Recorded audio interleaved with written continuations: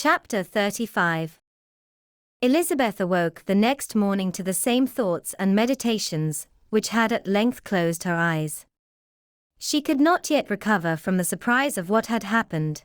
It was impossible to think of anything else, and, totally indisposed for employment, she resolved, soon after breakfast, to indulge herself in air and exercise.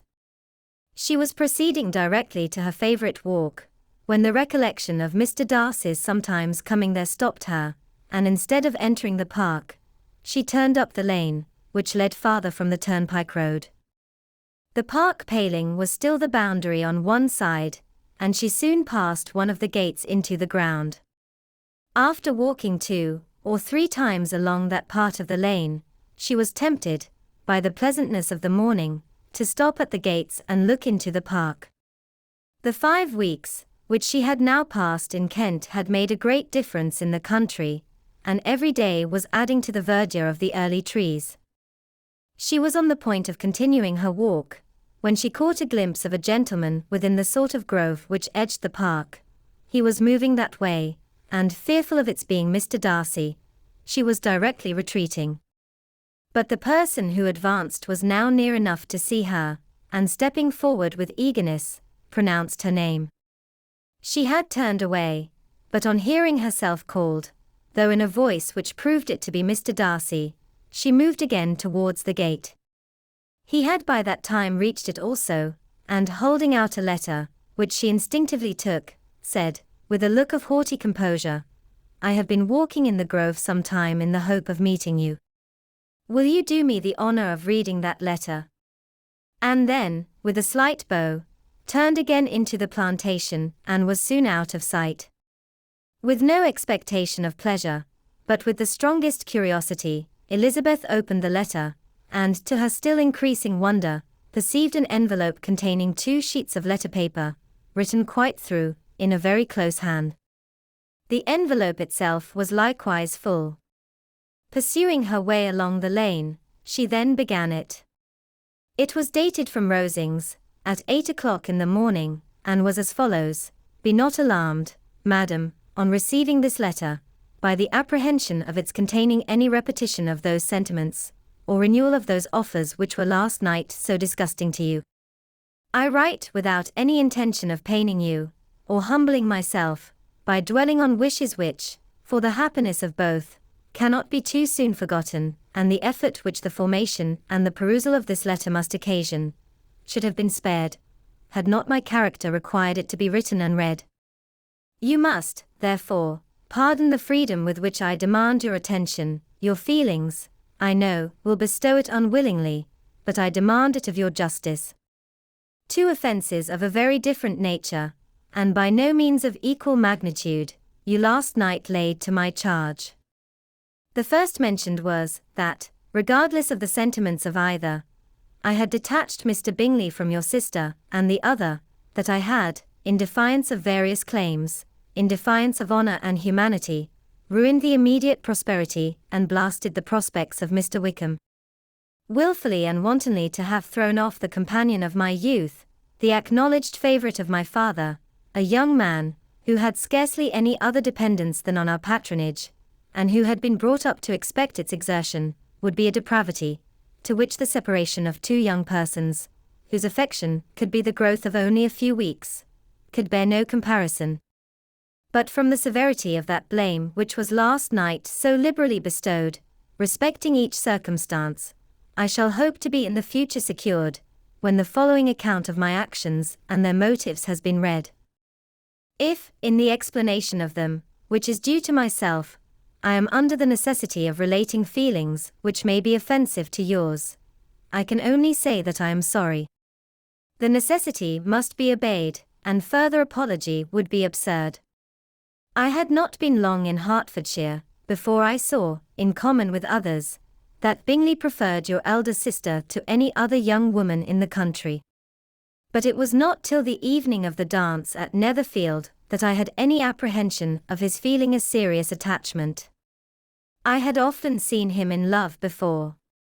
At that ball, while I had the honor of dancing with you, I was first made acquainted, by Sir William Lucas's accidental information, that Bingley's attentions to your sister had given rise to a general expectation of their marriage.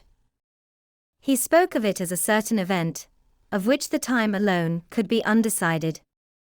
From that moment I observed my friend's behaviour attentively, and I could then perceive that his partiality for Miss Bennet was beyond what I had ever witnessed in him. Your sister I also watched. Her look and manners were open, cheerful, and engaging as ever, but without any symptom of peculiar regard, and I remained convinced from the evening's scrutiny, that though she received his attentions with pleasure, she did not invite them by any participation of sentiment. If you have not been mistaken here, I must have been in error. Your superior knowledge of your sister must make the latter probable. If it be so, if I have been misled by such error to inflict pain on her, your resentment has not been unreasonable. But I shall not scruple to assert that the serenity of your sister's countenance and air was such as might have given the most acute observer conviction that, however amiable her temper, her heart was not likely to be easily touched. That I was desirous of believing her indifferent is certain, but I will venture to say that my investigation and decisions are not usually influenced by my hopes or fears. I did not believe her to be indifferent, because I wished it. I believed it on impartial conviction, as truly as I wished it in reason. My objections to the marriage were not merely those which I last night acknowledged to have the utmost force of passion to put aside. In my own case, the want of connection could not be so great an evil to my friend as to me. But there were other causes of repugnance, causes which, though still existing, and existing to an equal degree in both instances, I had myself endeavoured to forget, because they were not immediately before me. These causes must be stated, though briefly. The situation of your mother's family, though objectionable, was nothing in comparison to that total want of propriety so frequently, so almost uniformly betrayed by herself, by your 3 younger sisters, and occasionally even by your father. Pardon me. It pains me to offend you. But amidst your concern for the defects of your nearest relations, and your displeasure at this representation of them, let it give you consolation to consider that, to have conducted yourselves so as to avoid any share of the like censure, is praise no less generally bestowed on you and your elder sister, than it is honourable to the sense and disposition of both. I will only say farther that from what passed that evening, my opinion of all parties was confirmed, and every inducement heightened which could have led me before, to preserve my friend from what I esteemed a most unhappy connection.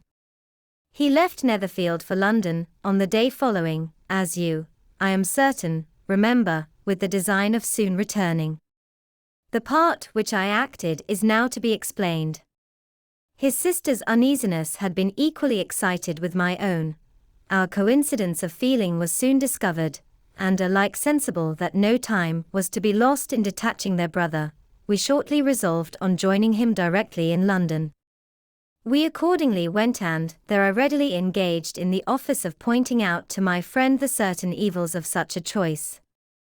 I described and enforced them earnestly.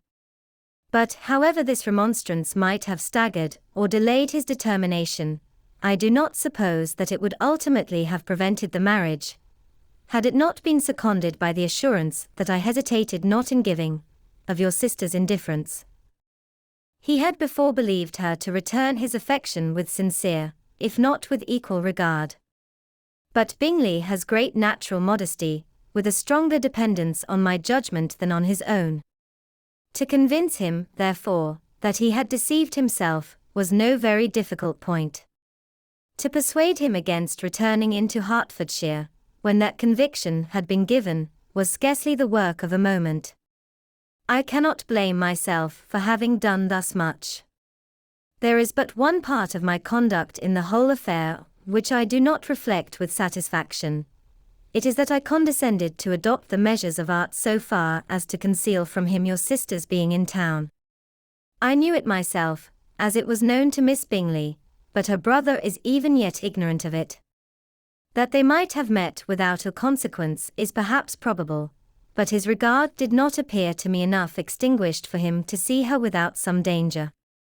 Perhaps this concealment, this disguise was beneath me. It is done, however, and it was done for the best. On this subject, I have nothing more to say, no other apology to offer. If I have wounded your sister's feelings, it was unknowingly done, and though the motives which governed me may to you very naturally appear insufficient, I have not yet learnt to condemn them.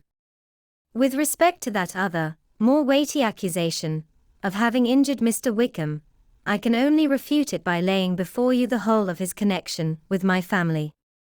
Of what he has particularly accused me I am ignorant, but of the truth of what I shall relate, I can summon more than one witness of undoubted veracity. Mr. Wickham is the son of a very respectable man, who had for many years the management of all the Pemberley estates, and whose good conduct in the discharge of his trust naturally inclined my father to be of service to him, and on George Wickham, who was his godson, his kindness was therefore liberally bestowed. My father supported him at school, and afterwards at Cambridge most important assistance, as his own father, always poor from the extravagance of his wife, would have been unable to give him a gentleman's education. My father was not only fond of this young man's society, whose manner were always engaging, he had also the highest opinion of him, and hoping the church would be his profession, intended to provide for him in it. As for myself, it is many, many years since I first began to think of him in a very different manner. The vicious propensities, the want of principle, which he was careful to guard from the knowledge of his best friend, could not escape the observation of a young man of nearly the same age with himself, and who had opportunities of seeing him in unguarded moments, which Mr. Darcy could not have. Here again, I shall give you pain to what degree you only can tell. But whatever may be the sentiments which Mr. Wickham has created, a suspicion of their nature shall not prevent me from unfolding his real character. It adds even another motive. My excellent father died about 5 years ago, and his attachment to Mr. Wickham was to the last so steady, that in his will he particularly recommended it to me, to promote his advancement in the best manner that his profession might allow, and if he took orders, desired that a valuable family living might be his as soon as it became vacant. There was also a legacy of £1,000. His own father did not long survive mine, and within half a year from these events, Mr. Wickham wrote to inform me that, having finally resolved against taking orders, he hoped I should not think it unreasonable for him to expect some more immediate pecuniary advantage, in lieu of the preferment, by which he could not be benefited. He had some intention, he added, of studying law, and I must be aware that the interest of £1,000 would be a very insufficient support therein. I rather wished, than believed him to be sincere, but at any rate, was perfectly ready to accede to his proposal. I knew that Mr. Wickham ought not to be a clergyman, the business was therefore soon settled. He resigned all claim to assistance in the church, were it possible that he could ever be in a situation to receive it, and accepted in return £3,000. All connection between us seemed now dissolved. I thought too ill of him to invite him to Pemberley, or admit his society in town. In town I believe he chiefly lived, but his studying the law was a mere pretence, and being now free from all restraint, his life was a life of idleness and dissipation. For about 3 years I heard little of him, but on the decease of the incumbent of the living which had been designed for him, he applied to me again by letter for the presentation. His circumstances, he assured me, and I had no difficulty in believing it, were exceedingly bad.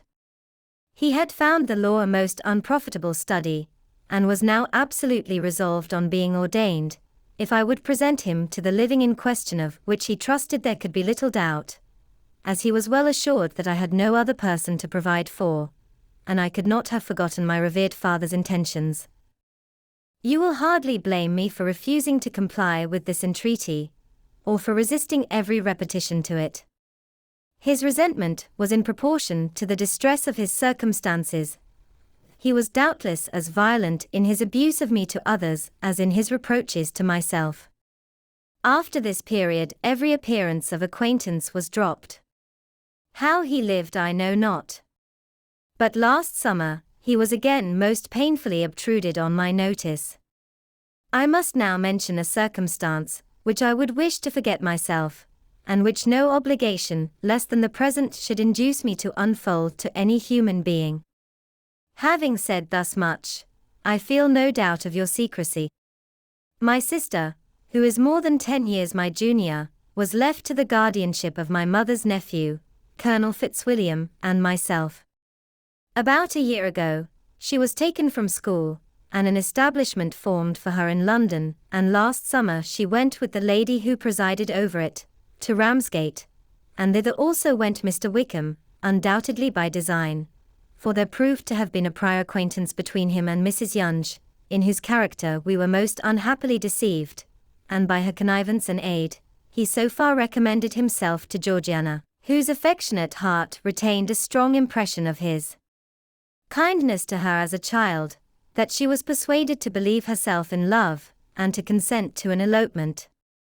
She was then but 15, which must be her excuse, and after stating her imprudence, I am happy to add, that I owed the knowledge of it to herself. I joined them unexpectedly a day or two before the intended elopement, and then Georgiana, unable to support the idea of grieving and offending a brother whom she almost looked up to as a father, acknowledged the whole to me. You may imagine what I felt and how I acted. Regard for my sister's credit and feelings prevented any public exposure, but I wrote to Mr. Wickham, who left the place immediately, and Mrs. Yonge was of course removed from her charge. Mr. Wickham's chief object was unquestionably my sister's fortune, which is £30,000, but I cannot help supposing that the hope of revenging himself on me was a strong inducement. His revenge would have been complete indeed. This, madam, is a faithful narrative of every event in which we have been concerned together, and if you do not absolutely reject it as false, you will, I hope, acquit me henceforth of cruelty towards Mr. Wickham. I know not in what manner, under what form of falsehood he had imposed on you, but his success is not perhaps to be wondered at. Ignorant as you previously were of everything concerning either, detection could not be in your power, and suspicion certainly not in your inclination. You may possibly wonder why all this was not told you last night, but I was not then master enough of myself to know what could or ought to be revealed. For the truth of everything here related, I can appeal more particularly to the testimony of Colonel Fitzwilliam, who, from our near relationship and constant intimacy, and still more, as one of the executors of my father's will, has been unavoidably acquainted with every particular of these transactions. If your abhorrence of me should make my assertions valueless, you cannot be prevented by the same cause from confiding in my cousin, and that there may be the possibility of consulting him. I shall endeavour to find some opportunity of putting this letter in your hands in the course of the morning. I will only add, God bless you. Fitzwilliam Darcy. Chapter 36. If Elizabeth, when Mr. Darcy gave her the letter, did not expect it to contain a renewal of his offers, she had formed no expectation at all of its contents. But such as they were, it may well be supposed how eagerly she went through them, and what a contrariety of emotion they excited. Her feelings as she read were scarcely to be defined.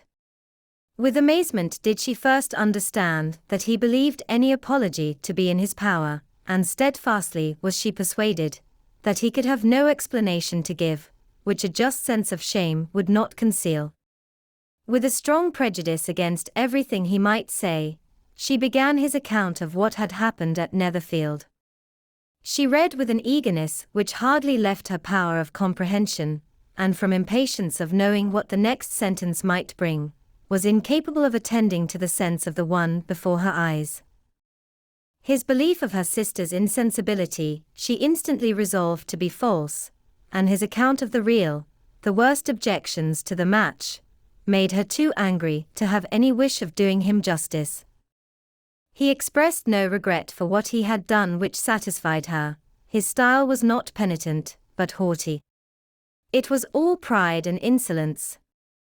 But when this subject was succeeded by his account of Mr. Wickham, when she read with somewhat clearer attention a relation of events which, if true, must overthrow every cherished opinion of his worth, and which bore so alarming an affinity to his own history of himself, her feelings were yet more acutely painful and more difficult of definition.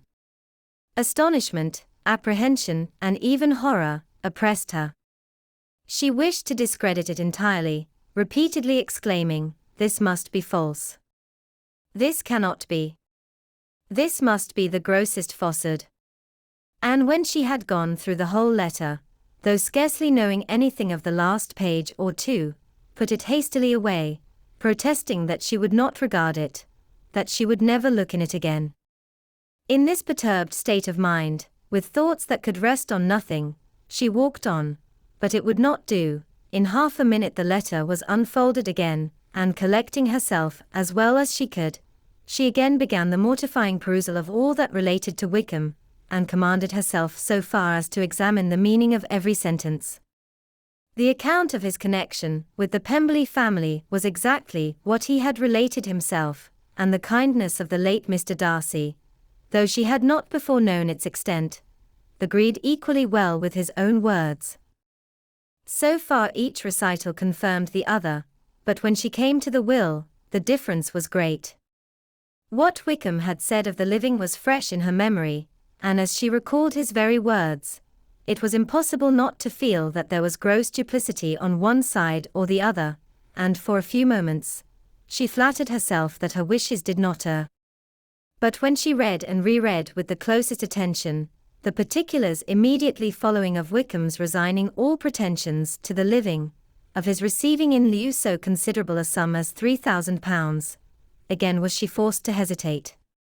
She put down the letter, weighed every circumstance, with what she meant to be impartiality, deliberated on the probability of each statement, but with little success. On both sides it was only assertion.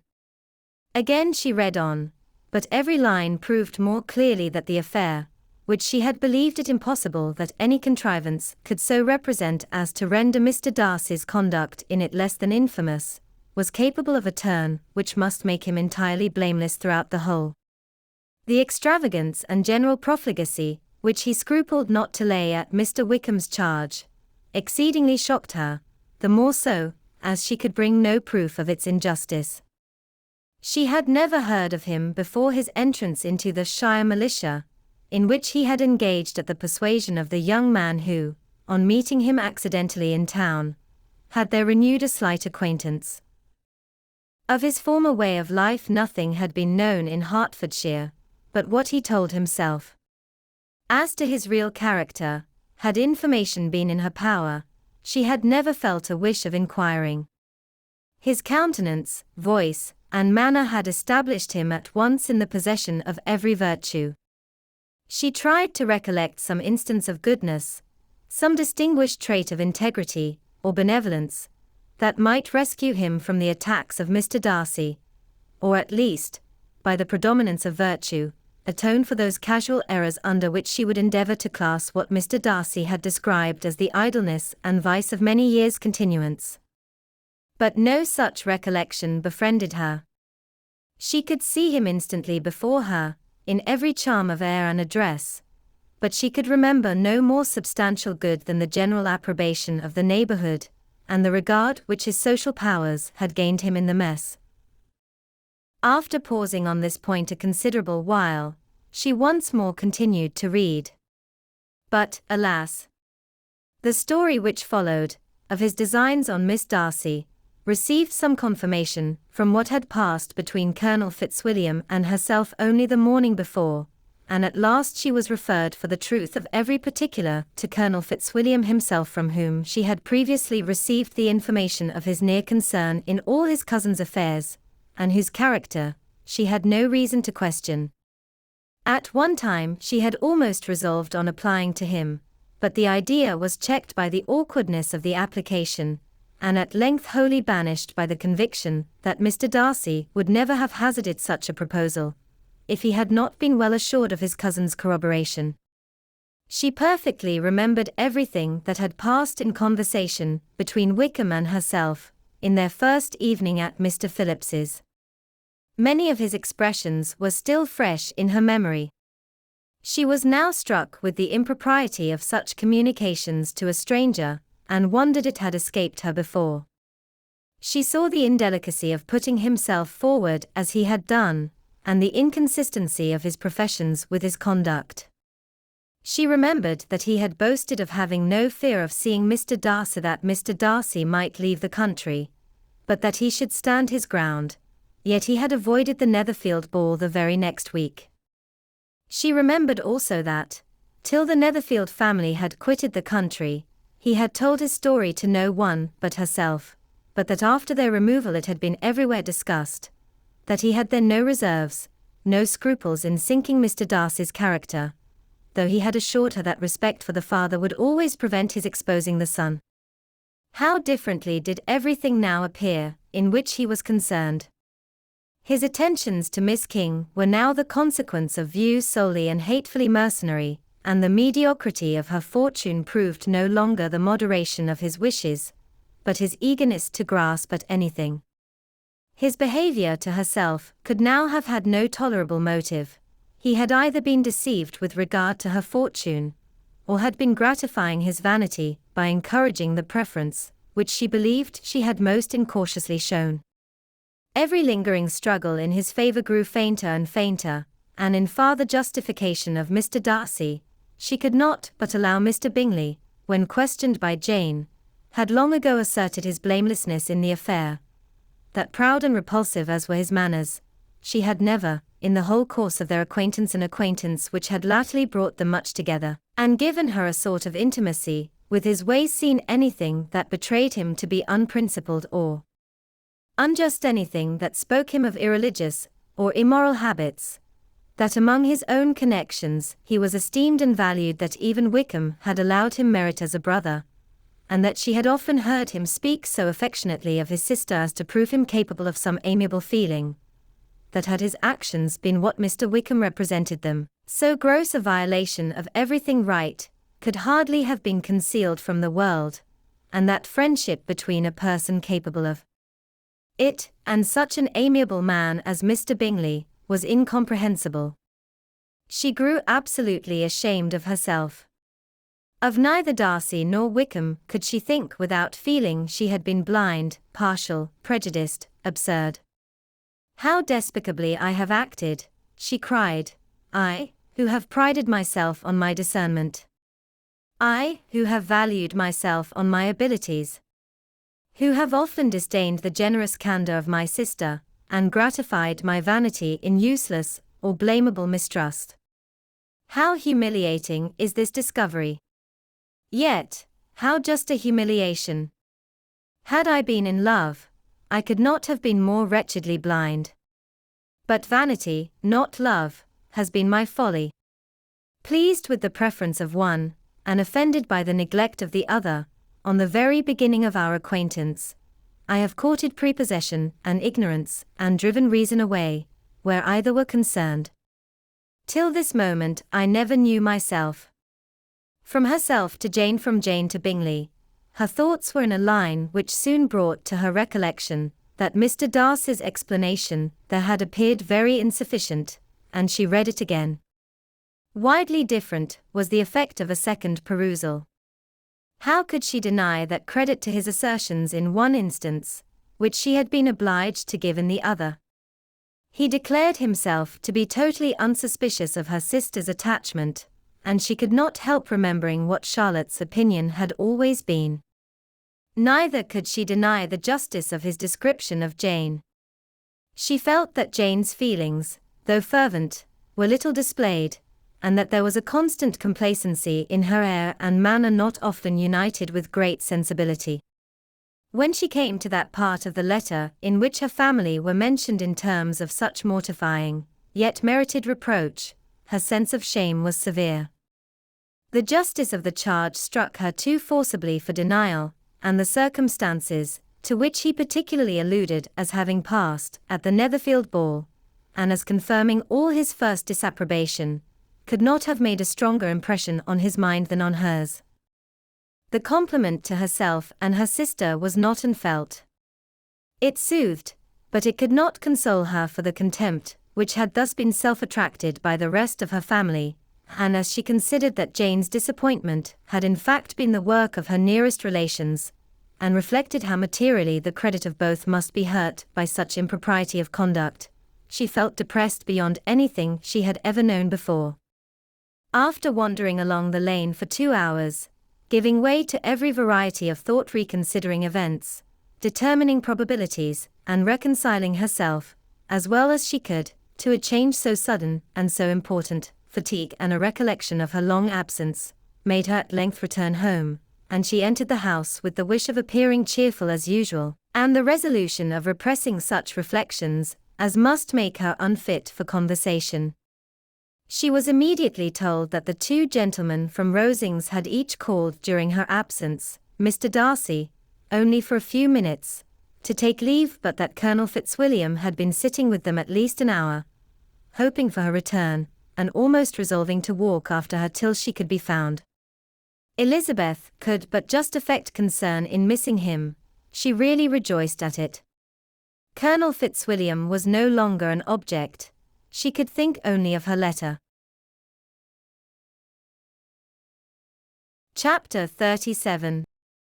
The 2 gentlemen left Rosings the next morning, and Mr. Collins, having been in waiting near the lodges, to make them his parting obeisance, was able to bring home the pleasing intelligence of their appearing in very good health, and in as tolerable spirits as could be expected, after the melancholy scene so lately gone through at Rosings. To Rosings he then hastened, to console Lady Catherine and her daughter, and on his return brought back, with great satisfaction, a message from her ladyship, importing that she felt herself so dull as to make her very desirous of having them all to dine with her.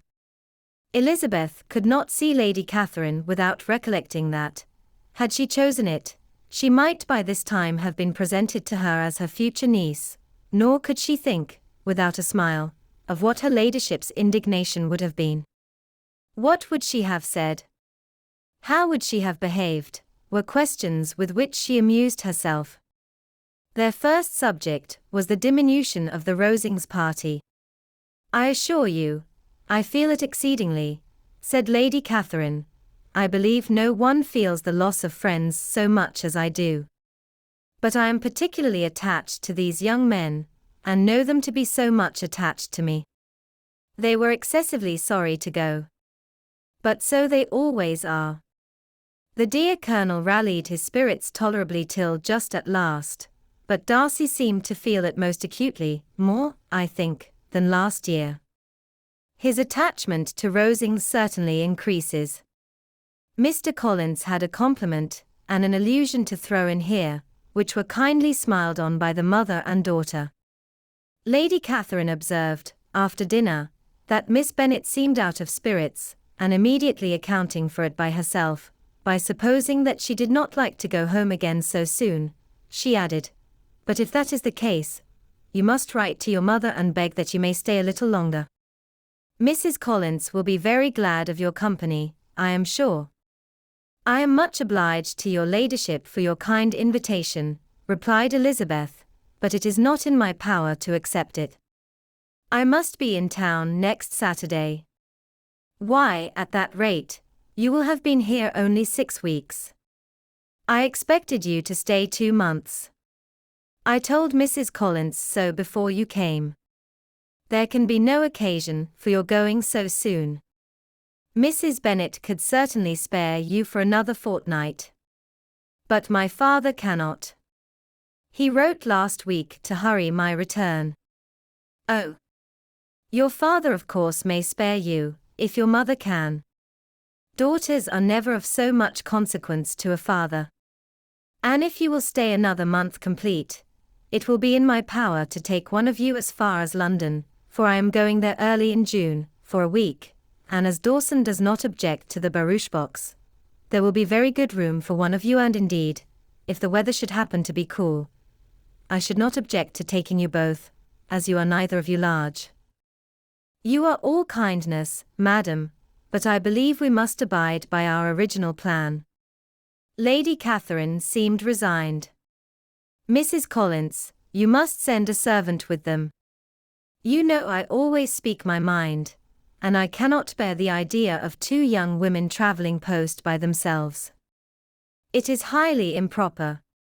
You must contrive to send somebody. I have the greatest dislike in the world to that sort of thing. Young women should always be properly guarded and attended, according to their situation in life. When my niece Georgiana went to Ramsgate last summer, I made a point of her having two men servants go with her. Miss Darcy, the daughter of Mr. Darcy, of Pemberley, and Lady Anne, could not have appeared with propriety in a different manner. I am excessively attentive to all those things. You must send John with the young ladies, Mrs. Collins. I am glad it occurred to me to mention it, for it would really be discreditable to you to let them go alone. My uncle is to send a servant for us. Oh. Your uncle? He keeps a manservant, does he? I am very glad you have somebody who thinks of these things. Where shall you change horses? Oh. Bromley, of course. If you mention my name at the bell, you will be attended to. Lady Catherine had many other questions to ask respecting their journey, and as she did not answer them all herself, attention was necessary, which Elizabeth believed to be lucky for her. Or, with a mind so occupied, she might have forgotten where she was. Reflection must be reserved for solitary hours. Whenever she was alone, she gave way to it as the greatest relief, and not a day went by without a solitary walk, in which she might indulge in all the delight of unpleasant recollections. Mr. Darcy's letter she was in a fair way of soon knowing by heart. She studied every sentence, and her feelings towards its writer were at times widely different. When she remembered the style of his address, she was still full of indignation, but when she considered how unjustly she had condemned and upbraided him, her anger was turned against herself, and his disappointed feelings became the object of compassion. His attachment excited gratitude, his general character respect, but she could not approve him, nor could she for a moment repent her refusal, or feel the slightest inclination ever to see him again. In her own past behavior, there was a constant source of vexation and regret, and in the unhappy defects of her family, a subject of yet heavier chagrin. They were hopeless of remedy. Her father, contented with laughing at them, would never exert himself to restrain the wild giddiness of his youngest daughters, and her mother, with manners so far from right herself, was entirely insensible of the evil. Elizabeth had frequently united with Jane in an endeavour to check the imprudence of Catherine and Lydia, but while they were supported by their mother's indulgence, what chance could there be of improvement? Catherine, weak-spirited, irritable, and completely under Lydia's guidance, had been always affronted by their advice, and Lydia, self-willed and careless, would scarcely give them a hearing. They were ignorant, idle, and vain. While there was an officer in Meryton, they would flirt with him, and while Meryton was within a walk of Longbourn, they would be going there forever. Anxiety on Jane's behalf was another prevailing concern, and Mr. Darcy's explanation, by restoring Bingley to all her former good opinion, heightened the sense of what Jane had lost. His affection was proved to have been sincere, and his conduct cleared of all blame, unless any could attach to the implicitness of his confidence in his friend. How grievous then was the thought that, of a situation so desirable in every respect, so replete with advantage, so promising for happiness, Jane had been deprived, by the folly and indecorum of her own family. When to these recollections was added the development of Wickham's character, it may be easily believed that the happy spirits, which had seldom been depressed before, were now so much affected as to make it almost impossible for her to appear tolerably cheerful. Their engagements at Rosings were as frequent, during the last week of her stay, as they had been at first.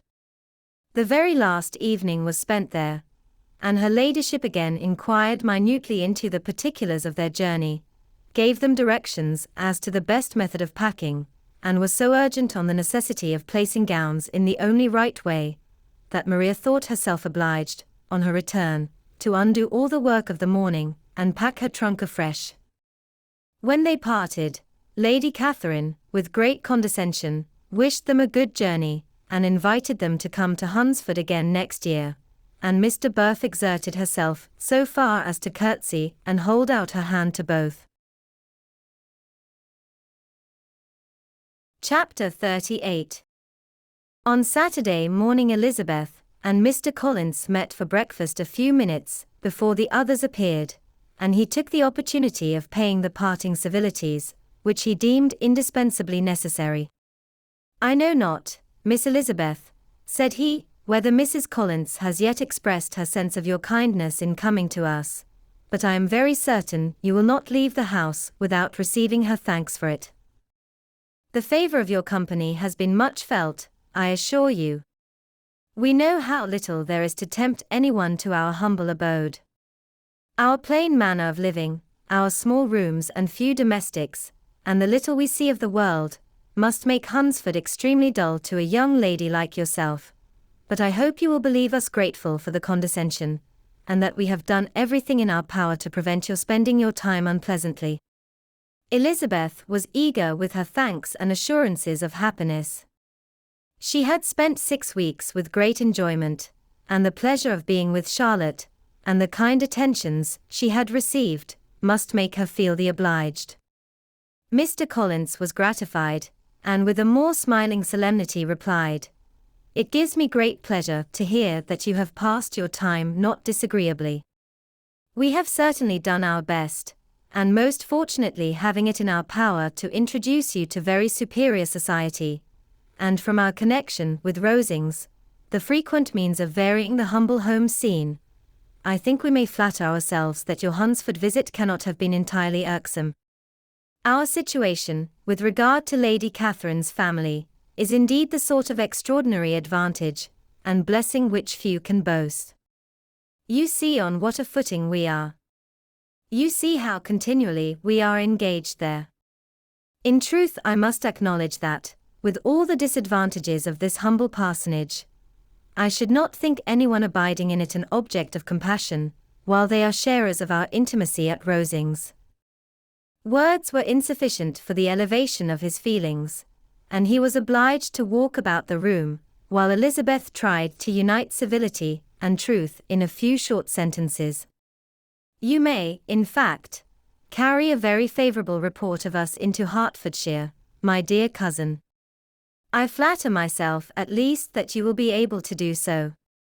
Lady Catherine's great attentions to Mrs. Collins you have been a daily witness of, and altogether I trust it does not appear that your friend has drawn an unfortunate, but on this point it will be as well to be silent.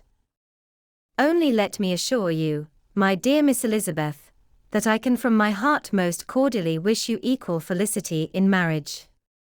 My dear Charlotte and I have but one mind and one way of thinking. There is in everything a most remarkable resemblance of character and ideas between us. We seem to have been designed for each other." Elizabeth could safely say that it was a great happiness where that was the case, and with equal sincerity could add, that she firmly believed and rejoiced in his domestic comforts. She was not sorry, however, to have the recital of them interrupted by the lady from whom they sprang. Poor Charlotte! It was melancholy to leave her to such society. But she had chosen it with her eyes open, and though evidently regretting that her visitors were to go, she did not seem to ask for compassion.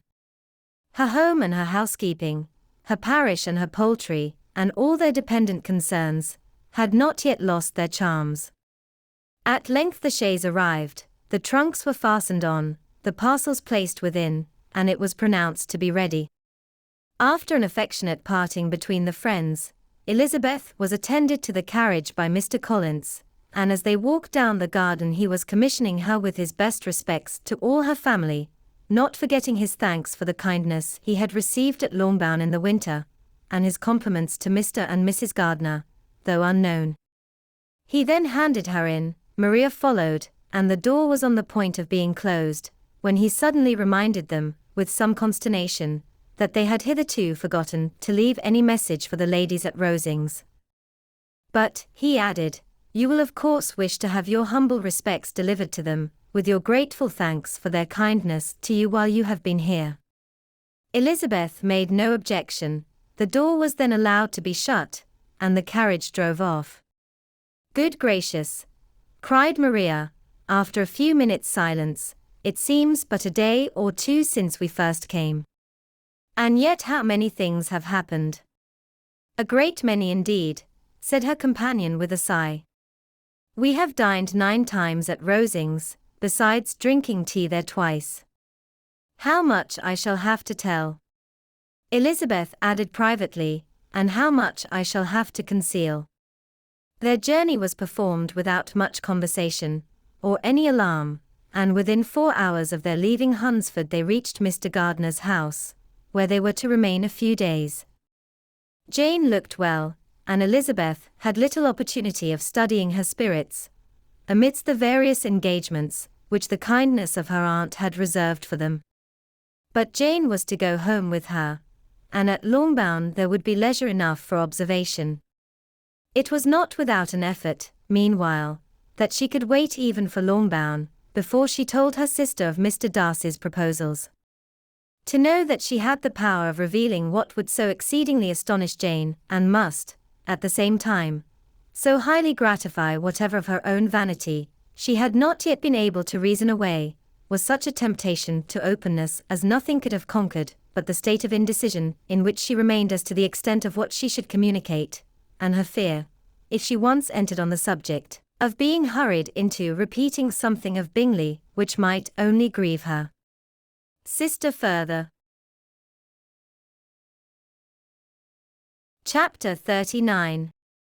It was the 2nd week in May, in which the 3 young ladies set out together from Gracechurch Street for the town of, in Hertfordshire, and as they drew near the appointed inn where Mr. Bennet's carriage was to meet them, they quickly perceived, in token of the coachman's punctuality, both Kitty and Lydia looking out of a dining-room upstairs. These 2 girls had been above an hour in the place, happily employed in visiting an opposite milliner, watching the sentinel on guard, and dressing a salad and cucumber.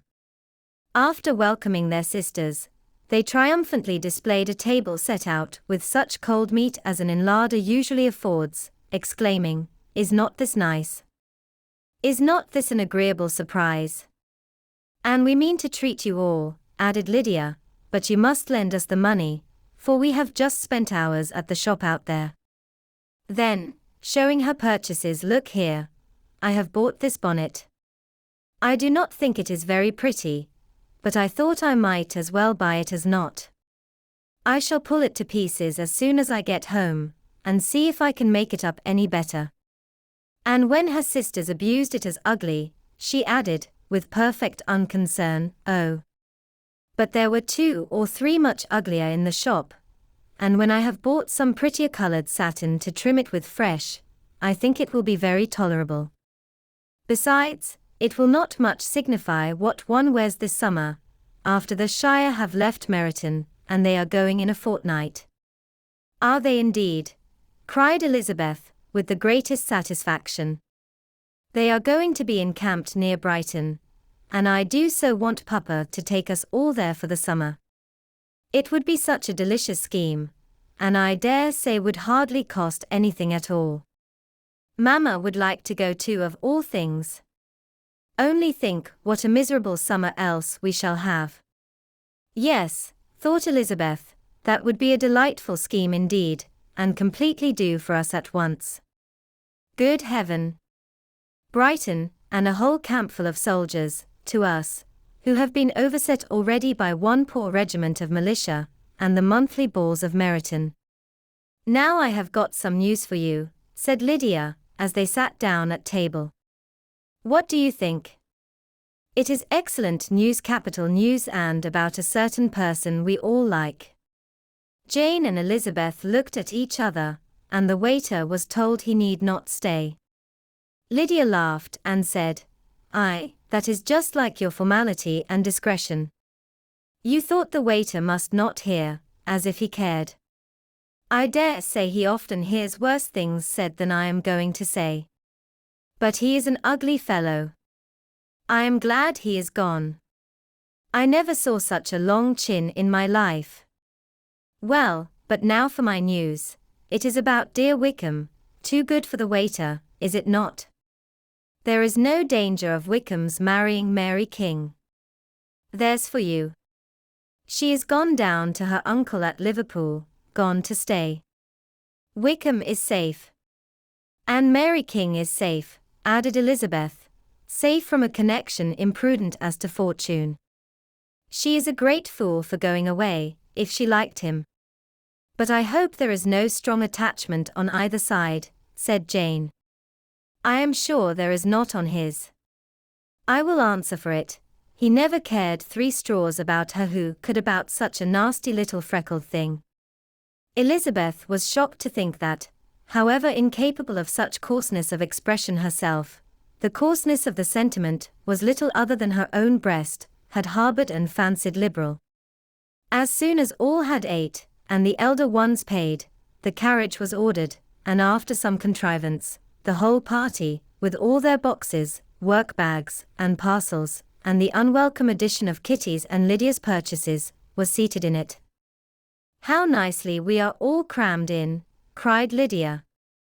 I am glad I bought my bonnet, if it is only for the fun of having another bandbox. Well, now let us be quite comfortable and snug, and talk and laugh all the way home. And in the first place, let us hear what has happened to you all since you went away. Have you seen any pleasant men? Have you had any flirting? I was in great hopes that one of you would have got a husband before you came back. Jane will be quite an old maid soon, I declare. She is almost 23. Lord, how ashamed I should be of not being married before 23. My Aunt Phillips wants you so to get husbands, you can't think. She says Lizzie had better have taken Mr. Collins, but I do not think there would have been any fun in it. Lord, how I should like to be married before any of you, and then I would chaperone you about to all the balls. Dear me. We had such a good piece of fun the other day at Colonel Foster's. Kitty and me were to spend the day there, and Mrs. Foster promised to have a little dance in the evening. By the by, Mrs. Foster and me are such friends. And so she asked the 2 Harringtons to come, but Harriet was ill, and so Pen was forced to come by herself, and then, what do you think we did? We dressed up Chamberlain in woman's clothes on purpose to pass for a lady. Only think what fun. Not a soul knew of it, but Colonel and Mrs. Foster, and Kitty and me, except my aunt, for we were forced to borrow one of her gowns, and you cannot imagine how well he looked. When Denny, and Wickham, and Pratt, and 2 or 3 more of the men came in, they did not know him in the least. Lord! How I laughed! And so did Mrs. Foster. I thought I should have died. And that made the men suspect something, and then they soon found out what was the matter. With such kinds of histories of their parties and good jokes, did Lydia, assisted by Kitty's hints and additions, endeavour to amuse her companions all the way to Longbourn. Elizabeth listened as little as she could, but there was no escaping the frequent mention of Wickham's name. Their reception at home was most kind. Mrs. Bennet rejoiced to see Jane in undiminished beauty, and more than once during dinner did Mr. Bennet say voluntarily to Elizabeth, I am glad you are come back, Lizzie. Their party in the dining room was large, for almost all the Lucases came to meet Maria and hear the news, and various were the subjects that occupied them. Lady Lucas was inquiring of Maria after the welfare and poultry of her eldest daughter. Mrs. Bennet was doubly engaged, on one hand collecting an account of the present fashions from Jane, who sat some way below her, and on the other, retailing them all to the younger Lucases, and Lydia, in a voice rather louder than any other person's, was enumerating the various pleasures of the morning to anybody who would hear her. Oh, Mary, said she, I wish you had gone with us, for we had such fun. As we went along, Kitty and I drew up the blinds, and pretended there was nobody in the coach, and I should have gone so all the way, if Kitty had not been sick, and when we got to the George, I do think we behaved very handsomely, for we treated the other three with the nicest cold luncheon in the world, and if you would have gone, we would have treated you too. And then when we came away it was such fun. I thought we never should have got into the coach. I was ready to die of laughter. And then we were so merry all the way home. We talked and laughed so loud, that anybody might have heard us 10 miles off. To this Mary very gravely replied, "Far be it from me, my dear sister, to depreciate such pleasures. They would doubtless be congenial with the generality of female minds. But I confess they would have no charms for me. I should infinitely prefer a book." But of this answer Lydia heard not a word. She seldom listened to anybody for more than half a minute, and never attended to Mary at all.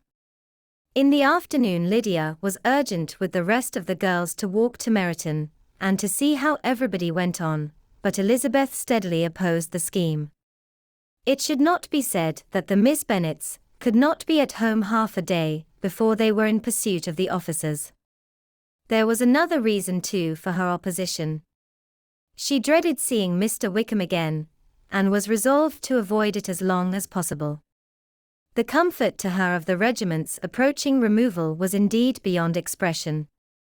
In a fortnight they were to go, and once gone, she hoped there could be nothing more to plague her on his account. She had not been many hours at home before she found that the Brighton scheme, of which Lydia had given them a hint at the inn, was under frequent discussion between her parents.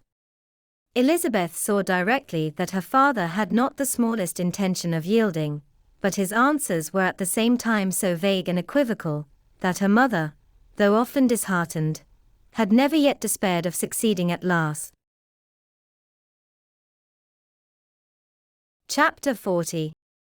Elizabeth's impatience to acquaint Jane with what had happened could no longer be overcome, and at length, resolving to suppress every particular in which her sister was concerned, and preparing her to be surprised, she related to her the next morning the chief of the scene between Mr. Darcy and herself. Miss Bennet's astonishment was soon lessened by the strong sisterly partiality, which made any admiration of Elizabeth appear perfectly natural, and all surprise was shortly lost in other feelings. She was sorry that Mr. Darcy should have delivered his sentiments in a manner so little suited to recommend them, but still more was she grieved for the unhappiness which her sister's refusal must have given him. His being so sure of succeeding was wrong, said she, and certainly ought not to have appeared, but consider how much it must increase his disappointment. Indeed, replied Elizabeth, I am heartily sorry for him, but he has other feelings, which will probably soon drive away his regard for me. You do not blame me, however, for refusing him. Blame you? Oh, no. But you blame me for having spoken so warmly of Wickham. No, I do not know that you were wrong in saying what you did. But you will know it, when I tell you what happened the very next day. She then spoke of the letter, repeating the whole of its contents as far as they concerned George Wickham. What a stroke was this for poor Jane! Who would willingly have gone through the world without believing that so much wickedness existed in the whole race of mankind, as was here collected in one individual? Nor was Darcy's vindication, though grateful to her feelings, capable of consoling her for such discovery. Most earnestly did she labor to prove the probability of error, and seek to clear the one without involving the other. This will not do, said Elizabeth, you never will be able to make both of them good for anything. Take your choice, but you must be satisfied with only one. There is but such a quantity of merit between them, just enough to make one good sort of man, and of late it has been shifting about pretty much. For my part, I am inclined to believe it all Darcy's, but you shall do as you choose. It was some time, however, before a smile could be extorted from Jane. "I do not know when I have been more shocked," said she. "Wickham so very bad. It is almost past belief. And poor Mr. Darcy. Dear Lizzie, only consider what he must have suffered. Such a disappointment. And with the knowledge of your ill opinion, too. And having to relate such a thing of his sister. It is really too distressing. I am sure you must feel it so." "Oh, no, my regret and compassion are all done away by seeing you so full of both. I know you will do him such ample justice, that I am growing every moment more unconcerned and indifferent. Your profusion makes me saving, and if you lament over him much longer, my heart will be as light as a feather. Poor Wickham! There is such an expression of goodness in his countenance. Such an openness and gentleness in his manner. There certainly was some great mismanagement in the education of those two young men. One has got all the goodness, and the other all the appearance of it. I never thought Mr. Darcy so deficient in the appearance of it as you used to do. And yet I meant to be uncommonly clever in taking so decided a dislike to him, without any reason. It is such a spur to one's genius, such an opening for wit, to have a dislike of that kind. One may be continually abusive without saying anything just, but one cannot always be laughing at a man without now and then stumbling on something witty. Lizzie, when you first read that letter, I am sure you could not treat the matter as you do now. Indeed, I could not. I was uncomfortable enough, I may say unhappy.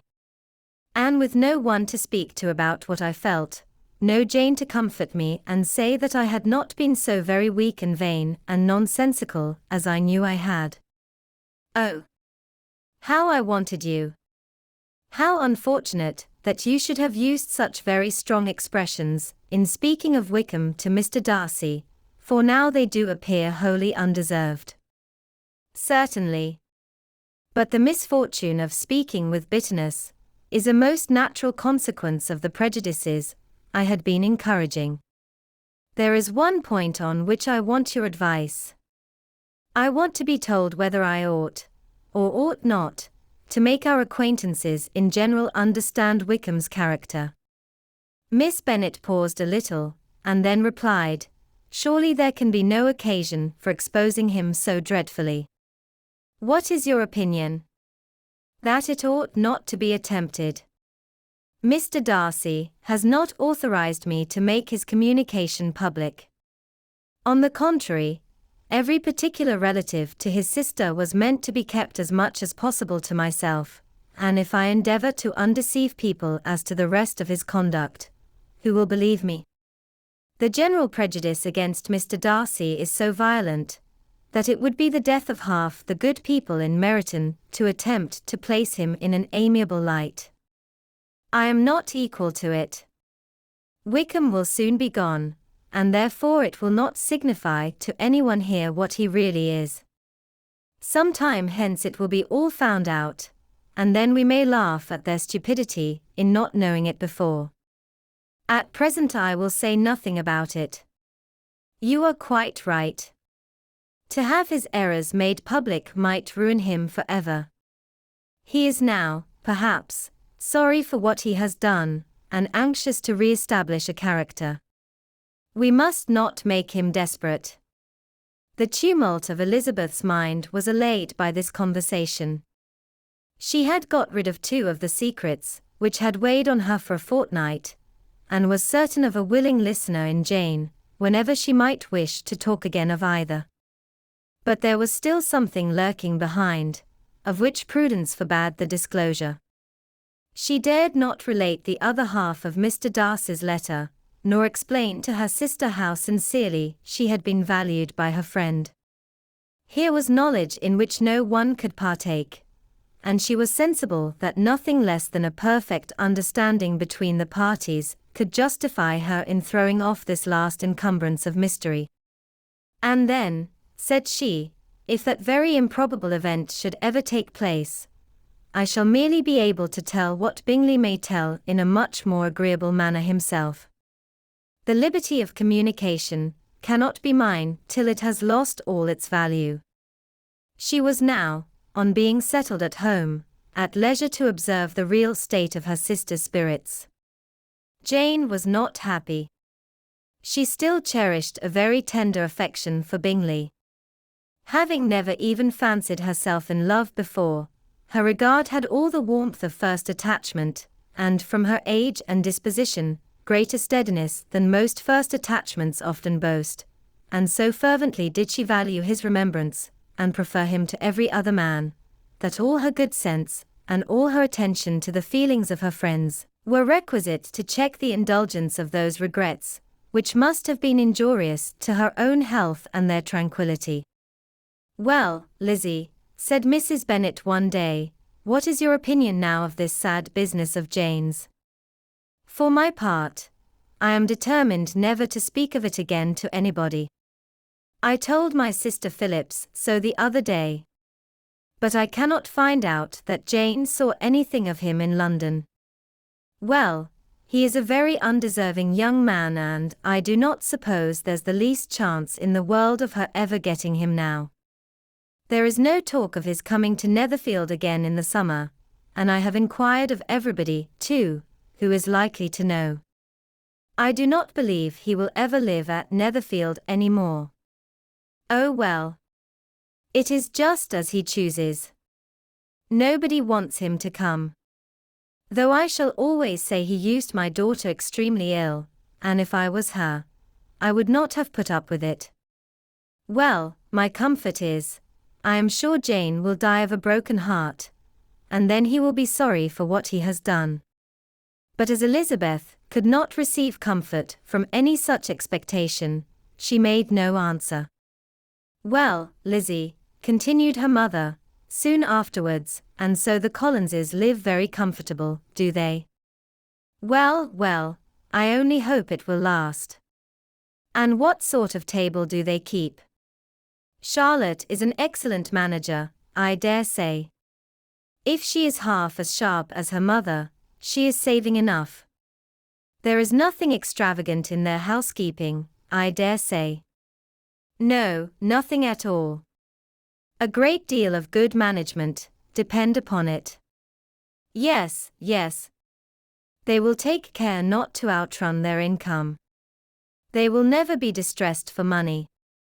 Well, much good may it do them. And so, I suppose, they often talk of having Longbourn when your father is dead. They look upon it as quite their own, I dare say, whenever that happens." It was a subject which they could not mention before me. "No, it would have been strange if they had, but I make no doubt they often talk of it between themselves."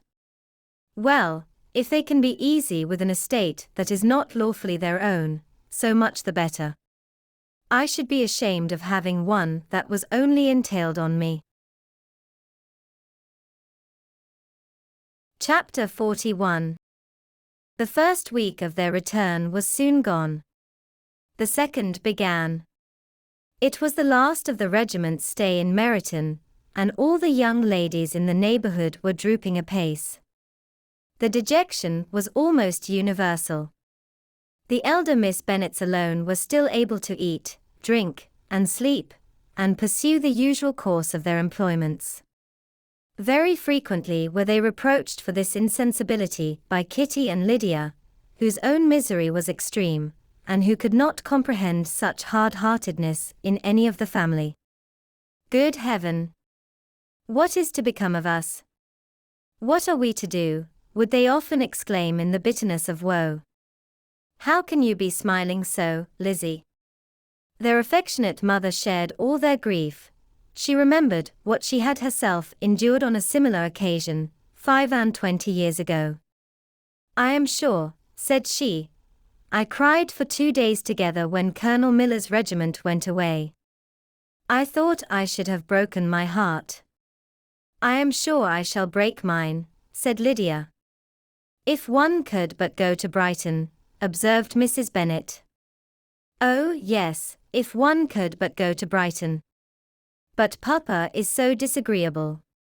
A little sea bathing would set me up forever. And my Aunt Phillips is sure it would do me a great deal of good, added Kitty. Such were the kind of lamentations resounding perpetually through Longbourn House. Elizabeth tried to be diverted by them, but all sense of pleasure was lost in shame. She felt anew the justice of Mr. Darcy's objections, and never had she been so much disposed to pardon his interference in the views of his friend. But the gloom of Lydia's prospect was shortly cleared away, for she received an invitation from Mrs. Foster, the wife of the colonel of the regiment, to accompany her to Brighton. This invaluable friend was a very young woman, and very lately married. A resemblance in good humour and good spirits had recommended her and Lydia to each other, and out of their 3 months' acquaintance they had been intimate too. The rapture of Lydia on this occasion, her adoration of Mrs. Foster, the delight of Mrs. Bennet, and the mortification of Kitty, are scarcely to be described. Wholly inattentive to her sister's feelings, Lydia flew about the house in restless ecstasy, calling for everyone's congratulations, and laughing and talking with more violence than ever, whilst the luckless Kitty continued in the parlour repined at her fate in terms as unreasonable as her accent was peevish. "I cannot see why Mrs. Foster should not ask me as well as Lydia," said she, "though I am not her particular friend. I have just as much right to be asked as she has, and more too, for I am 2 years older." In vain did Elizabeth attempt to make her reasonable, and Jane to make her resigned. As for Elizabeth herself, this invitation was so far from exciting in her the same feelings as in her mother and Lydia, that she considered it as the death warrant of all possibility of common sense for the latter, and detestable, as such a step must make her were it known, she could not help secretly advising her father not to let her go. She represented to him all the improprieties of Lydia's general behaviour, the little advantage she could derive from the friendship of such a woman as Mrs. Foster, and the probability of her being yet more imprudent with such a companion at Brighton, where the temptations must be greater than at home. He heard her attentively, and then said, "Lydia will never be easy until she has exposed herself in some public place or other, and we can never expect her to do it with so little expense or inconvenience to her family as under the present circumstances. If you were aware," said Elizabeth, "of the very great disadvantage to us all which must arise from the public notice of Lydia's unguarded and imprudent manner, which has already arisen from it, I am sure you would judge differently in the affair." "Already arisen," repeated Mr. Bennet. "What, has she frightened away some of your lovers? Poor little Lizzie! But do not be cast down. Such squeamish youths as cannot bear to be connected with a little absurdity are not worth a regret. Come, let me see the list of pitiful fellows who have been kept aloof by Lydia's folly. Indeed you are mistaken. I have no such injuries to resent. It is not of particular, but of general evils, which I am now complaining. Our importance, our respectability in the world must be affected by the wild volatility, the assurance and disdain of all restraint which mark Lydia's character. Excuse me, for I must speak plainly. If you, my dear father, will not take the trouble of checking her exuberant spirits, and of teaching her that her present pursuits are not to be the business of her life, she will soon be beyond the reach of amendment. Her character will be fixed, and she will, at 16, be the most determined flirt that ever made herself, or her family ridiculous, a flirt, too, in the worst and meanest degree of flirtation, without any attraction, beyond youth and a tolerable person, and from the ignorance and emptiness of her mind, wholly unable to ward off any portion of that universal contempt which her rage for admiration will excite. In this danger Kitty also is comprehended. She will follow wherever Lydia leads. Vain, ignorant, idle, and absolutely uncontrolled. Oh, my dear father, can you suppose it possible that they will not be censured and despised wherever they are known, and that their sisters will not be often involved in the disgrace? Mr. Bennet saw that her whole heart was in the subject, and affectionately taking her hand said in reply, "Do not make yourself uneasy, my love.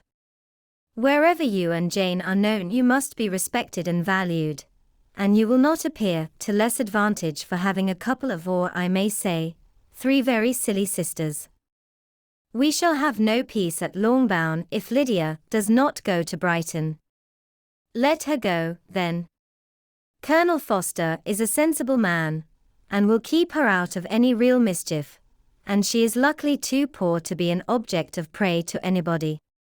At Brighton she will be of less importance even as a common flirt than she has been here. The officers will find women better worth their notice. Let us hope, therefore, that her being there may teach her her own insignificance. At any rate, she cannot grow many degrees worse, without authorizing us to lock her up for the rest of her life." With this answer Elizabeth was forced to be content, but her own opinion continued the same, and she left him disappointed and sorry. It was not in her nature, however, to increase her vexations by dwelling on them. She was confident of having performed her duty, and to fret over unavoidable evils, or augment them by anxiety, was no part of her disposition. Had Lydia and her mother known the substance of her conference with her father, their indignation would hardly have found expression in their united volubility. In Lydia's imagination, a visit to Brighton comprised every possibility of earthly happiness. She saw, with the creative eye of fancy, the streets of that gay bathing place covered with officers. She saw herself the object of attention, to tens and to scores of them at present unknown. She saw all the glories of the Campbell's tents stretched forth in beauteous uniformity of lines, crowded with the young and the gay, and dazzling with scarlet, and, to complete the view, she saw herself seated beneath a tent, tenderly flirting with at least 6 officers at once. Had she known her sister sought to tear her from such prospects, and such realities as these, what would have been her sensations? They could have been understood only by her mother, who might have felt nearly the same. Lydia's going to Brighton was all that consoled her for her melancholy conviction of her husband's never intending to go there himself. But they were entirely ignorant of what had passed, and their raptures continued, with little intermission, to the very day of Lydia's leaving home. Elizabeth was now to see Mr. Wickham for the last time. Having been frequently in company with him since her return, agitation was pretty well over, the agitations of formal partiality entirely so. She had even learnt to detect, in the very gentleness which had first delighted her, an affectation, and a sameness to disgust and weary. In his present behaviour to herself, moreover, she had a fresh source of displeasure, for the inclination he soon testified of renewing those intentions which had marked the early part of their acquaintance could only serve, after what had since passed, to provoke her. She lost all concern for him in finding herself thus selected as the object of such idle and frivolous gallantry, and while she steadily repressed it, could not but feel the reproof contained in his believing, that however long, and for whatever cause, his attentions had been withdrawn, her vanity would be gratified, and her preference secured at any time by their renewal. On the very last day of the regiment's remaining at Meryton, he dined, with other of the officers, at Longbourn, and so little was Elizabeth disposed to part from him in good humour, that on his making some inquiry as to the manner in which her time had passed at Hunsford, she mentioned Colonel Fitzwilliam's and Mr. Darcy's having both spent 3 weeks at Rosings, and asked him if he was acquainted with the former. He looked surprised, displeased, alarmed, but with a moment's recollection and a returning smile, replied that he had formerly seen him often, and after observing that he was a very gentlemanlike man, asked her how she had liked him. Her answer was warmly in his favour. With an air of indifference he soon afterwards added, "How long did you say he was at Rosings?" Nearly 3 weeks. And you saw him frequently? Yes, almost every day. His manners are very different from his cousins. Yes, very different. But I think Mr. Darcy improves upon acquaintance. Indeed, cried Mr. Wickham with a look which did not escape her. And pray, may I ask? But checking himself, he added, in a gayer tone, is it in address that he improves? Has he deigned to add aught of civility to his ordinary style? For I dare not hope, he continued in a lower and more serious tone, that he's improved in essentials. Oh, no, said Elizabeth. In essentials, I believe, he is very much what he ever was. While she spoke, Wickham looked as if scarcely knowing whether to rejoice over her words, or to distrust their meaning. There was a something in her countenance which made him listen with an apprehensive and anxious attention, while she added, when I said that he improved on acquaintance, I did not mean that his mind or his manners were in a state of improvement, but that, from knowing him better, his disposition was better understood. Wickham's alarm now appeared in a heightened complexion, an agitated look. For a few minutes he was silent, till, shaking off his embarrassment, he turned to her again, and said in the gentlest of accents, you, who so well know my feeling towards Mr. Darcy, will readily comprehend how sincerely I must rejoice that he is wise enough to assume even the appearance of what is right. His pride, in that direction, may be of service, if not to himself, to many others, for it must only deter him from such foul misconduct as I have suffered by. I only fear that the sort of cautiousness to which you, I imagine, have been alluding, is merely adopted on his visits to his aunt, of whose good opinion and judgment he stands much in awe. His fear of her has always operated, I know, when they were together, and a good deal is to be imputed to his wish of forwarding the match with Mr. Burf, which I am certain he has very much at heart. Elizabeth could not repress a smile at this, but she answered only by a slight inclination of the head. She saw that he wanted to engage her on the old subject of his grievances, and she was in no humor to indulge him. The rest of the evening passed with the appearance, on his side, of usual cheerfulness, but with no further attempt to distinguish Elizabeth, and they parted at last with mutual civility, and possibly a mutual desire of never meeting again.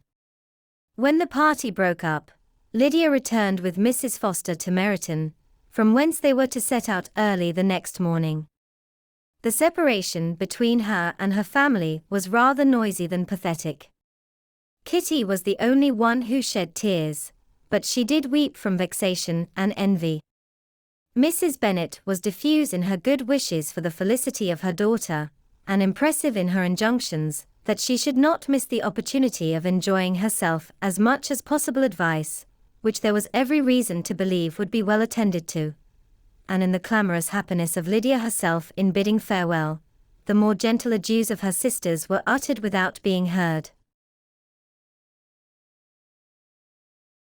Chapter 42. Had Elizabeth's opinion been all drawn from her own family, she could not have formed a very pleasing opinion of conjugal felicity, or domestic comfort. Her father, captivated by youth and beauty, and that appearance of good humor which youth and beauty generally give, had married a woman whose weak understanding and illiberal mind had very early in their marriage put an end to all real affection for her. Respect, esteem, and confidence had vanished forever, and all his views of domestic happiness were overthrown. But Mr. Bennet was not of a disposition to seek comfort for the disappointment which his own imprudence had brought on, in any of those pleasures which too often console the unfortunate for their folly, or their vice. He was fond of the country and of books, and from these tastes had arisen his principal enjoyments. To his wife he was very little otherwise indebted, than as her ignorance and folly had contributed to his amusement. This is not the sort of happiness which a man would in general wish to owe to his wife, but where other powers of entertainment are wanting, the true philosopher will derive benefit from such as are given. Elizabeth, however, had never been blind to the impropriety of her father's behavior as a husband. She had always seen it with pain, but respecting his abilities, and grateful for his affectionate treatment of herself, she endeavored to forget what she could not overlook, and to banish from her thoughts that continual breach of conjugal obligation and decorum which, in exposing his wife to the contempt of her own children, was so highly reprehensible. But she had never felt so strongly as now the disadvantages, which must attend the children of so unsuitable a marriage, nor ever been so fully aware of the evils arising from so ill-judged a direction of talents, which, rightly used, might at least have preserved the respectability of his daughters, even if incapable of enlarging the mind of his wife. When Elizabeth had rejoiced over Wickham's departure, she found little other cause for satisfaction in the loss of the regiment.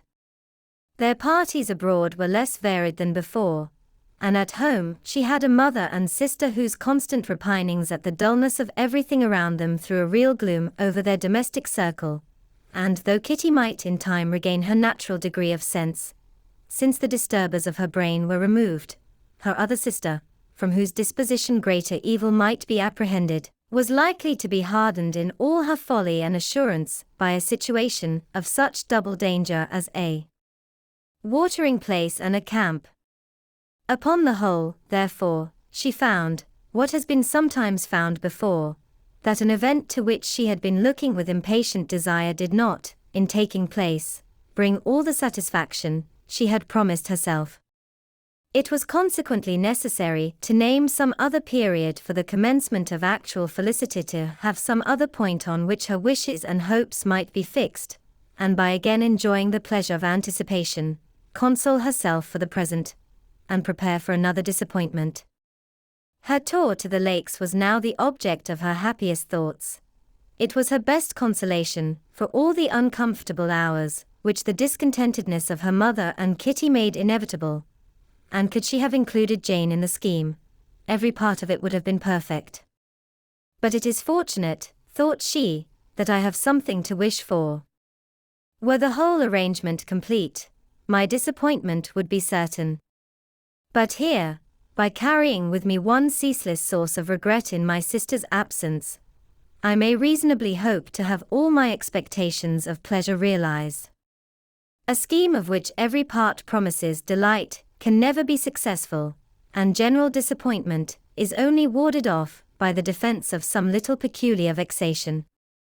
When Lydia went away, she promised to write very often and very minutely to her mother and Kitty, but her letters were always long expected, and always very short. Those to her mother contained little else than that they were just returned from the library, where such and such officers had attended them, and where she had seen such beautiful ornaments as made her quite wild, that she had a new gown, or a new parasol, which she would have described more fully, but was obliged to leave off in a violent hurry, as Mrs. Foster called her, and they were going off to the camp. And from her correspondence with her sister, there was still less to be learnt for. Her letters to Kitty, though rather longer, were much too full of lines under the words to be made public.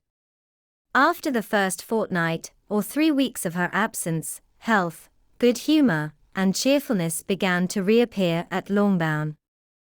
Everything wore a happier aspect. The families who had been in town for the winter came back again, and summer finery and summer engagements arose.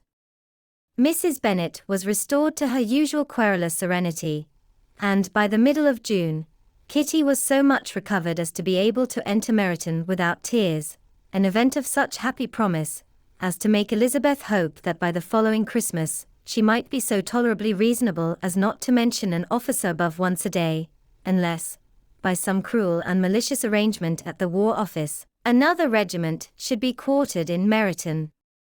The time fixed for the beginning of their northern tour was now fast approaching, and a fortnight only was wanting of it, when a letter arrived from Mrs. Gardiner, which at once delayed its commencement, and curtailed its extent.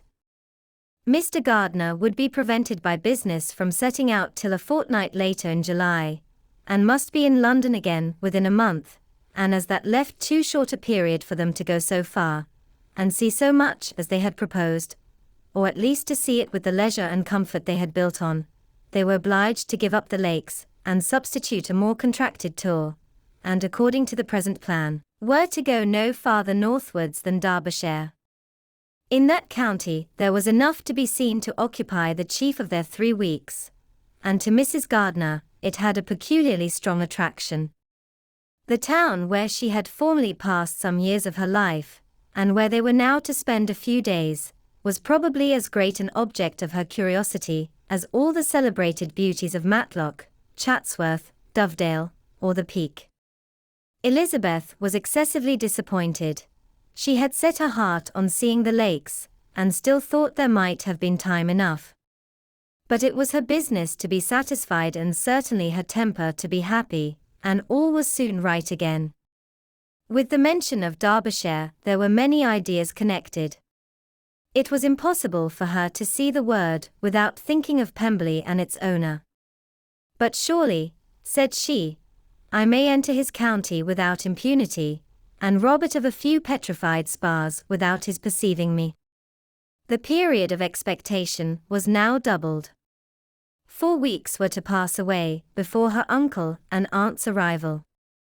But they did pass away, and Mr. and Mrs. Gardiner, with their 4 children, did at length appear at Longbourn.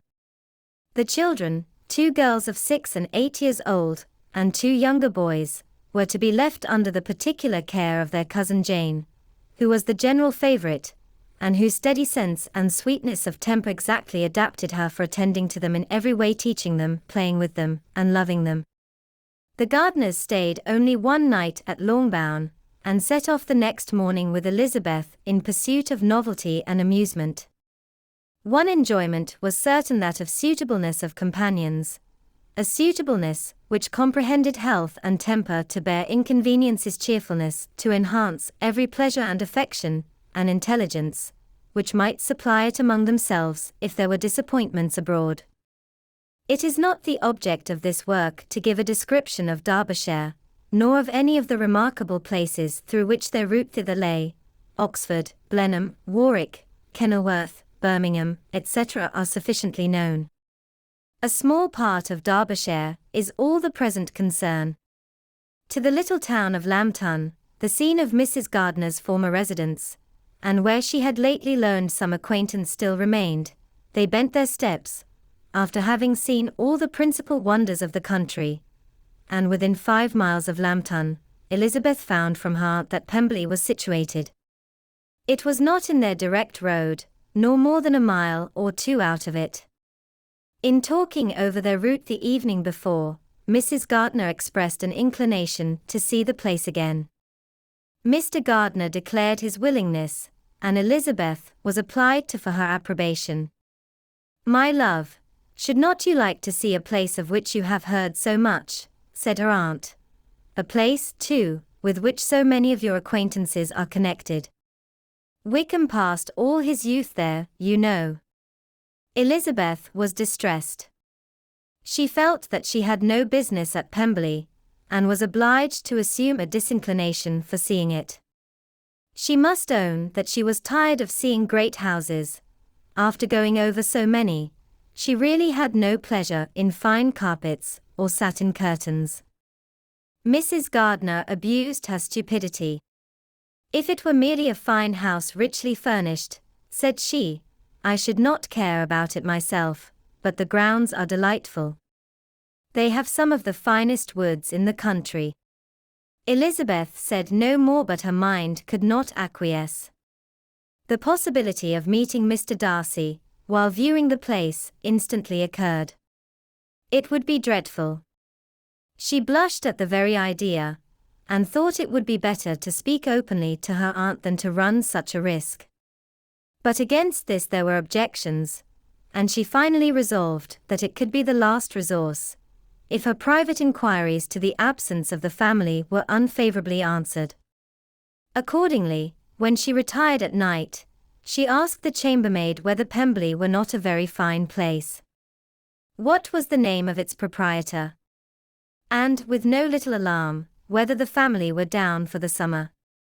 A most welcome negative followed the last question, and her alarms now being removed, She was at leisure to feel a great deal of curiosity to see the house herself, and when the subject was revived the next morning, and she was again applied to, could readily answer, and with a proper air of indifference, that she had not really any dislike to the scheme. To Pemberley, therefore, they were to go. Chapter 43.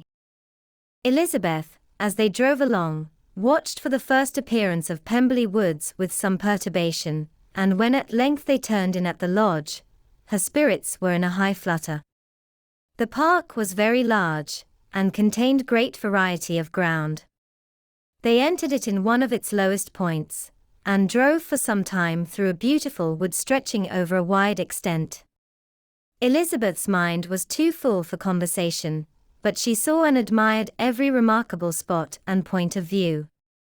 They gradually ascended for half a mile, and then found themselves at the top of a considerable eminence, where the wood ceased, and the eye was instantly caught by Pemberley House, situated on the opposite side of a valley, into which the road with some abruptness wound. It was a large, handsome stone building, standing well on rising ground, and backed by a ridge of high woody hills, and in front, a stream of some natural importance was swelled into greater, but without any artificial appearance. Its banks were neither formal nor falsely adorned. Elizabeth was delighted. She had never seen a place for which nature had done more, or where natural beauty had been so little counteracted by an awkward taste. They were all of them warm in their admiration, and at that moment she felt that to be mistress of Pemberley might be something. They descended the hill, crossed the bridge, and drove to the door, and while examining the nearer aspect of the house, all her apprehension of meeting its owner returned. She dreaded lest the chambermaid had been mistaken. On applying to see the place, they were admitted into the hall, and Elizabeth, as they waited for the housekeeper, had leisure to wonder at her being where she was. The housekeeper came, a respectable-looking elderly woman, much less fine, and more civil, than she had any notion of finding her. They followed her into the dining parlour. It was a large, well-proportioned room, handsomely fitted up. Elizabeth, after slightly surveying it, went to a window to enjoy its prospect.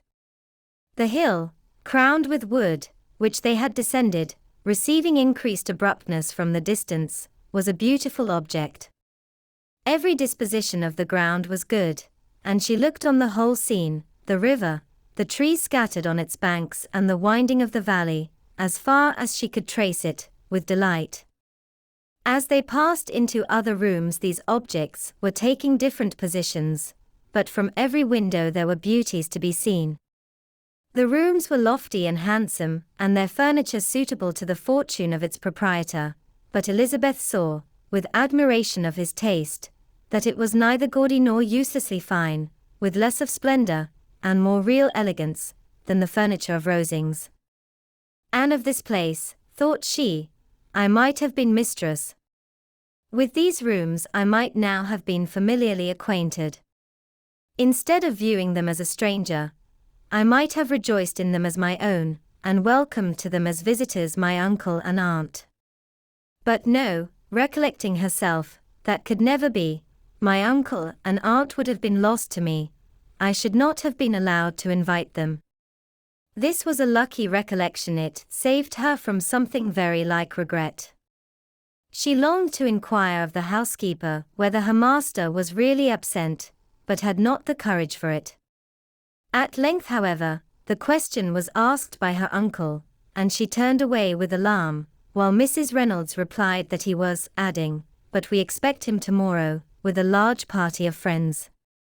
How rejoiced was Elizabeth, that their own journey had not by any circumstance been delayed a day. Her aunt now called her to look at a picture. She approached and saw the likeness of Mr. Wickham, suspended, amongst several other miniatures, over the mantelpiece. Her aunt asked her, smilingly, how she liked it. The housekeeper came forward, and told them it was a picture of a young gentleman, the son of her late master's steward, who had been brought up by him at his own expense. He is now gone into the army, she added, but I am afraid he has turned out very wild. Mrs. Gardiner looked at her niece with a smile, but Elizabeth could not return it. And that, said Mrs. Reynolds, pointing to another of the miniatures, is my master and very like him. It was drawn at the same time as the other about 8 years ago. I have heard much of your master's fine person, said Mrs. Gardiner, looking at the picture. It is a handsome face. But, Lizzie, you can tell us whether it is like or not. Mrs. Reynolds' respect for Elizabeth seemed to increase on this intimation of her knowing her master. Does that young lady know Mr. Darcy? Elizabeth coloured and said, a little. And do not you think him a very handsome gentleman? Yes, very handsome. I am sure I know none so handsome, but in the gallery upstairs you will see a finer, larger picture of him than this. This room was my late master's favourite room, and these miniatures are just as they used to be then. He was very fond of them. This accounted to Elizabeth for Mr. Wickham's being among them. Mrs. Reynolds then directed their attention to one of Miss Darcy, drawn when she was only 8 years old.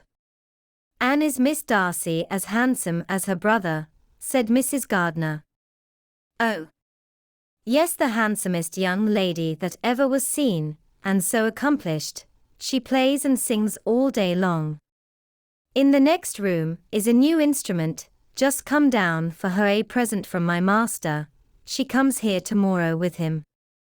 Mr. Gardiner, whose manners were very easy and pleasant, encouraged her communicativeness by his questions and remarks. Mrs. Reynolds, either by pride or attachment, had evidently great pleasure in talking of her master and his sister.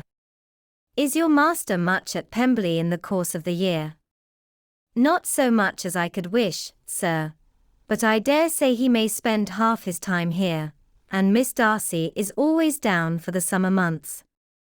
Except, thought Elizabeth, when she goes to Ramsgate.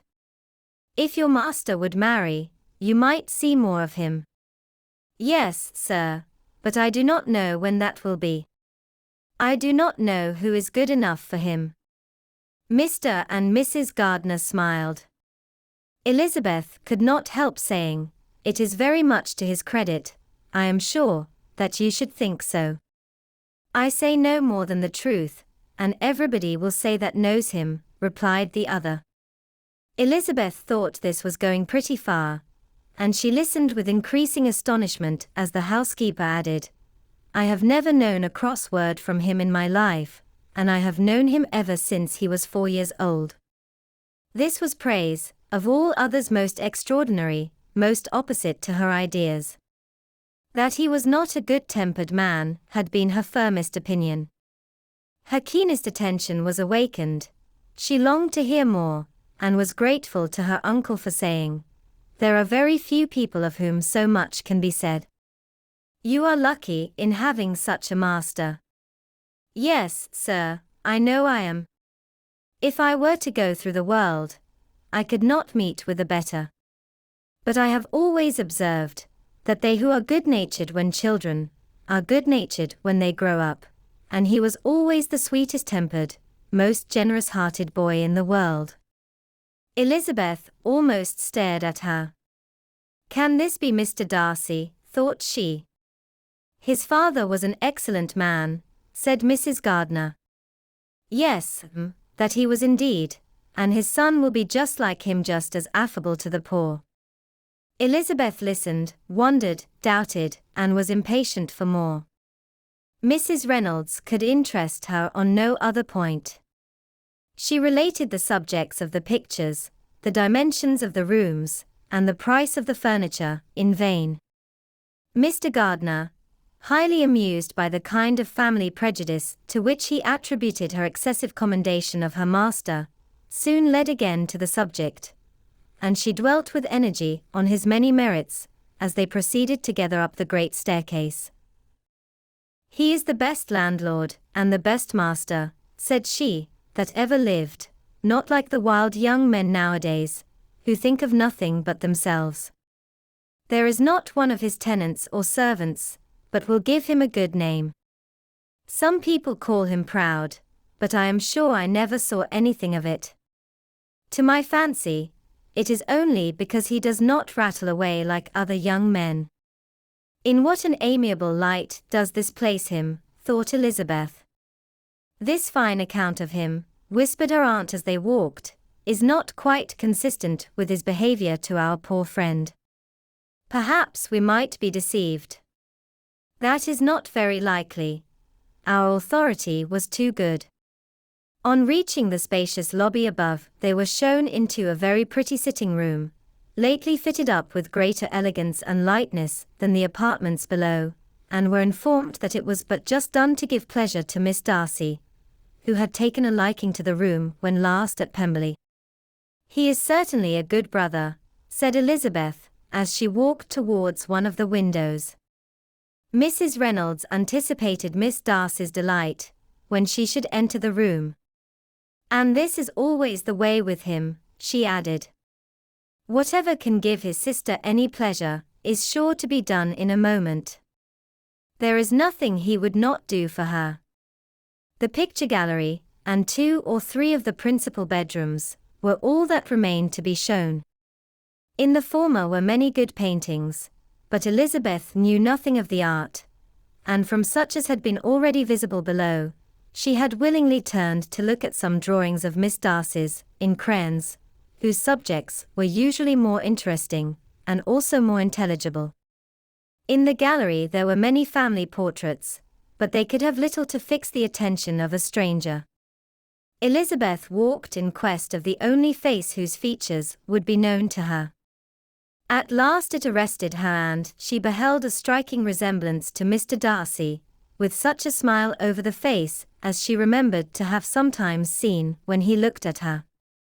She stood several minutes before the picture, in earnest contemplation, and returned to it again before they quitted the gallery. Mrs. Reynolds informed them that it had been taken in his father's lifetime. There was certainly at this moment, in Elizabeth's mind, a more gentle sensation towards the original than she had ever felt at the height of their acquaintance. The commendation bestowed on him by Mrs. Reynolds was of no trifling nature. What praise is more valuable than the praise of an intelligent servant? As a brother, a landlord, a master, she considered how many people's happiness were in his guardianship. How much of pleasure or pain was it in his power to bestow? How much of good or evil must be done by him? Every idea that had been brought forward by the housekeeper was favorable to his character, and as she stood before the canvas on which he was represented, and fixed his eyes upon herself, she thought of his regard with a deeper sentiment of gratitude than it had ever raised before. She remembered its warmth and softened its impropriety of expression. When all of the house that was open to general inspection had been seen, they returned downstairs, and taking leave of the housekeeper, were consigned over to the gardener, who met them at the hall door. As they walked across the hall towards the river, Elizabeth turned back to look again. Her uncle and aunt stopped also, and while the former was conjecturing as to the date of the building, the owner of it himself suddenly came forward from the road, which led behind it to the stables. They were within 20 yards of each other, and so abrupt was his appearance, that it was impossible to avoid his sight. Their eyes instantly met, and the cheeks of both were overspread with the deepest blush. He absolutely started, and for a moment seemed immovable from surprise, but shortly recovering himself, advanced towards the party, and spoke to Elizabeth, if not in terms of perfect composure, at least of perfect civility. She had instinctively turned away, but stopping on his approach, received his compliments with an embarrassment impossible to be overcome.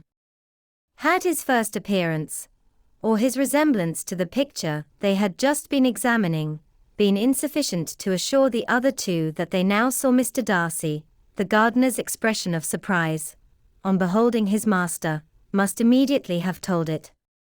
They stood a little aloof while he was talking to their niece, who, astonished and confused, scarcely dared lift her eyes to his face, and knew not what answer she returned to his civil inquiries after her family.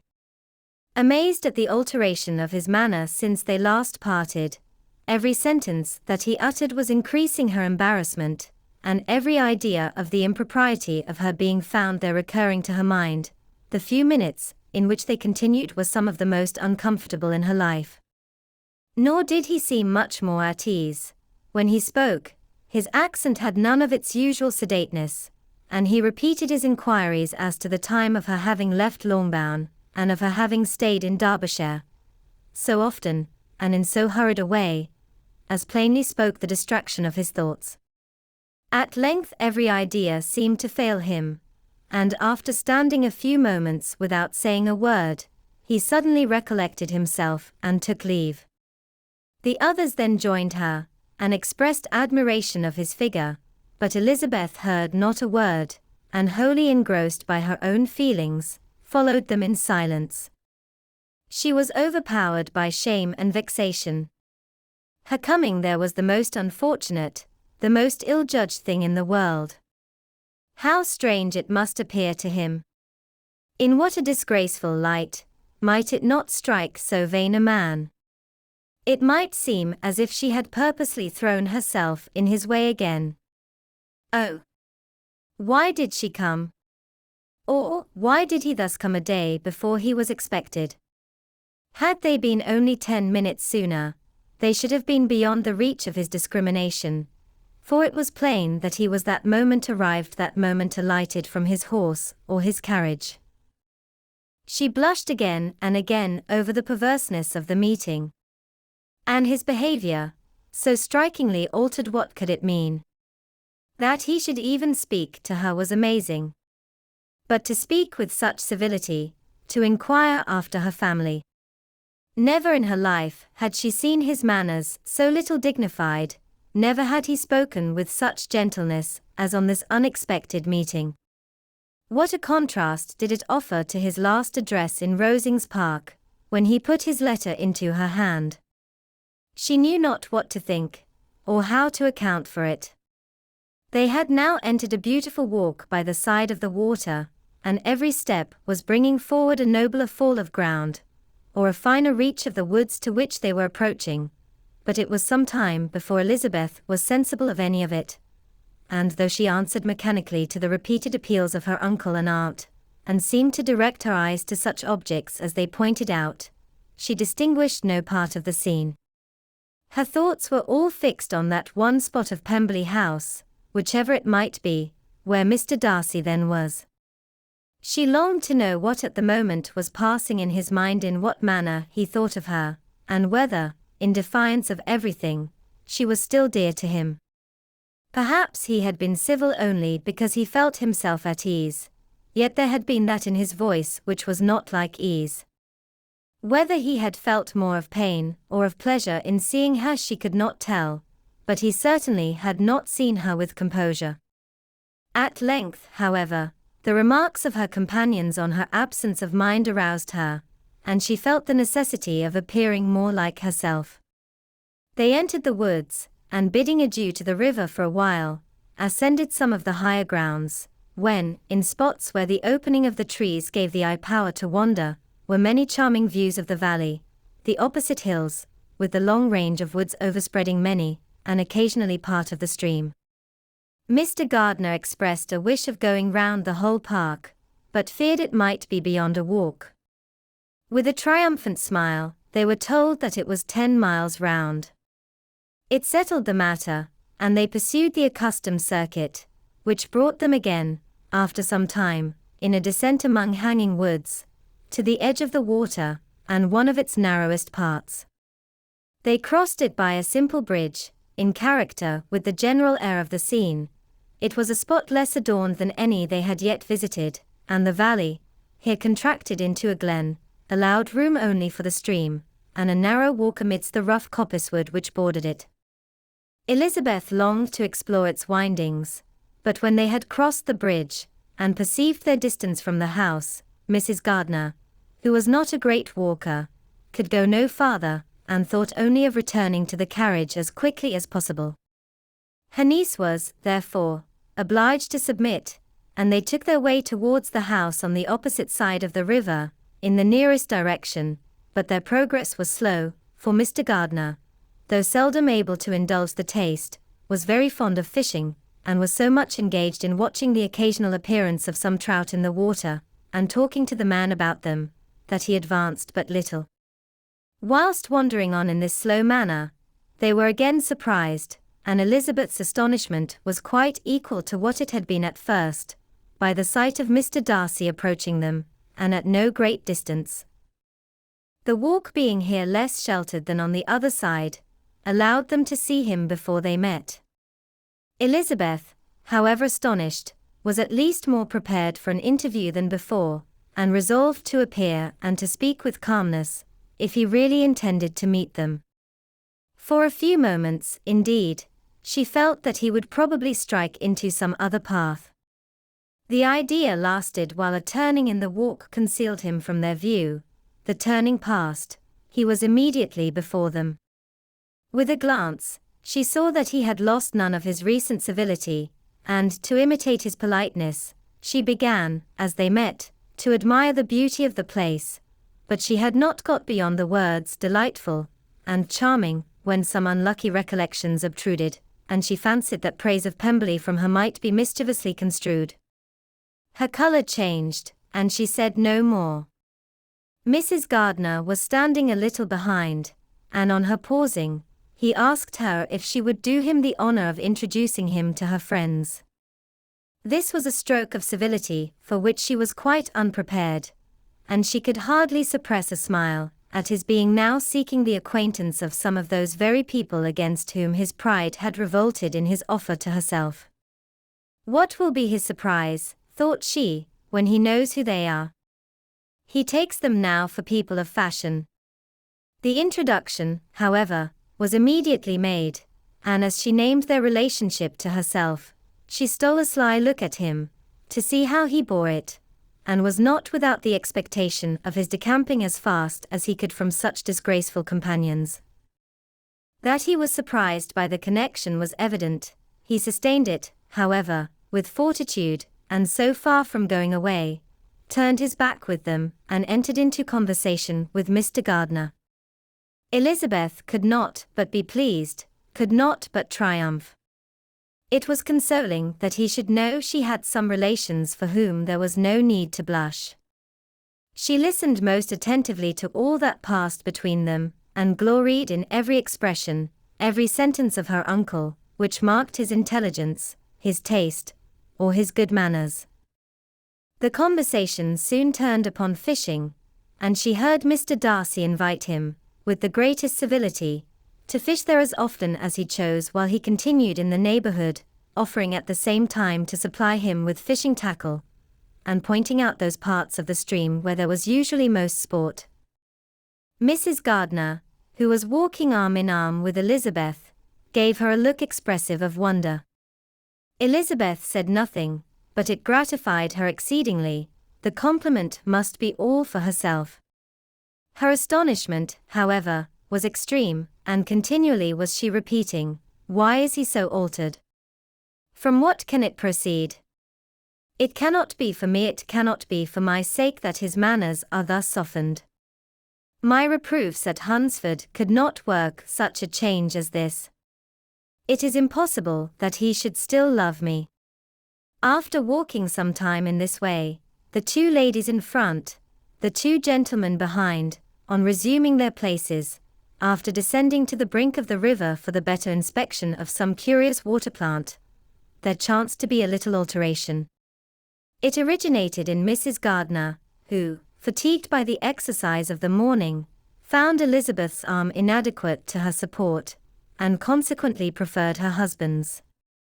Mr. Darcy took her place by her niece, and they walked on together. After a short silence, the lady first spoke. She wished him to know that she had been assured of his absence before she came to the place, and accordingly began by observing that his arrival had been very unexpected, for your housekeeper, she added, informed us that you would certainly not be here till tomorrow, and indeed, before we left Bakewell, we understood that you were not immediately expected in the country. He acknowledged the truth of it all, and said that business with his steward had occasioned his coming forward a few hours before the rest of the party with whom he had been travelling. They will join me early tomorrow, he continued, and among them are some who will claim an acquaintance with you, Mr. Bingley and his sisters. Elizabeth answered only by a slight bow.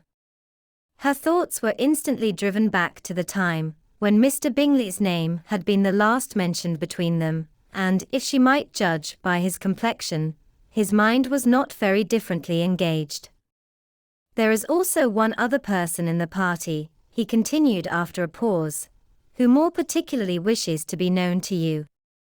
Will you allow me, or do I ask too much, to introduce my sister to your acquaintance during your stay at Lambton?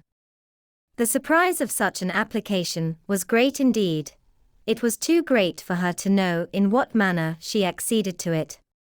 She immediately felt that whatever desire Miss Darcy might have of being acquainted with her must be the work of her brother, and without looking farther, it was satisfactory. It was gratifying to know that his resentment had not made him think really ill of her. They now walked on in silence, each of them deep in thought. Elizabeth was not comfortable, that was impossible, but she was flattered and pleased. His wish of introducing his sister to her was a compliment of the highest kind. They soon outstripped the others, and when they had reached the carriage, Mr. and Mrs. Gardiner were half a quarter of a mile behind. He then asked her to walk into the house, but she declared herself not tired, and they stood together on the lawn. At such a time much might have been said, and silence was very awkward. She wanted to talk, but there seemed to be an embargo on every subject. At last she recollected that she had been travelling, and they talked of Matlock and Dovedale with great perseverance. Yet time and her aunt moved slowly, and her patience and her ideas were nearly worn out before the tete-a-tete was over. On Mr. and Mrs. Gardiner's coming up, they were all pressed to go into the house and take some refreshment, but this was declined, and they parted on each side with utmost politeness. Mr. Darcy handed the ladies into the carriage, and when it drove off, Elizabeth saw him walking slowly towards the house. The observations of her uncle and aunt now began, and each of them pronounced him to be infinitely superior to anything they had expected. He is perfectly well behaved, polite, and unassuming, said her uncle.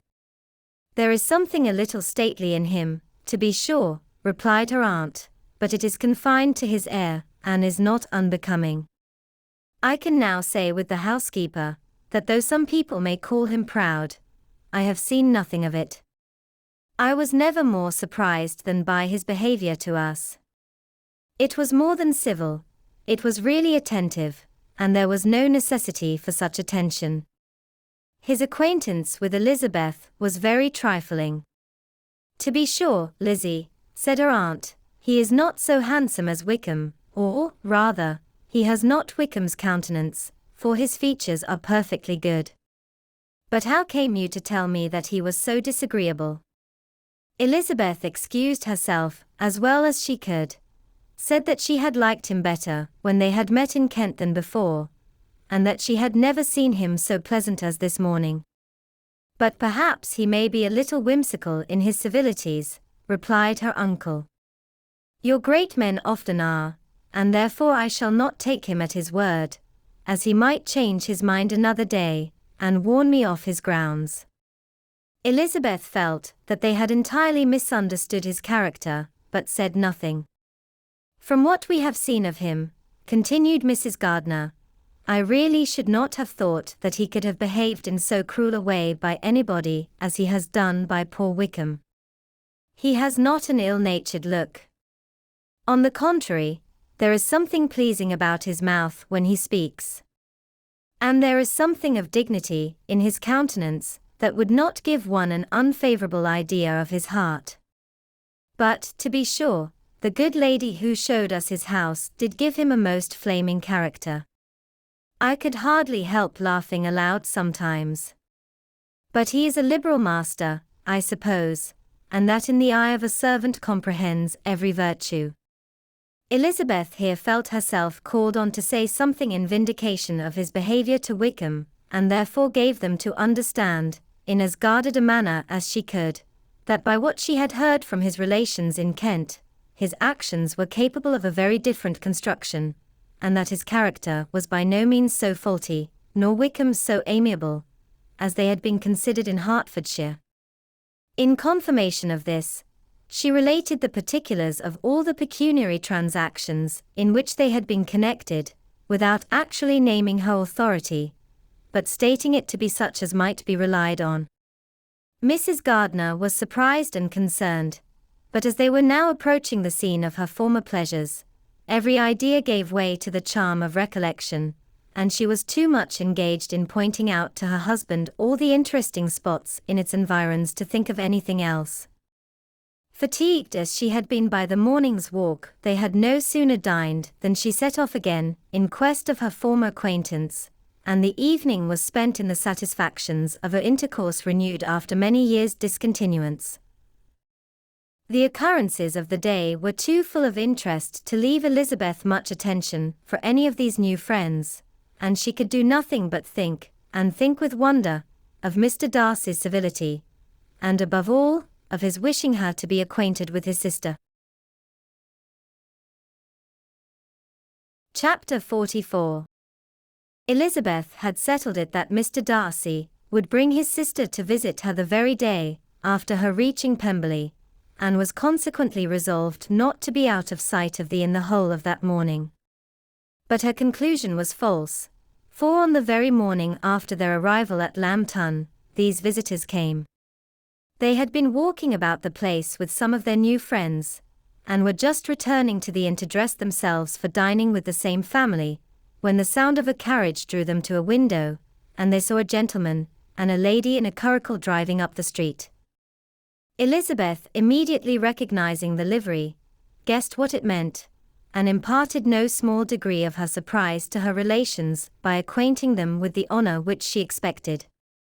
Her uncle and aunt were all amazement, and the embarrassment of her manner as she spoke, joined to the circumstance itself, and many of the circumstances of the preceding day, opened to them a new idea on the business.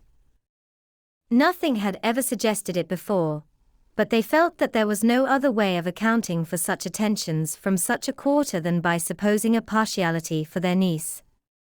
While these newly born notions were passing in their heads, the perturbation of Elizabeth's feelings was at every moment increasing.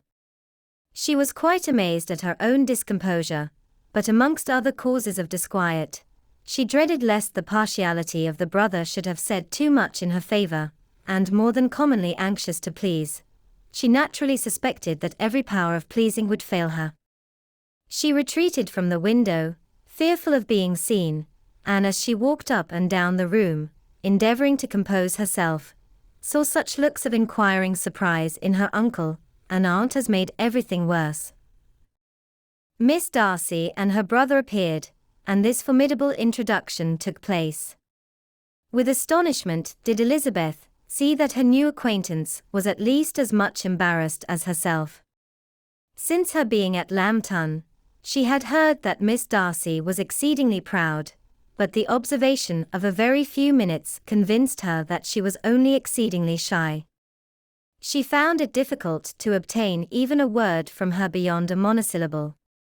Miss Darcy was tall, and on a larger scale than Elizabeth, and, though little more than 16, her figure was formed, and her appearance womanly and graceful. She was less handsome than her brother, but there was sense and good humor in her face, and her manners were perfectly unassuming and gentle.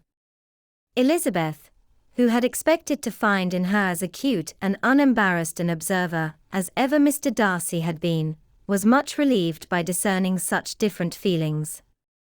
They had not long been together before Mr. Darcy told her that Bingley was also coming to wait on her, and she had barely time to express her satisfaction and prepare for such a visitor, when Bingley's quick step was heard on the stairs, and in a moment he entered the room. All Elizabeth's anger against him had been long done away, but had she still felt any, it could hardly have stood its ground against the unaffected cordiality with which he expressed himself on seeing her again. He inquired in a friendly, though general way, after her family, and looked and spoke with the same good-humoured ease that he had ever done. To Mr. and Mrs. Gardiner, he was scarcely a less interesting personage than to herself. They had long wished to see him. The whole party before them, indeed, excited a lively attention. The suspicions which had just arisen of Mr. Darcy and their niece directed their observation towards each with an earnest though guarded inquiry, and they soon drew from those inquiries the full conviction that one of them at least knew what it was to love. Of the lady's sensations they remained a little in doubt, but that the gentleman was overflowing with admiration was evident enough. Elizabeth, on her side, had much to do. She wanted to ascertain the feelings of each of her visitors, she wanted to compose her own, and to make herself agreeable to all, and in the latter object, where she feared most to fail, she was most sure of success, for those to whom she endeavoured to give pleasure were prepossessed in her favour. Bingley was ready, Georgiana was eager, and Darcy determined to be pleased. In seeing Bingley, her thoughts naturally flew to her sister, and oh, how ardently did she long to know whether any of his were directed in a like manner. Sometimes she could fancy that he talked less than on former occasions, and once or twice pleased herself with the notion that, as he looked at her, he was trying to trace a resemblance. But, though this might be imaginary, she could not be deceived as to his behaviour to Miss Darcy, who had been set up as a rival to Jane. No look appeared on either side that spoke particular regard. Nothing occurred between them that could justify the hopes of his sister. On this point she was soon satisfied, and 2 or 3 little circumstances occurred ere they parted, which, in her anxious interpretation, denoted a recollection of Jane not untinctured by tenderness, and a wish of saying more that might lead to the mention of her, had he dared. He observed to her, at a moment when the others were talking together, and in a tone which had something of real regret, that it was a very long time since he had had the pleasure of seeing her, and before she could reply, he added, "It is above 8 months. We have not met since the 26th of November, when we were all dancing together at Netherfield." Elizabeth was pleased to find his memory so exact, and he afterwards took occasion to ask her, when unattended to by any of the rest, whether all her sisters were at Longbourn. There was not much in the question, nor in the preceding remark, but there was a look and a manner which gave them meaning. It was not often that she could turn her eyes on Mr. Darcy himself, but, whenever she did catch a glimpse, she saw an expression of general complaisance, and in all that he said she heard an accent so removed from hauteur, or disdain of his companions, as convinced her that the improvement of manners, which she had yesterday witnessed however temporary its existence might prove, had at least outlived one day. When she saw him thus seeking the acquaintance and courting the good opinion of people with whom any intercourse a few months ago would have been a disgrace, when she saw him thus civil, not only to herself, but to the very relations whom he had openly disdained, and recollected their last lively scene in Hunsford Parsonage, the change was so great, and struck so forcibly on her mind, that she could hardly restrain her astonishment from being visible. Never, even in the company of his dear friends at Netherfield, or his dignified relations at Rosings, had she seen him so desirous to please, so free from self-consequence, or unbending reserve, as now, when no importance could result from the success of his endeavours, and when even the acquaintance of those to whom his attentions were addressed would draw down the ridicule and censure of the ladies both of Netherfield and Rosings. Their visitors stayed with them above half an hour, and when they arose to depart, Mr. Darcy called on his sister to join him in expressing their wish of seeing Mr. and Mrs. Gardiner, and Miss Bennet, to dinner at Pemberley, before they left the country. Miss Darcy, though with a diffidence which marked her little in the habit of giving invitations, readily obeyed. Mrs. Gardiner looked at her niece, desirous of knowing how she, whom the invitation most concerned, felt disposed as to its acceptance, but Elizabeth had turned away her head. Presuming, however, that this studied avoidance spoke rather a momentary embarrassment than any dislike of the proposal, and seeing in her husband, who was fond of society, a perfect willingness to accept it, she ventured to engage for her attendance, and the day after the next was fixed on. Bingley expressed great pleasure in the certainty of seeing Elizabeth again, having still a great deal to say to her, and many inquiries to make after all their Hertfordshire friends. Elizabeth, construing all this into a wish of hearing her speak of her sister, was pleased, and on this account, as well as some others, found herself, when their visitors left them, capable of considering the last half-hour with some satisfaction, though while it was passing, the enjoyment of it had been little. Eager to be alone, and fearful of inquiries or hints from her uncle and aunt, she stayed with them only long enough to hear their favourable opinion of Bingley, and then hurried away to dress. But she had no reason to fear Mr. and Mrs. Gardiner's curiosity. It was not their wish to force her communication. It was evident that she was much better acquainted with Mr. Darcy than they had before any idea of. It was evident that he was very much in love with her. They saw much to interest, but nothing to justify inquiry. Of Mr. Darcy it was now a matter of anxiety to think well, and as far as their acquaintance reached, there was no fault to find. They could not be untouched by his politeness, and had they drawn his character from their own feelings and his servant's report, without any reference to any other account, the circle in Hertfordshire, to which he was known, would not have recognized it for Mr. Darcy. There was now an interest, however, in believing the housekeeper, and they soon became sensible that the authority of a servant, who had known him since he was 4 years old, and whose own manners indicated respectability, was not to be hastily rejected. Neither had anything occurred in the intelligence of their Lambton friends that could materially lessen its weight. They had nothing to accuse him of but pride. Pride he probably had, and if not, it would certainly be imputed by the inhabitants of a small market town, where the family did not visit.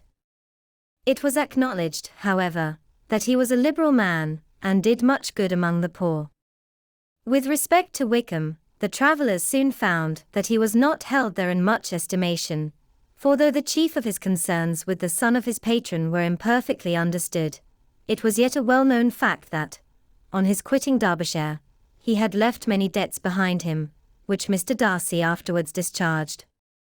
As for Elizabeth, her thoughts were at Pemberley this evening more than the last, and the evening, though as it passed it seemed long, was not long enough to determine her feelings towards one in that mansion, and she lay awake 2 whole hours endeavouring to make them out. She certainly did not hate him. No, hatred had vanished long ago, and she had almost as long been ashamed of ever feeling a dislike against him, that could be so called.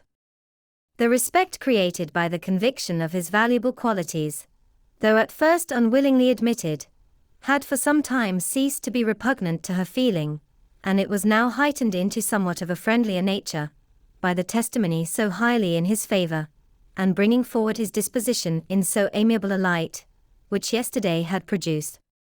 But above all, above respect and esteem, there was a motive within her of goodwill which could not be overlooked.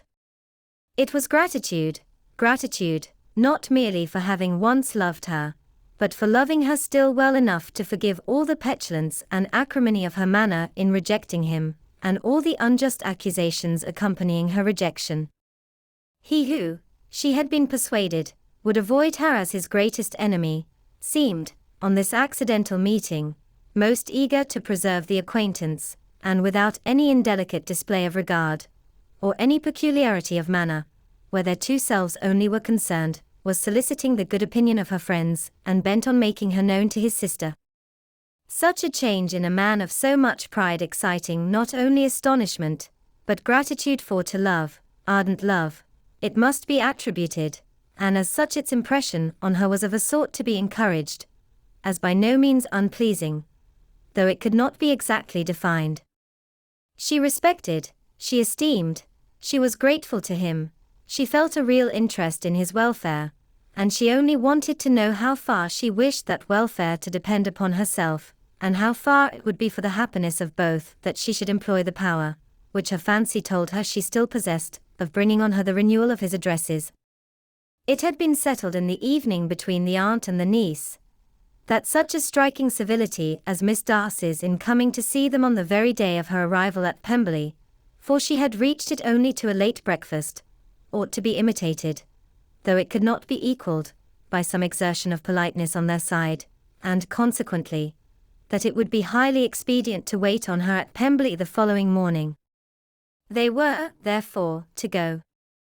Elizabeth was pleased, though when she asked herself the reason, she had very little to say in reply. Mr. Gardiner left them soon after breakfast.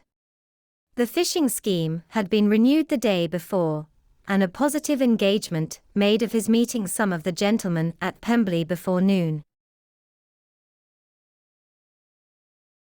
Chapter 45.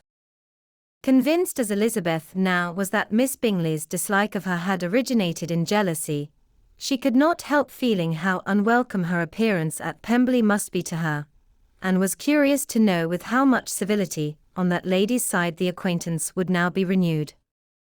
On reaching the house, they were shown through the hall into the saloon, whose northern aspect rendered it delightful for summer. Its windows opening to the ground admitted a most refreshing view of the high woody hills behind the house, and of the beautiful oaks and Spanish chestnuts, which were scattered over the intermediate lawn. In this house they were received by Miss Darcy, who was sitting there with Mrs. Hurst and Miss Bingley, and the lady with whom she lived in London. Georgiana's reception of them was very civil, but attended with all the embarrassment which, though proceeding from shyness and the fear of doing wrong, would easily give to those who felt themselves inferior the belief of her being proud and reserved. Mrs. Gardiner and her niece, however, did her justice and pitied her. By Mrs. Hurst and Miss Bingley they were noticed only by a curtsy, and on their being seated, a pause, awkward as such pauses must always be, succeeded for a few moments. It was first broken by Mrs. Annesley, a genteel, agreeable-looking woman, whose endeavour to introduce some kind of discourse proved her to be more truly well-bred than either of the others, and between her and Mrs. Gardiner, with occasional help from Elizabeth, the conversation was carried on. Miss Darcy looked as if she wished for courage enough to join in it, and sometimes did venture a short sentence, when there was least danger of its being heard. Elizabeth soon saw that she was herself closely watched by Miss Bingley, and that she could not speak a word, especially to Miss Darcy, without calling her attention. This observation would not have prevented her from trying to talk to the latter, had they not been seated at an inconvenient distance, but she was not sorry to be spared the necessity of saying much. Her own thoughts were employing her. She expected every moment that some of the gentlemen would enter the room. She feared that the master of the house might be amongst them, and whether she wished or feared it most, she could scarcely determine. After sitting in this manner a quarter of an hour without hearing Miss Bingley's voice, Elizabeth was roused by receiving from her a cold inquiry after the health of her family. She answered with equal indifference and brevity, and the others said no more. The next variation which their visit afforded was produced by the entrance of servants with cold meat, cake, and a variety of all the finest fruits in season, but this did not take place till after many a significant look and smile from Mrs. Annesley to Miss Darcy had been given, to remind her of her post. There was now employment for the whole party, for though they could not all talk, they could all eat, and the beautiful pyramids of grapes, nectarines, and peaches soon collected them round the table. While thus engaged, Elizabeth had a fair opportunity of deciding whether she most feared or wished for the appearance of Mr. Darcy, by the feelings which prevailed on his entering the room, and then, though but a moment before she had believed her wishes to predominate, she began to regret that he came. He had been some time with Mr. Gardiner, who, with 2 or 3 other gentlemen from the house, was engaged by the river, and had left him only on learning that the ladies of the family intended a visit to Georgiana that morning. No sooner did he appear than Elizabeth wisely resolved to be perfectly easy and unembarrassed, a resolution the more necessary to be made, but perhaps not the more easily kept, because she saw that the suspicions of the whole party were awakened against them, and that there was scarcely an eye which did not watch his behavior when he first came into the room. In no countenance was attentive curiosity so strongly marked as in Miss Bingley's, in spite of the smiles which overspread her face whenever she spoke to one of its objects, for jealousy had not yet made her desperate, and her attentions to Mr. Darcy were by no means over. Miss Darcy, on her brother's entrance, exerted herself much more to talk, and Elizabeth saw that he was anxious for his sister and herself to get acquainted, and forwarded as much as possible every attempt at conversation on either side. Miss Bingley saw all this likewise, and, in the imprudence of anger, took the first opportunity of saying, with sneering civility, "Pray, Miss Eliza, are not the Shire militia removed from Meryton? They must be a great loss to your family." In Darcy's presence she dared not mention Wickham's name, but Elizabeth instantly comprehended that he was uppermost in her thoughts, and the various recollections connected with him gave her a moment's distress. But exerting herself vigorously to repel the ill-natured attack, she presently answered the question in a tolerably detached tone.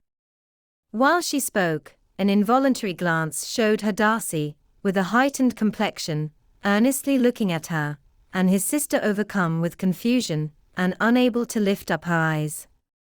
Had Miss Bingley known what pain she was then giving her beloved friend, she undoubtedly would have refrained from the hint, but she had merely intended to discompose Elizabeth by bringing forward the idea of a man to whom she believed her partial, to make her betray a sensibility which might injure her in Darcy's opinion, and perhaps, to remind the latter of all the follies and absurdities by which some part of her family were connected with that corps.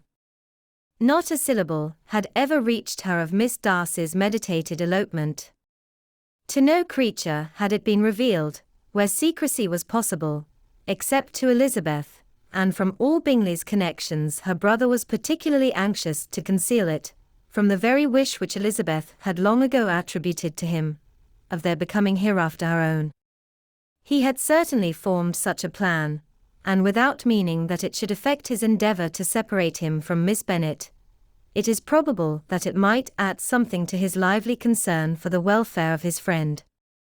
Elizabeth's collected behaviour, however, soon quieted his emotion, and as Miss Bingley, vexed and disappointed, dared not approach nearer to Wickham, Georgiana also recovered in time, though not enough to be able to speak any more.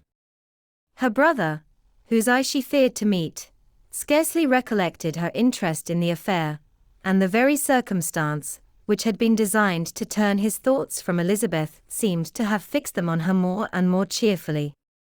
Their visit did not continue long after the question and answer above mentioned, and while Mr. Darcy was attending them to their carriage, Miss Bingley was venting her feelings in criticisms on Elizabeth's person, behaviour, and dress.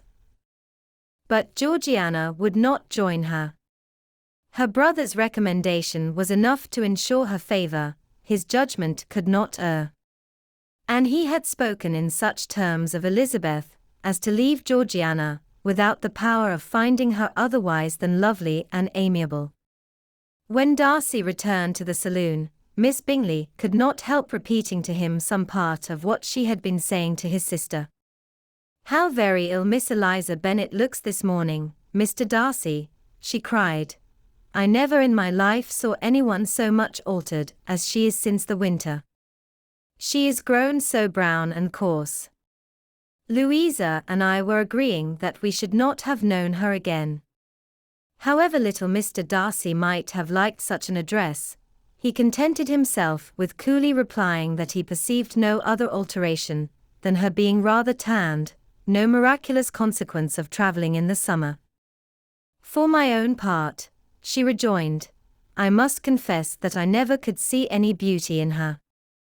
Her face is too thin, her complexion has no brilliancy, and her features are not at all handsome. Her nose wants character, there is nothing marked in its lines. Her teeth are tolerable, but not out of the common way, and as for her eyes, which have sometimes been called so fine, I could never see anything extraordinary in them. They have a sharp, shrewish look, which I do not like at all, and in her air altogether there is a self-sufficiency without fashion, which is intolerable.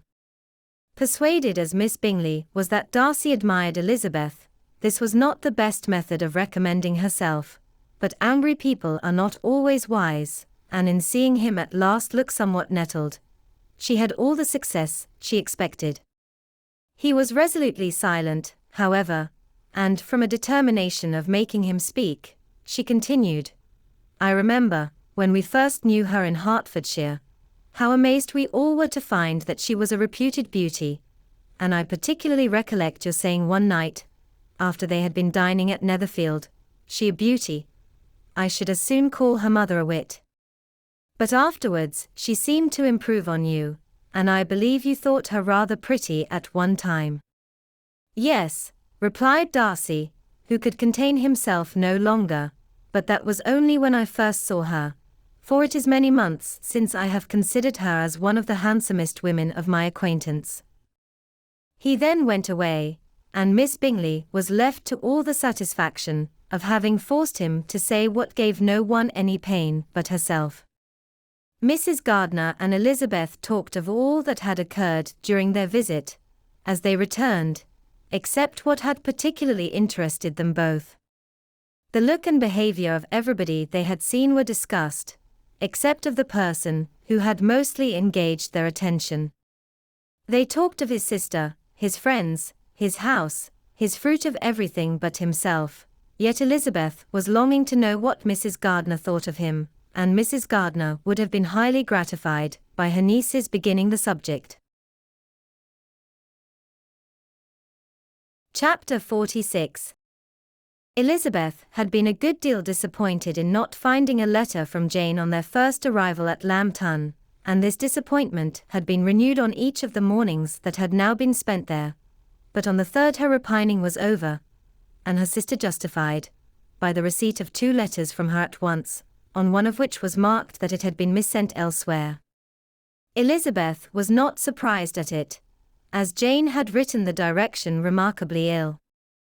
They had just been preparing to walk as the letters came in, and her uncle and aunt, leaving her to enjoy them in quiet, set off by themselves. The one missent must first be attended to. It had been written 5 days ago. The beginning contained an account of all their little parties and engagements, with such news as the country afforded, but the latter half, which was dated a day later, and written in evident agitation, gave more important intelligence. It was to this effect: "Since writing the above, dearest Lizzie, something has occurred of a most unexpected and serious nature, but I am afraid of alarming you. Be assured that we are all well. What I have to say relates to poor Lydia.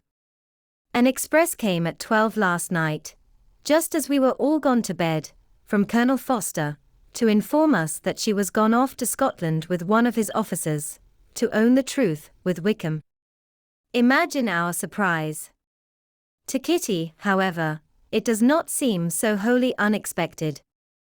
I am very, very sorry. So imprudent a match on both sides. But I am willing to hope the best, and that his character has been misunderstood. Thoughtless and indiscreet, I can easily believe him, but this step, and let us rejoice over it, marks nothing bad at heart. His choice is disinterested at least, for he must know my father can give her nothing. Our poor mother is sadly grieved. My father bears it better. How thankful am I that we never let them know what has been said against him. We must forget it ourselves. They were off Saturday night about 12, as is conjectured, but were not missed till yesterday morning at 8. The express was sent off directly. My dear Lizzie, they must have passed within 10 miles of us. Colonel Forster gives us reason to expect him here soon.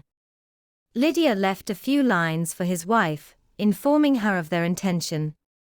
I must conclude, for I cannot be long from my poor mother. I am afraid you will not be able to make it out, but I hardly know what I have written.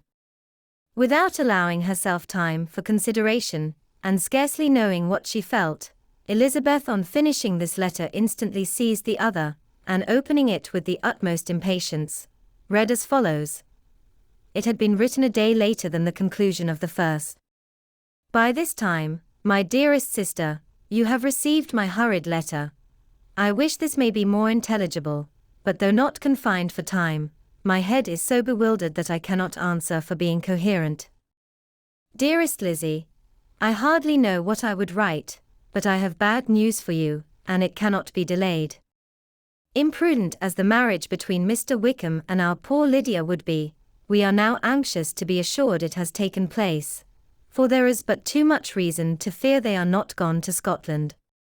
Colonel Foster came yesterday, having left Brighton the day before, not many hours after the express. Though Lydia's short letter to Mrs. F. gave them to understand that they were going to Gretna Green, something was dropped by Denny expressing his belief that W. never intended to go there, or to marry Lydia at all, which was repeated to Colonel F., who, instantly taking the alarm, set off from B., intending to trace their route. He did trace them easily to Clapham, but no further, for on entering that place, they removed into a hackney coach, and dismissed the chaise that brought them from Epsom. All that is known after this is, that they were seen to continue the London road. I know not what to think. After making every possible inquiry on that side London, Colonel F. came on into Hertfordshire, anxiously renewing them at all the turnpikes, and at the inns in Barnet and Hatfield, but without any success. No such people had been seen to pass through. With the kindest concern he came on to Longbourn, and broke his apprehensions to us in a manner most creditable to his heart. I am sincerely grieved for him and Mrs. F., but no one can throw any blame on them. Our distress, my dear Lizzie, is very great. My father and mother believe the worst, but I cannot think so ill of him. Many circumstances might make it more eligible for them to be married privately in town than to pursue their first plan, and even if he could form such a design against a young woman of Lydia's connections, which is not likely, can I suppose her so lost to everything? Impossible. I grieve to find, however, that Colonel F. is not disposed to depend upon their marriage. He shook his head when I expressed my hopes, and said he feared W. was not a man to be trusted. My poor mother is really ill, and keeps her room. Could she exert herself, it would be better, but this is not to be expected. And as to my father, I never in my life saw him so affected. Poor Kitty has anger for having concealed their attachment, but as it was a matter of confidence, one cannot wonder. I am truly glad, dearest Lizzie, that you have been spared something of these distressing scenes, but now, as the first shock is over, shall I own that I long for your return? I am not so selfish, however, as to press for it, if inconvenient. Adieu. I take up my pen again to do what I have just told you I would not, but circumstances are such that I cannot help earnestly begging you all to come here as soon as possible. I know my dear uncle and aunt so well, that I am not afraid of requesting it, though I have still something more to ask of the former. My father is going to London with Colonel Foster instantly, to try to discover her. What he means to do I am sure I know not, but his excessive distress will not allow him to pursue any measure in the best and safest way, and Colonel Foster is obliged to be at Brighton again tomorrow evening. In such an exigence, my uncle's advice and assistance would be everything in the world. He will immediately comprehend what I must feel, and I rely upon his goodness. Oh! Where is my uncle? Cried Elizabeth, darting from her seat as she finished the letter, in eagerness to follow him, without losing a moment of the time so precious, but as she reached the door it was opened by a servant, and Mr. Darcy appeared. Her pale face and impetuous manner made him start, and before he could recover himself to speak, she, in whose mind every idea was superseded by Lydia's situation, hastily exclaimed, "I beg your pardon, but I must leave you. I must find Mr. Gardiner this moment, on business that cannot be delayed. I have not an instant to lose." "Good God! What is the matter?" cried he, with more feeling than politeness. Then recollecting himself, "I will not detain you a minute, but let me, or let the servant go after Mr. and Mrs. Gardiner. You are not well enough, you cannot go yourself." Elizabeth hesitated, but her knees trembled under her, and she felt how little would be gained by her attempting to pursue them. Calling back the servant, therefore, she commissioned him, though in so breathless an accent as made her almost unintelligible, to fetch his master and mistress home instantly. On his quitting the room she sat down, unable to support herself, and looking so miserably ill, that it was impossible for Darcy to leave her, or to refrain from saying, in a tone of gentleness and commiseration, "Let me call your maid. Is there nothing you could take to give you present relief? A glass of wine, shall I get you one? You are very ill." "No, I thank you," she replied, endeavoring to recover herself. "There is nothing the matter with me. I am quite well. I am only distressed by some dreadful news which I have just received from Longbourn." She burst into tears as she alluded to it, and for a few minutes could not speak another word. Darcy, in wretched suspense, could only say something indistinctly of his concern, and observe her in compassionate silence. At length she spoke again. "I have just had a letter from Jane, with such dreadful news. It cannot be concealed from anyone. My younger sister has left all her friends, has eloped, has thrown herself into the power of Mr. Wickham. They are gone off together from Brighton. You know him too well to doubt the rest. She has no money, no connections, nothing that can tempt him to. She is lost forever." Darcy was fixed in astonishment. "When I consider," she added in a yet more agitated voice, "that I might have prevented it. I, who knew what he was. Had I but explained some part of it, only some part of what I learnt, to my own family. Had his character been known, this could not have happened. But it is all too late now. I am grieved indeed," cried Darcy, grieved, shocked. "But is it certain, absolutely certain?" "Oh, yes.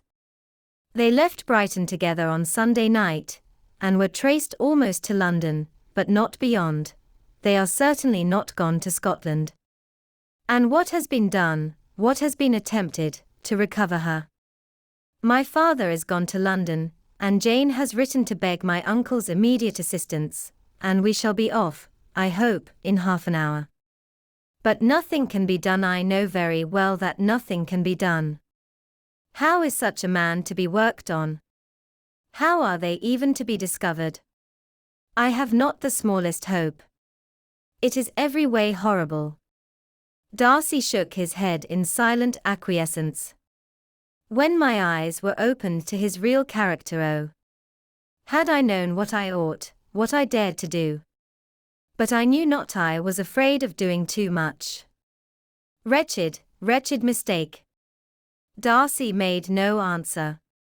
He seemed scarcely to hear her, and was walking up and down the room in earnest meditation, his brow contracted, his air gloomy. Elizabeth soon observed, and instantly understood it.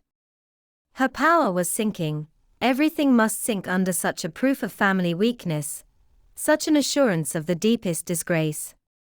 She could neither wonder nor condemn, but the belief of his self-conquest brought nothing consolatory to her bosom, afforded no palliation of her distress. It was, on the contrary, exactly calculated to make her understand her own wishes, and never had she so honestly felt that she could have loved him as now, when all love must be vain. But self, though it would intrude, could not engross her. Lydia, the humiliation, the misery she was bringing on them all, soon swallowed up every private care, and covering her face with her handkerchief, Elizabeth was soon lost to everything else, and after a pause of several minutes, was only recalled to a sense of her situation by the voice of her companion, who, in a manner which, though it spoke compassion, spoke likewise restraint, said, "I am afraid you have been long desiring my absence, nor have I anything to plead in excuse of my stay, but real, though unavailing concern. Would to heaven that anything could be either said, or done on my part, that might offer consolation to such distress. But I will not torment you with vain wishes, which may seem purposely to ask for your thanks. This unfortunate affair will, I fear, prevent my sister's having the pleasure of seeing you at Pemberley today. Oh, yes. Be so kind as to apologize for us to Miss Darcy. Say that urgent business calls us home immediately. Conceal the unhappy truth as long as it is possible. I know it cannot be long." He readily assured her of his secrecy, again expressed his sorrow for her distress, wished it a happier conclusion than there was at present reason to hope, and leaving his compliments for her relations, with only one serious, parting look, went away. As he quitted the room, Elizabeth felt how improbable it was that they should ever see each other again, on such terms of cordiality, as had marked their several meetings in Derbyshire, and as she threw a retrospective glance over the whole of their acquaintance, so full of contradictions and varieties, sighed at the perverseness of those feelings, which would now have promoted its continuance, and would formerly have rejoiced in its termination. If gratitude and esteem are good foundations of affection, Elizabeth's change of sentiment will be neither improbable nor faulty. But if otherwise, if regard springing from such sources is unreasonable, or unnatural, in comparison of what is so often described as arising on a first interview with its object, and even before 2 words have been exchanged, nothing can be said in her defense, except that she had given somewhat of a trial to the latter method in her partiality for Wickham, and that its ill success might, perhaps, authorize her to seek the other less interesting mode of attachment. Be that as it may, she saw him go with regret, and in this early example of what Lydia's infamy must produce, found additional anguish, as she reflected on that wretched business. Never, since reading Jane's second letter, had she entertained a hope of Wickham's meaning to marry her. No one but Jane, she thought, could flatter herself with such an expectation. Surprise was the least of her feelings on this development. While the contents of the first letter remained in her mind, she was all surprise, all astonishment that Wickham should marry a girl whom it was impossible he could marry for money, and how Lydia could ever have attached him had appeared incomprehensible. But now it was all too natural. For such an attachment as this she might have sufficient charms, and though she did not suppose Lydia to be deliberately engaging in an elopement without the intention of marriage, she had no difficulty in believing that neither her virtue nor her understanding would preserve her from falling an easy prey. She had never perceived, while the regiment was in Hertfordshire, that Lydia had any partiality for him, but she was convinced that Lydia wanted only encouragement to attach herself to anybody. Sometimes one officer, sometimes another, had been her favorite, as their attentions raised them in her opinion. Her affections had continually been fluctuating, but never without an object. The mischief of neglect and mistaken indulgence towards such a girl, oh, how acutely did she now feel it! She was wild to be at home, to hear, to see, to be upon the spot, to share with Jane in the cares that must now fall wholly upon her, in a family so deranged, a father absent, a mother incapable of exertion, and requiring constant attendance. And though almost persuaded that nothing could be done for Lydia, her uncle's interference seemed of the utmost importance. Until he entered the room her impatience was severe. Mr. and Mrs. Gardiner had hurried back in alarm, supposing by the servant's account that their niece was taken suddenly ill, but satisfying them instantly on that head, she eagerly communicated the cause of their summons, reading the 2 letters aloud, and dwelling on the postscript of the last with trembling energy. Though Lydia had never been a favorite with them, Mr. and Mrs. Gardiner could not but be deeply afflicted. Not Lydia only, but all were concerned in it, and after the first exclamations of surprise and horror, Mr. Gardiner promised every assistance in his power.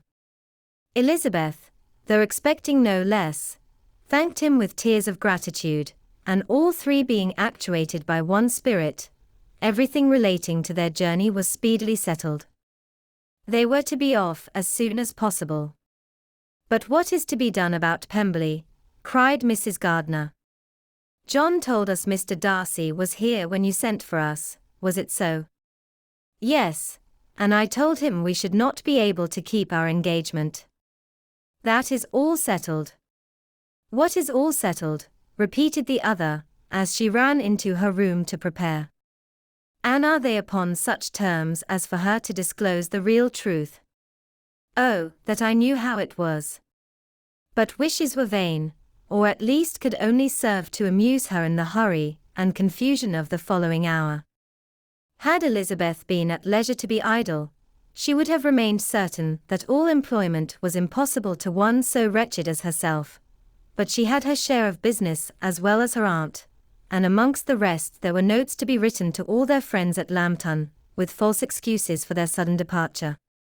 An hour, however, saw the whole completed, and Mr. Gardiner meanwhile having settled his account at the inn, nothing remained to be done but to go, and Elizabeth, after all the misery of the morning, found herself, in a shorter space of time than she could have supposed, seated in the carriage, and on the road to Longbourn.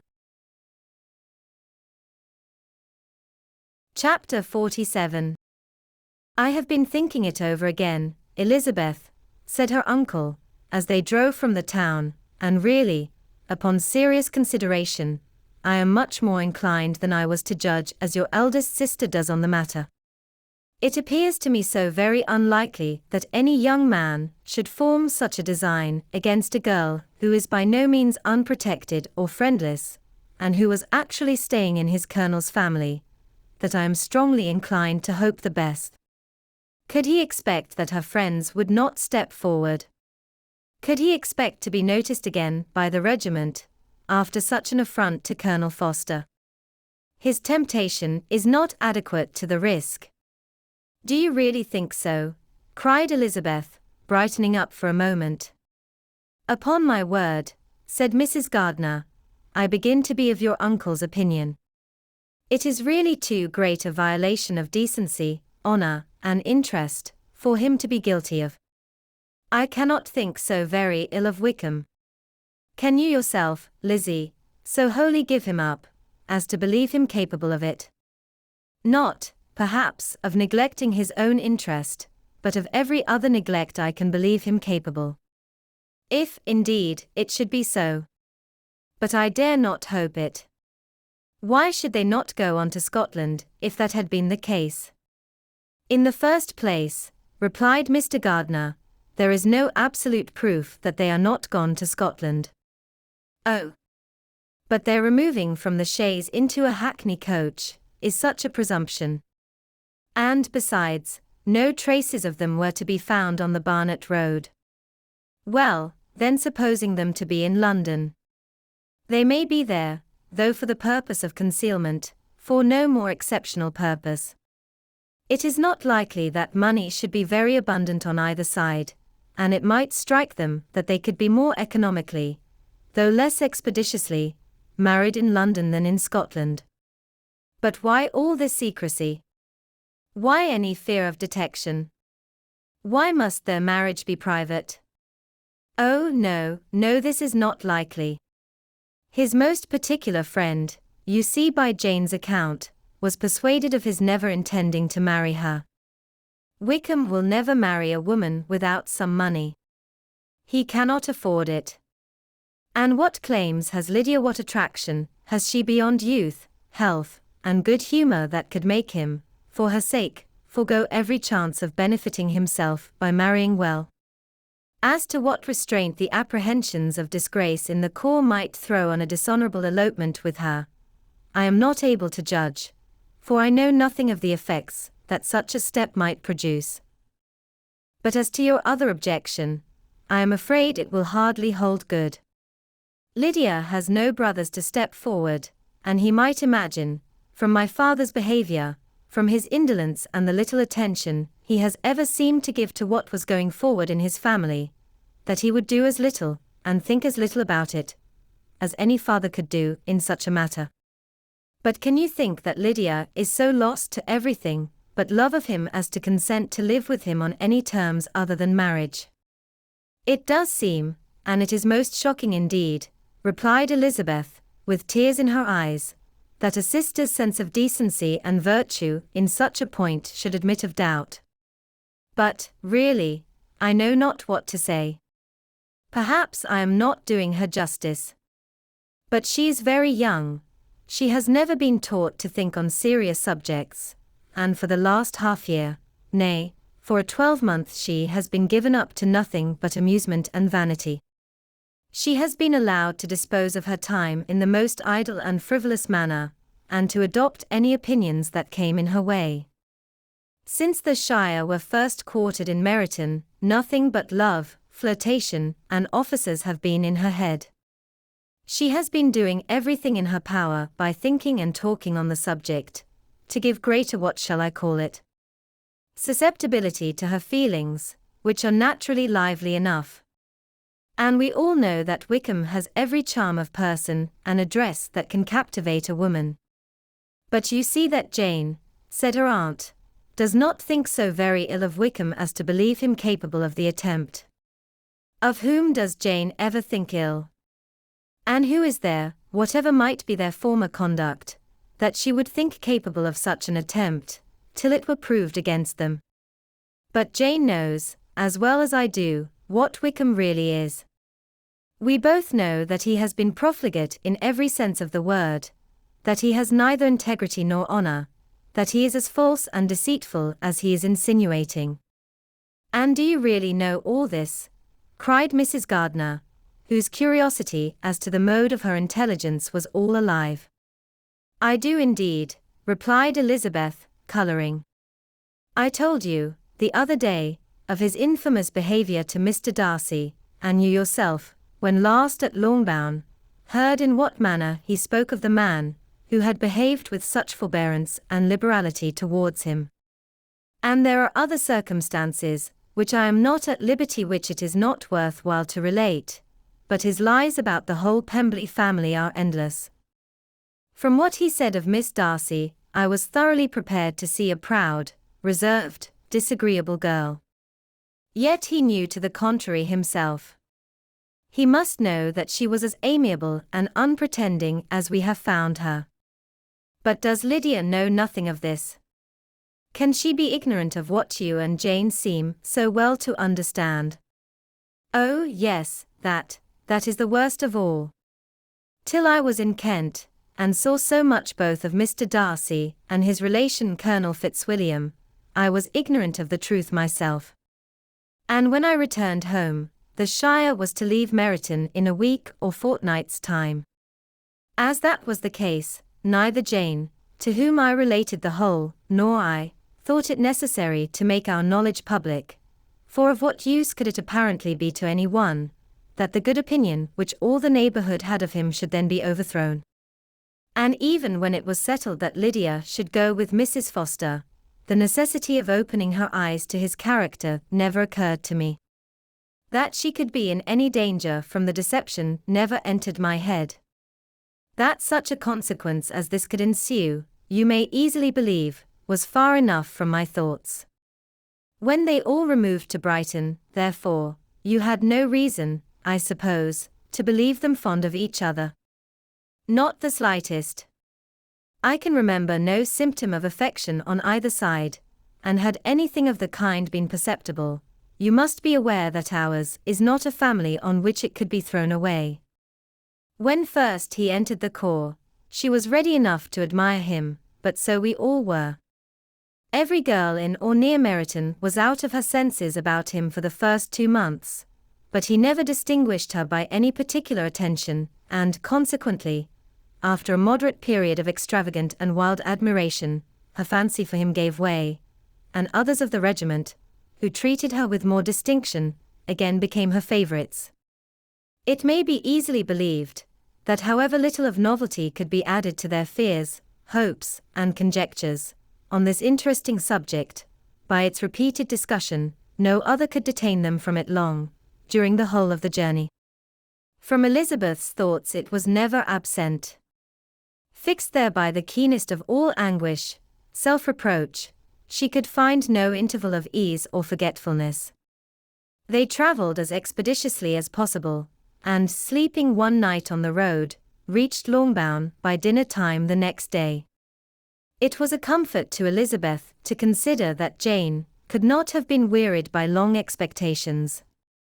The little gardeners, attracted by the sight of a chaise, were standing on the steps of the house as they entered the paddock, and, when the carriage drove up to the door, the joyful surprise that lighted up their faces, and displayed itself over their whole bodies in a variety of capers and frisks, was the first pleasing earnest of their welcome.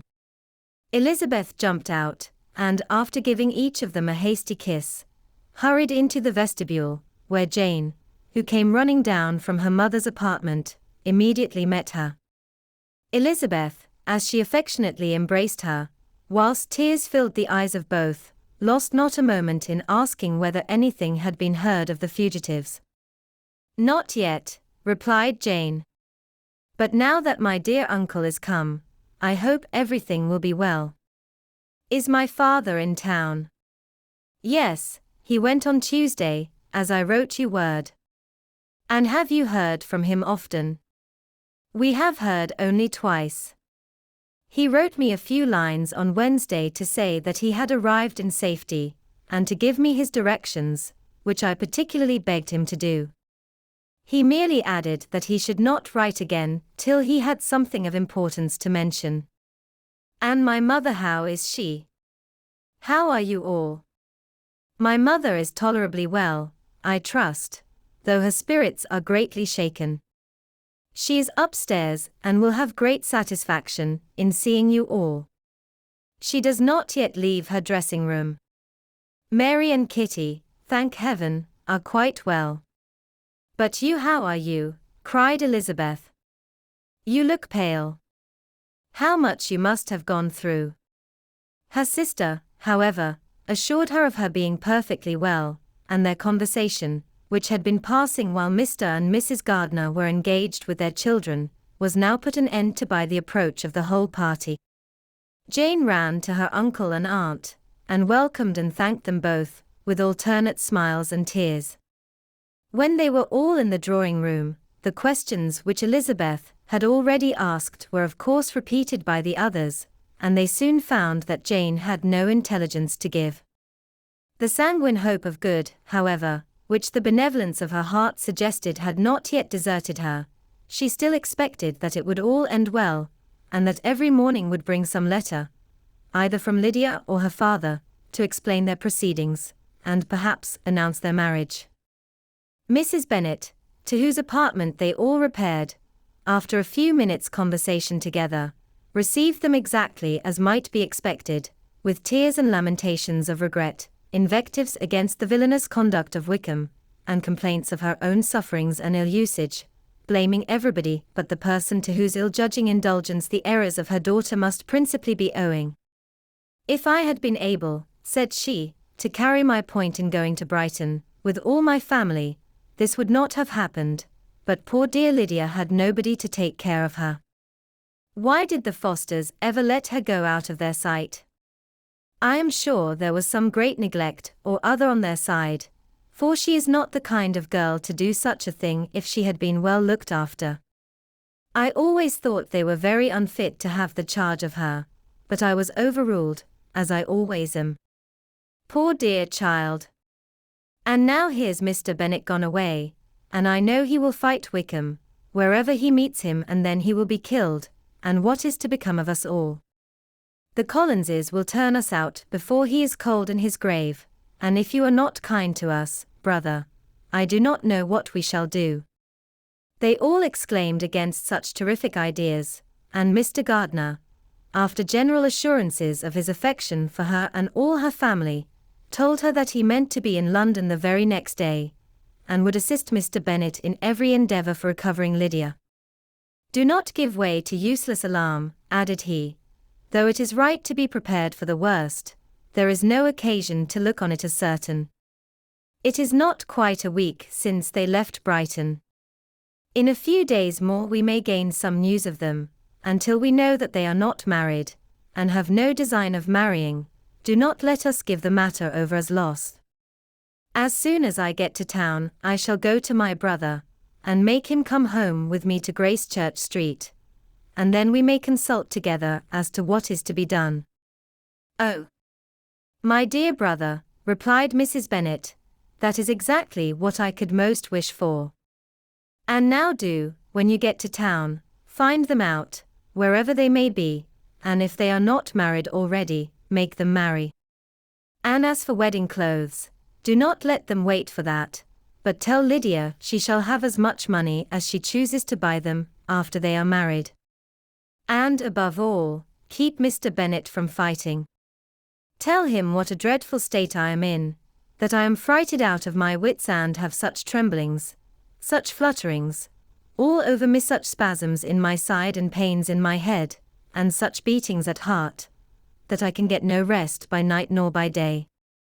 And tell my dear Lydia not to give any directions about her clothes till she has seen me, for she does not know which are the best warehouses. Oh, brother, how kind you are! I know you will contrive it all. But Mr. Gardiner, though he assured her again of his earnest endeavours in the cause, could not avoid recommending moderation to her, as well in her hopes as her fear, and after talking with her in this manner till dinner was on the table, they all left her to vent all her feelings on the housekeeper, who attended in the absence of her daughters. Though her brother and sister were persuaded that there was no real occasion for such a seclusion from the family, they did not attempt to oppose it, for they knew that she had not prudence enough to hold her tongue before the servants, while they waited at table, and judged it better that one only of the household, and the one whom they could most trust, should comprehend all her fears and solicitude on the subject. In the dining room, they were soon joined by Mary and Kitty, who had been too busily engaged in their separate apartments to make their appearance before. One came from her books, and the other from her toilette. The faces of both, however, were tolerably calm, and no change was visible in either, except that the loss of her favourite sister, or the anger which she had herself incurred in this business, had given more fretfulness than usual to the accents of Kitty. As for Mary, she was mistress enough of herself to whisper to Elizabeth, with a countenance of grave reflection, soon after they were seated at table, "This is a most unfortunate affair, and will probably be much talked of. But we must stem the tide of malice, and pour into the wounded bosoms of each other the balm of sisterly consolation." Then, perceiving in Elizabeth no inclination of replying, she added, "Unhappy as the event must be for Lydia, we may draw from it this useful lesson, that loss of virtue in a female is irretrievable, that one false step involves her in endless ruin, that her reputation is no less brittle than it is beautiful, and that she cannot be too much guarded in her behaviour towards the undeserving of the other sex." Elizabeth lifted up her eyes in amazement, but was too much oppressed to make any reply. Mary, however, continued to console herself with such kind of moral extractions from the evil before them. In the afternoon, the two elder Miss Bennets were able to be for half an hour by themselves, and Elizabeth instantly availed herself of the opportunity of making any inquiries, which Jane was equally eager to satisfy. After joining in general lamentations over the dreadful sequel of this event, which Elizabeth considered as all but certain, and Miss Bennet could not assert to be wholly impossible, the former continued the subject, by saying, "But tell me all and everything about it which I have not already heard. Give me further particulars. What did Colonel Forster say? Had they no apprehension of anything before the elopement took place? They must have seen them together for ever." Colonel Forster did own that he had often suspected some partiality, especially on Lydia's side, but nothing to give him any alarm. "I am so grieved for him. His behavior was attentive and kind to the utmost. He was coming to us, in order to assure us of his concern, before he had any idea of their not being gone to Scotland. When that apprehension first got abroad, it hastened his journey. And was Denny convinced that Wickham would not marry? Did he know of their intending to go off? Had Colonel Forster seen Denny himself? Yes, but, when questioned by him, Denny denied knowing anything of their plans, and would not give his real opinion about it. He did not repeat his persuasion of their not marrying, and from that, I am inclined to hope, he might have been misunderstood before. Until Colonel Forster came himself, not one of you entertained a doubt, I suppose, of their being really married. How was it possible that such an idea should enter our brains? I felt a little uneasy, a little fearful of my sister's happiness with him in marriage, because I knew that his conduct had not been always quite right. My father and mother knew nothing of that. They only felt how imprudent a match it must be. Kitty then owned, with a very natural triumph on knowing more than the rest of us, that in Lydia's last letter, she had prepared her for such a step. She had known, it seems, of their being in love with each other many weeks. But not before they went to Brighton. No, I believe not. And did Colonel Forster appear to think well of Wickham himself? Does he know his real character? I must confess that he did not speak so well of Wickham as he formerly did. He believed him to be imprudent and extravagant. And since this sad affair has taken place, it is said that he left Meryton greatly in debt, but I hope this may be false. Oh, Jane, had we been less secret, had we told what we knew of him, this could not have happened. Perhaps it would have been better, replied her sister. But to expose the former faults of any person, without knowing what their present feelings were, seemed unjustifiable. We acted with the best intentions. Could Colonel Forster repeat the particulars of Lydia's note to his wife? He brought it with him for us to see. Jane then took it from her pocket-book, and gave it to Elizabeth. These were the contents. My dear Harriet, you will laugh when you know where I am gone, and I cannot help laughing myself at your surprise tomorrow morning, as soon as I am missed. I am going to Gretna Green, and if you cannot guess with who, I shall think you a simpleton, for there is but one man in the world I love, and he is an angel. I should never be happy without him, so think it no harm to be off. You need not send them word at Longbourn of my going, if you do not like it, for it will make the surprise the greater, when I write to them and sign my name Lydia Wickham. What a good joke it will be! I can hardly write for laughing. Pray make my excuses to Pratt for not keeping my engagement, and dancing with him tonight. Tell him I hope he will excuse me when he knows all, and tell him I will dance with him at the next ball we meet, with great pleasure. I shall send for my clothes when I get to Longbourn, but I wish you would tell Sally to mend a great slit in my worked muslin gown before they are packed up. Goodbye. Give my love to Colonel Forster. I hope you will drink to our good journey. Your affectionate friend, Lydia Bennet. Oh!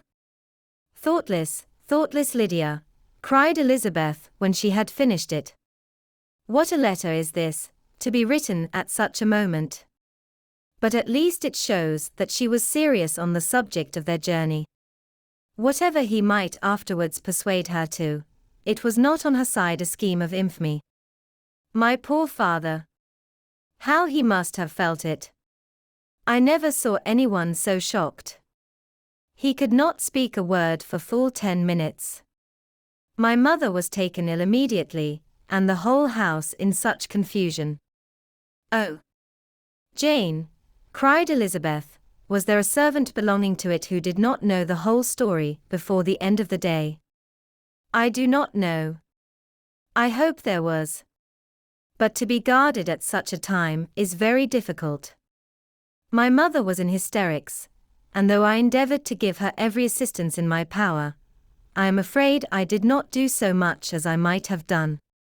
But the horror of what might possibly happen almost took from me my faculties. Your attendance upon her has been too much for you.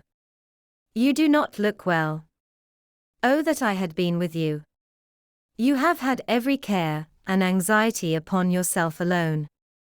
Mary and Kitty have been very kind, and would have shared in every fatigue, I am sure, but I did not think it right for either of them. Kitty is slight and delicate, and Mary studies so much, that her hours of repose should not be broken in on. My Aunt Phillips came to Longbourn on Tuesday, after my father went away, and was so good as to stay till Thursday with me. She was of great use and comfort to us all. And Lady Lucas has been very kind. She walked here on Wednesday morning to condole with us, and offered her services, or any of her daughters, if they should be of use to us. She had better have stayed at home, cried Elizabeth. Perhaps she meant well, but, under such a misfortune as this, one cannot see too little of one's neighbors. Assistance is impossible, condolence insufferable. Let them triumph over us at a distance, and be satisfied. She then proceeded to inquire into the measures which her father had intended to pursue, while in town, for the recovery of his daughter. He meant, I believe, replied Jane, to go to Epsom, the place where they last changed horses, see the postilions and try if anything could be made out from them. His principal object must be to discover the number of the hackney coach, which took them from Clapham. It had come with a fare from London, and as he thought that the circumstance of a gentleman and ladies removing from one carriage into another might be remarked, he meant to make inquiries at Clapham.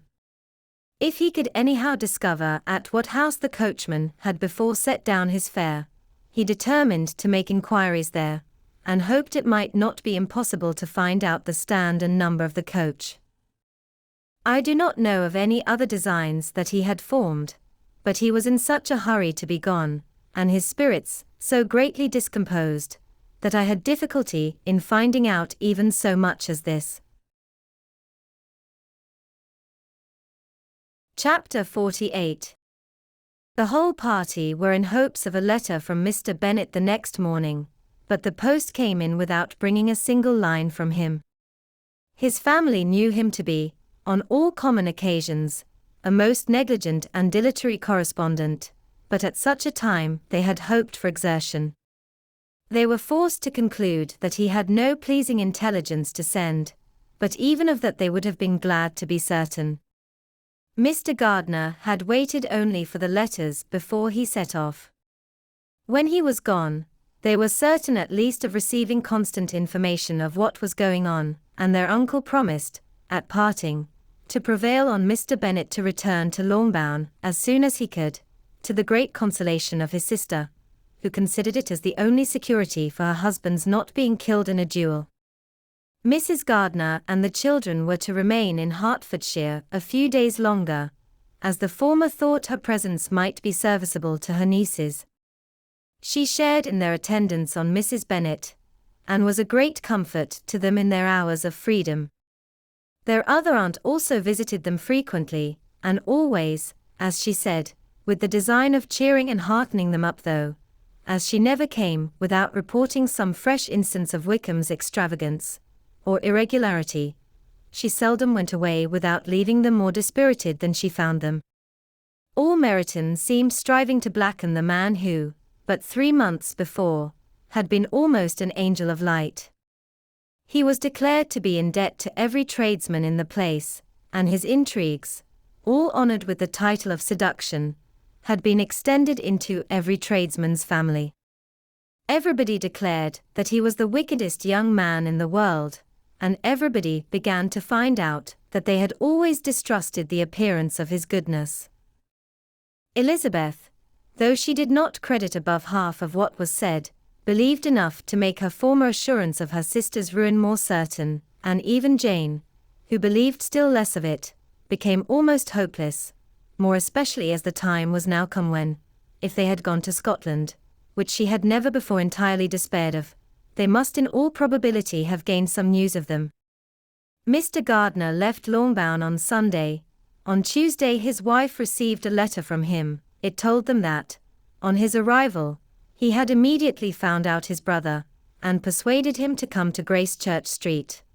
That Mr. Bennet had been to Epsom and Clapham before his arrival, but without gaining any satisfactory information, and that he was now determined to inquire at all the principal hotels in town, as Mr. Bennet thought it possible they might have gone to one of them on their first coming to London before they procured lodgings. Mr. Gardiner himself did not expect any success from this measure, but as his brother was eager in it, he meant to assist him in pursuing it. He added that Mr. Bennet seemed wholly disinclined at present to leave London, and promised to write again very soon. There was also a postscript to this effect. I have written to Colonel Foster to desire him to find out, if possible, from some of the young man's intimates in the regiment, whether Wickham has any relations or connections, who would be likely to know in what part of town he has now concealed himself. If there were anyone that one could apply to with a probability of gaining such a clue as that, it might be of essential consequence. At present we have nothing to guide us. Colonel Foster will, I dare say, do everything in his power to satisfy us on this head. But, on second thoughts, perhaps, Lizzie could tell us what relations he has now living, better than any other person. Elizabeth was at no loss to understand from whence this deference to her authority proceeded, but it was not in her power to give any information of so satisfactory a nature as the compliment deserved. She had never heard of his having had any relations, except a father and mother, both of whom had been dead many years. It was possible, however, that some of his companions in the shire might be able to give more information, and though she was not very sanguine in expecting it, the application was a something to look forward to. Every day at Longbourn was now a day of anxiety, but the most anxious part of each was when the post was expected. The arrival of letters was the grand object of every morning's impatience.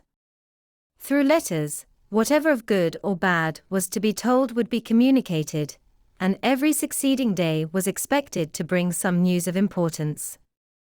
But before they heard again from Mr. Gardiner, a letter arrived for their father, from a different quarter, from Mr. Collins, which, as Jane had received directions to open all that came for him in his absence, she accordingly read, and Elizabeth, who knew what curiosities his letters always were, looked over her, and read it likewise. It was as follows: My dear Sir, I feel myself called upon, by our relationship, and my situation in life, to condole with you on the grievous affliction you are now suffering under, of which we were yesterday informed by a letter from Hertfordshire. Be assured, my dear Sir, that Mrs. Collins and myself sincerely sympathize with you and all your respectable family, in your present distress, which must be of the bitterest kind, because proceeding from a cause which no time can remove.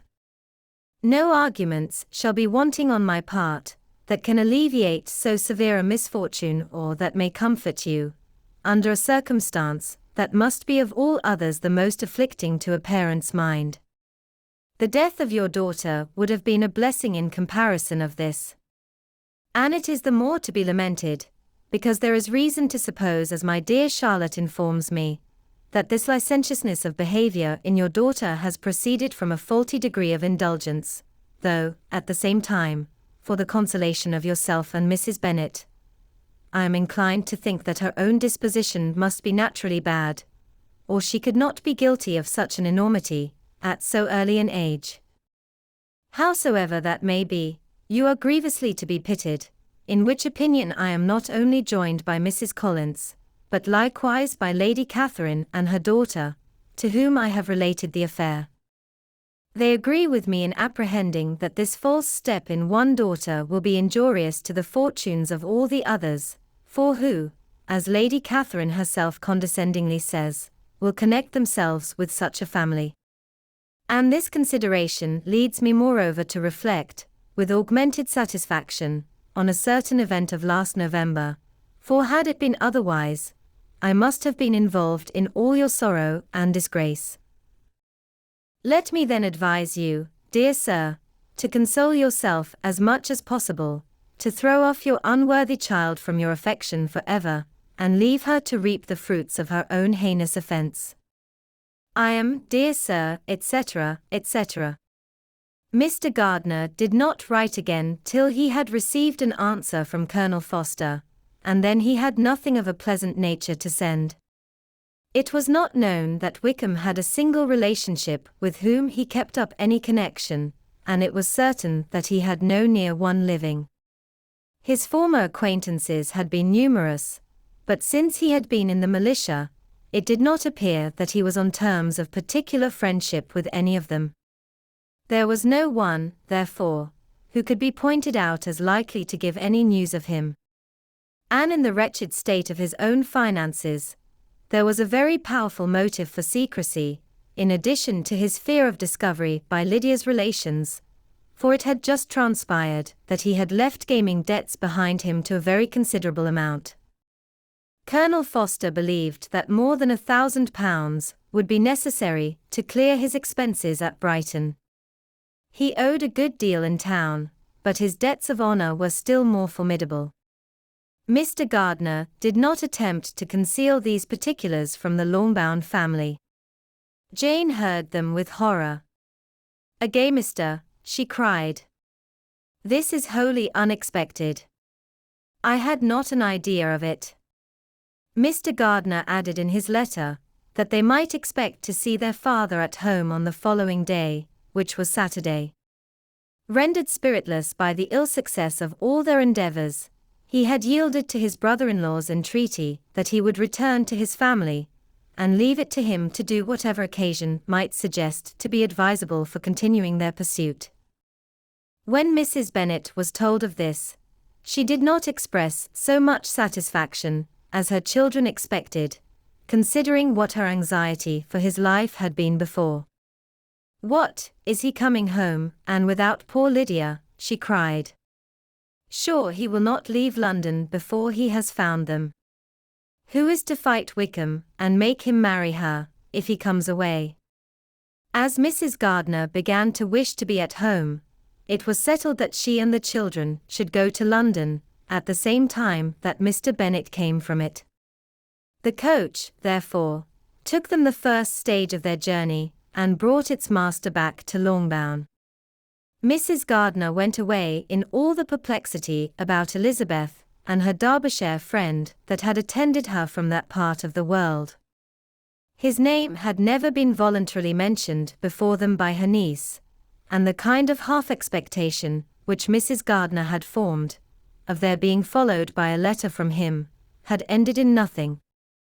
Elizabeth had received none since her return that could come from Pemberley.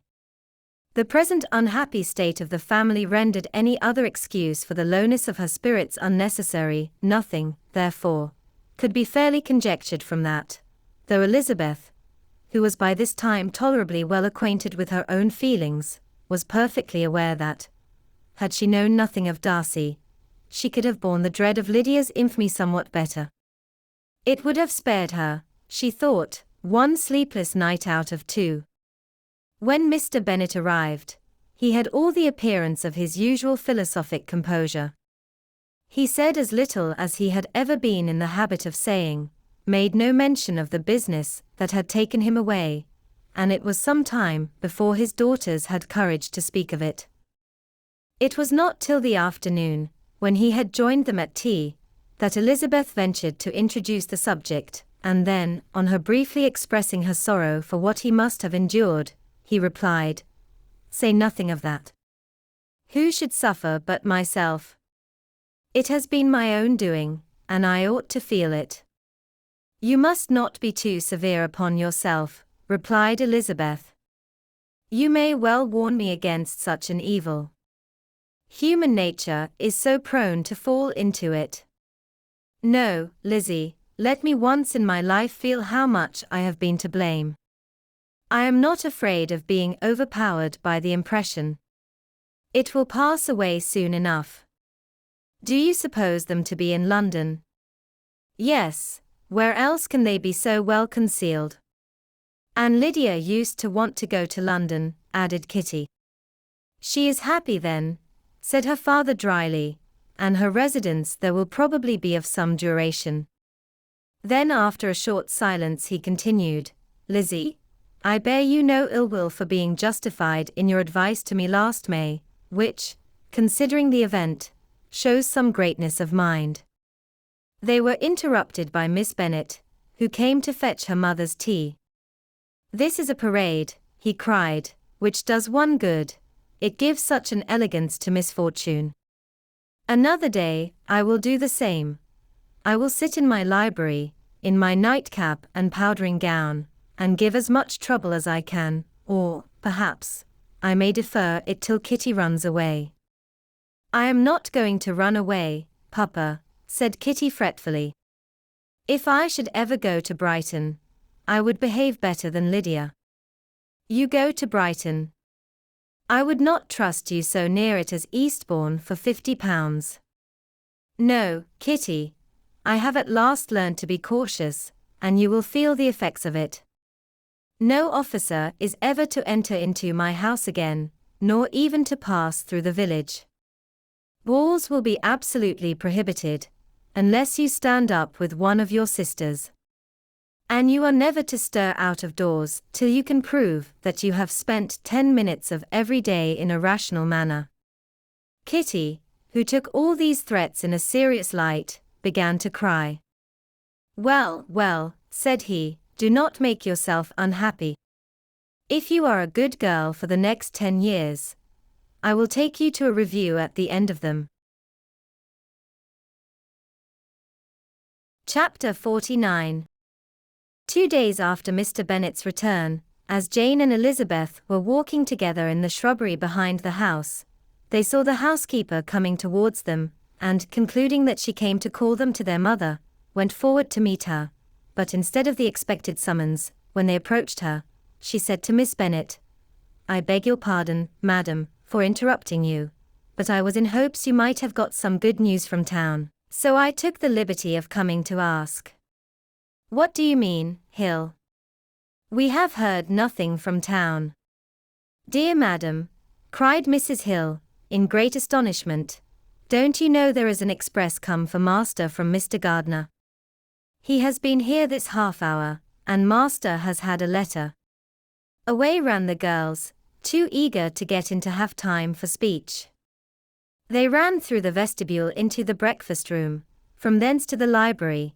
Their father was in neither, and they were on the point of seeking him upstairs with their mother, when they were met by the butler, who said, If you are looking for my master, he is walking towards the little copse. Upon this information, they instantly passed through the hall once more, and ran across the lawn after their father, who was deliberately pursuing his way towards a small wood on one side of the paddock. Jane, who was not so light nor so much in the habit of running as Elizabeth, soon lagged behind, while her sister, panting for breath, came up with him, and eagerly cried out, Oh, Papa, what news, what news? Have you heard from my uncle? Yes, I have had a letter from him by express. Well, and what news does it bring, good or bad? What is there of good to be expected, said he, taking the letter from his pocket. But perhaps you would like to read it. Elizabeth impatiently caught it from his hand. Jane now came up. Read it aloud, said their father, for I hardly know myself what it is about. Gracechurch Street, Monday, August 2nd. My dear brother, at last I am able to send you some tidings of my niece, and such as, upon the whole, I hope it will give you satisfaction. Soon after you left me on Saturday, I was fortunate enough to find out in what part of London they were. The particulars I reserve till we meet. It is enough to know they are discovered. I have seen them both, then it is as I always hoped, cried Jane, they are married. Elizabeth read on. I have seen them both. They are not married, nor can I find there was any intention of being so. But if you are willing to perform the engagements, which I have ventured to make on your side, I hope it will not be long before they are. All that is required of you is, to assure to your daughter, by settlement, her equal share of the £5,000 secured among your children after the decease of yourself and my sister, and moreover, to enter into an engagement of allowing her, during your life, £100 per annum. These are conditions which, considering everything, I had no hesitation in complying with, as far as I thought myself privileged, for you. I shall send this by express, that no time may be lost in bringing me your answer. You will easily comprehend, from these particulars, that Mr. Wickham's circumstances are not so hopeless as they are generally believed to be. The world has been deceived in that respect, and I am happy to say there will be some little money, even when all his debts are discharged, to settle on my niece, in addition to her own fortune. If, as I conclude will be the case, you send me full powers to act in your name throughout the whole of this business, I will immediately give directions to Haggerston for preparing a proper settlement. There will not be the smallest occasion for your coming to town again, therefore stay quiet at Longbourn, and depend on my diligence and care. Send back your answer as fast as you can, and be careful to write explicitly. We have judged it best that my niece should be married from this house, of which I hope you will approve. She comes to us today. I shall write again, as soon as anything more is determined on. Yours, etc., E.D.W. Gardner. Is it possible, cried Elizabeth, when she had finished. Can it be possible that he will marry her? Wickham is not so undeserving, then, as we thought him, said her sister. My dear father, I congratulate you. And have you answered the letter? Cried Elizabeth. No, but it must be done soon. Most earnestly did she then entreaty him to lose no more time before he wrote. Oh, my dear father, she cried, come back and write immediately. Consider how important every moment is in such a case. Let me write for you, said Jane, if you dislike the trouble yourself. I dislike it very much, he replied, but it must be done. And so saying, he turned back with them, and walked towards the house. And may I ask, said Elizabeth, but the terms, I suppose, must be complied with. Complied with? I am only ashamed of his asking so little. And they must marry. Yet he is such a man. Yes, yes, they must marry. There is nothing else to be done. But there are two things that I want very much to know. One is, how much money your uncle has laid down to bring it about, and the other, how am I ever to pay him? Money. My uncle, cried Jane, what do you mean, sir? I mean, that no man in his senses would marry Lydia, on so slight a temptation, as 100 a year during my life, and 50 after I am gone. That is very true, said Elizabeth, though it had not occurred to me before. His debts to be discharged, and something still to remain. Oh! It must be my uncle's doings. Generous, good man, I am afraid he has distressed himself. A small sum could not do all this. No, said her father, Wickham's a fool if he takes her with a farthing less than £10,000. I should be sorry to think so ill of him, in the very beginning of our relationship. £10,000. Heaven forbid. How is half such a sum to be repaid? Mr. Bennet made no answer, and each of them, deep in thought, continued silent till they reached the house. Their father then went on to the library to write, and the girls walked into the breakfast room. And they are really to be married, cried Elizabeth, as soon as they were by themselves. How strange this is! And for this we are to be thankful. That they should marry, small as is their chance of happiness, and wretched as is his character, we are forced to rejoice. Oh, Lydia! I comfort myself with thinking, replied Jane, that he certainly would not marry Lydia if he had not a real regard for her. Though our kind uncle has done something towards clearing him, I cannot believe that £10,000, or anything like it, has been advanced. He has children of his own, and may have more. How could he spare half £10,000? If he were ever able to learn what Wickham's debts have been, said Elizabeth, and how much is settled on his side on our sister, we shall exactly know what Mr. Gardiner has done for them, because Wickham has not sixpence of his own. The kindness of my uncle and aunt can never be requited. Their taking her home, and affording her their personal protection and countenance, is such a sacrifice to her advantage as years of gratitude cannot enough acknowledge. By this time, she is actually with them. If such goodness does not make her miserable now, she will never deserve to be happy. What a meeting for her, when she first sees my aunt. We must endeavour to forget all that has passed on either side, said Jane. I hope and trust they will yet be happy. His consenting to marry her is a proof, I will believe, that he is come to a right way of thinking. Their mutual affection will steady them, and I flatter myself they will settle so quietly, and live in so rational a manner, as may in time make their past imprudence forgotten. Their conduct has been such, replied Elizabeth, as neither you, nor I, nor anybody can ever forget. It is useless to talk of it. It now occurred to the girls that their mother was in all likelihood perfectly ignorant of what had happened. They went to the library, therefore, and asked their father whether he would not wish them to make it known to her. He was writing and, without raising his head, coolly replied, "Just as you please. May we take my uncle's letter to read to her?" "Take whatever you like, and get away." Elizabeth took the letter from his writing table, and they went upstairs together.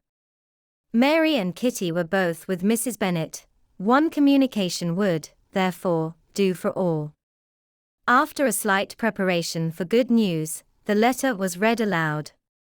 Mrs. Bennet could hardly contain herself. As soon as Jane had read Mr. Gardiner's hope of Lydia's being soon married, her joy burst forth, and every following sentence added to its exuberance. She was now in an irritation as violent from delight, as she had ever been fidgety from alarm and vexation. To know that her daughter would be married was enough. She was disturbed by no fear for her felicity, nor humbled by any remembrance of her misconduct. "My dear, dear Lydia," she cried. "This is delightful indeed. She will be married. I shall see her again. She will be married at 16. My good, kind brother. I knew how it would be. I knew he would manage everything. How I long to see her. And to see dear Wickham too. But the clothes, the wedding clothes. I will write to my sister Gardiner about them directly. Lizzie, my dear, run down to your father, and ask him how much he will give her. Stay, I will go myself. Ring the bell, Kitty, for Hill. I will put on my things in a moment. My dear, dear Lydia. How merry we shall be together when we meet." Her eldest daughter endeavored to give some relief to the violence of these transports, by leading her thoughts to the obligations which Mr. Gardiner's behavior laid them all under. "For we must attribute this happy conclusion," she added, "in a great measure to his kindness. We are persuaded that he has pledged himself to assist Mr. Wickham with money." "Well," cried her mother, "it is all very right. Who should do it but her own uncle?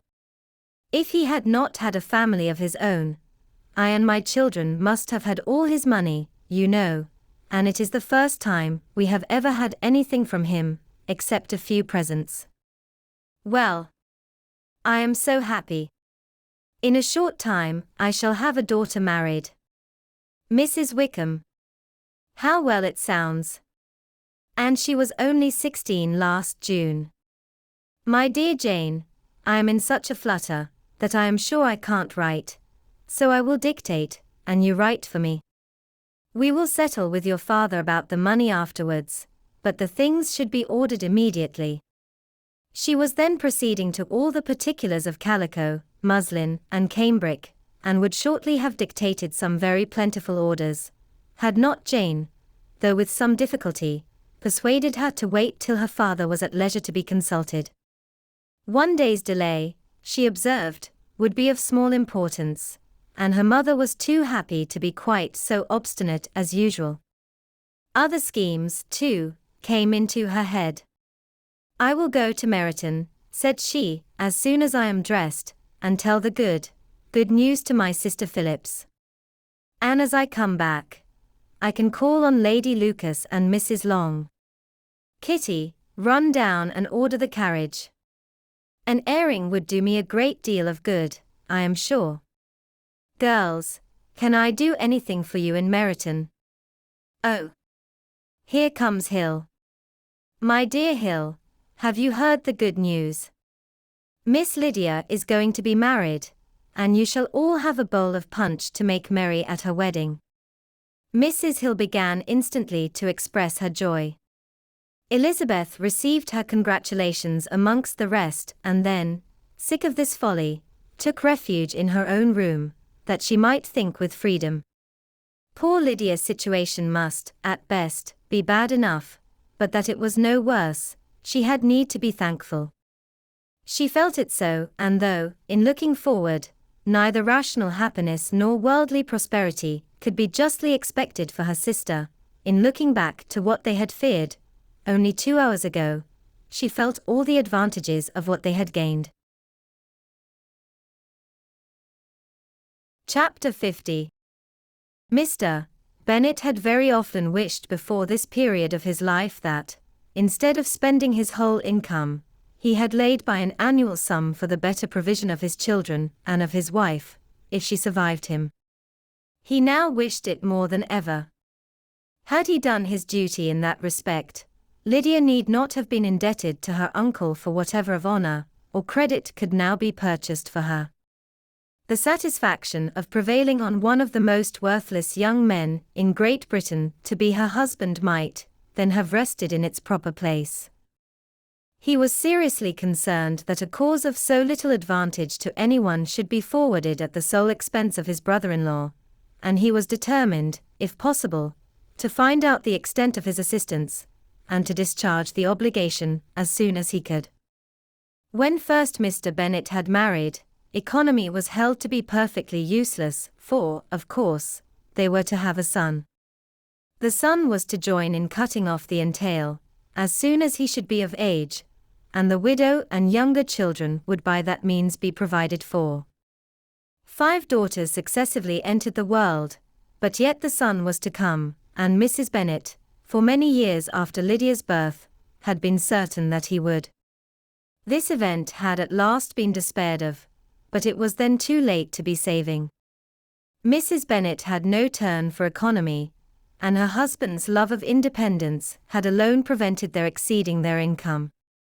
£5,000 was settled by marriage articles on Mrs. Bennet and the children. But in what proportions it should be divided amongst the latter depended on the will of the parents. This was one point, with regard to Lydia, at least, which was now to be settled, and Mr. Bennet could have no hesitation in acceding to the proposal before him. In terms of grateful acknowledgment for the kindness of his brother, though expressed most concisely, he then delivered on paper his perfect approbation of all that was done, and his willingness to fulfill the engagements that had been made for him. He had never before supposed that, could Wickham be prevailed on to marry his daughter, it would be done with so little inconvenience to himself as by the present arrangement. He would scarcely be £10 a year the loser by the 100 that was to be paid them, for, what with her board and pocket allowance, and the continual presents in money which passed to her through her mother's hands, Lydia's expenses had been very little within that sum.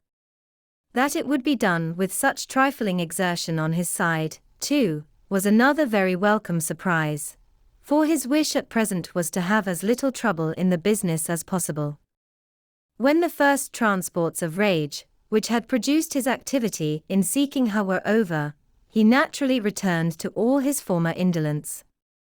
His letter was soon dispatched, for, though dilatory in undertaking business, he was quick in its execution. He begged to know further particulars of what he was indebted to his brother, but was too angry with Lydia to send any message to her. The good news spread quickly through the house, and with proportionate speed through the neighborhood. It was borne in the latter with decent philosophy. To be sure, it would have been more for the advantage of conversation had Miss Lydia Bennet come upon the town, or, as the happiest alternative, been secluded from the world, in some distant farmhouse. But there was much to be talked of in marrying her, and the good-natured wishes for her well-doing which had proceeded before from all the spiteful old ladies in Meryton lost but a little of their spirit in this change of circumstances, because with such an husband her misery was considered certain. It was a fortnight since Mrs. Bennet had been downstairs, but on this happy day she again took her seat at the head of her table, and in spirits oppressively high. No sentiment of shame gave a damp to her triumph. The marriage of a daughter, which had been the first object of her wishes since Jane was 16, was now on the point of accomplishment, and her thoughts and her words ran wholly on those attendants of elegant nuptials, fine muslins, new carriages, and servants. She was busily searching through the neighborhood for a proper situation for her daughter, and, without knowing or considering what their income might be, rejected many as deficient in size and importance.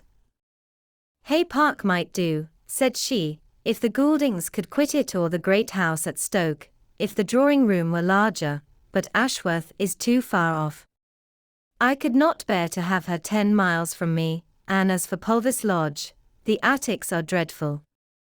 Her husband allowed her to talk on without interruption while the servants remained. But when they had withdrawn, he said to her, "Mrs. Bennet, before you take any or all of these houses for your son and daughter, let us come to a right understanding. Into one house in this neighborhood they shall never have admittance. I will not encourage the impudence of either, by receiving them at Longbourn." A long dispute followed this declaration, but Mr. Bennet was firm. It soon led to another, and Mrs. Bennet found, with amazement and horror, that her husband would not advance a guinea to buy clothes for his daughter. He protested that she should receive from him no mark of affection whatever on the occasion. Mrs. Bennet could hardly comprehend it. That his anger could be carried to such a point of inconceivable resentment as to refuse his daughter a privilege without which her marriage would scarcely seem valid, exceeded all she could believe possible. She was more alive to the disgrace which her want of new clothes must reflect on her daughter's nuptials, than to any sense of shame at her eloping and living with Wickham a fortnight before they took place. Elizabeth was now most heartily sorry that she had, from the distress of the moment, been led to make Mr. Darcy acquainted with their fears for her sister, for since her marriage would so shortly give the proper termination to the elopement, they might hope to conceal its unfavorable beginning from all those who were not immediately on the spot.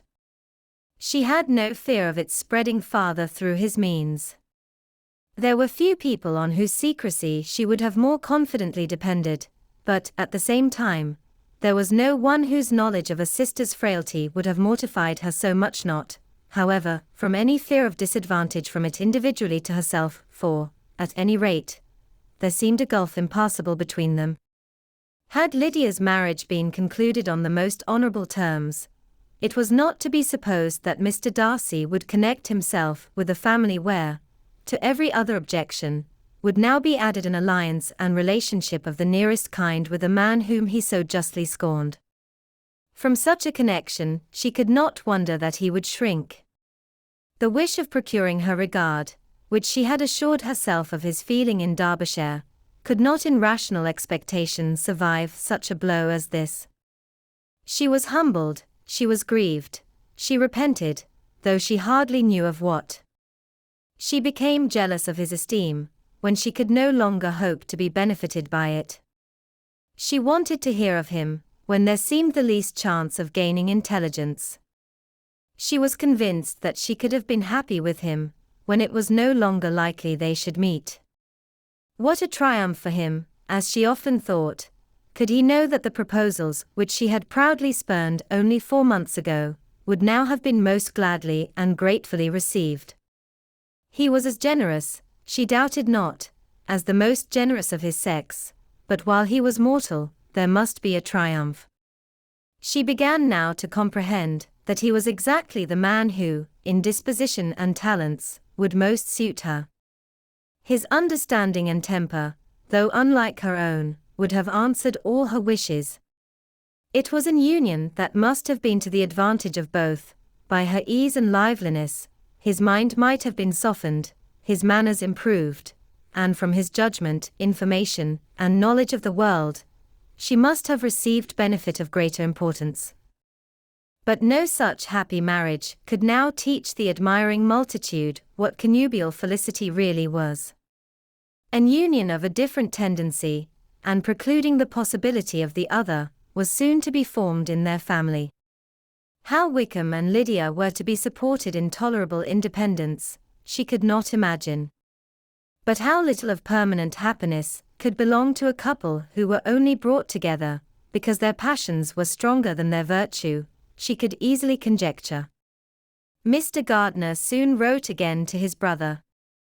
To Mr. Bennet's acknowledgments he briefly replied, with assurance of his eagerness to promote the welfare of any of his family, and concluded with entreaties that the subject might never be mentioned to him again. The principal purport of his letter was to inform them that Mr. Wickham had resolved on quitting the militia. It was greatly my wish that he should do so, he added, as soon as his marriage was fixed on. And I think you will agree with me, in considering the removal from that corps as highly advisable, both on his account and my niece's. It is Mr. Wickham's intention to go into the regulars, and among his former friends, there are still some who are able and willing to assist him in the army. He has the promise of an ensigncy in General S. Regiment, now quartered in the north. It is an advantage to have it so far from this part of the kingdom. He promises fairly, and I hope among different people, where they may each have a character to preserve, they will both be more prudent. I have written to Colonel Foster, to inform him of our present arrangements, and to request that he will satisfy the various creditors of Mr. Wickham in and near Brighton, with assurances of speedy payment, for which I have pledged myself.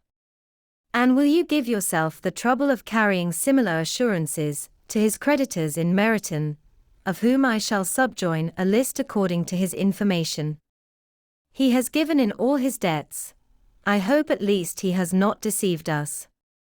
Haggerston has our directions, and all will be completed in a week.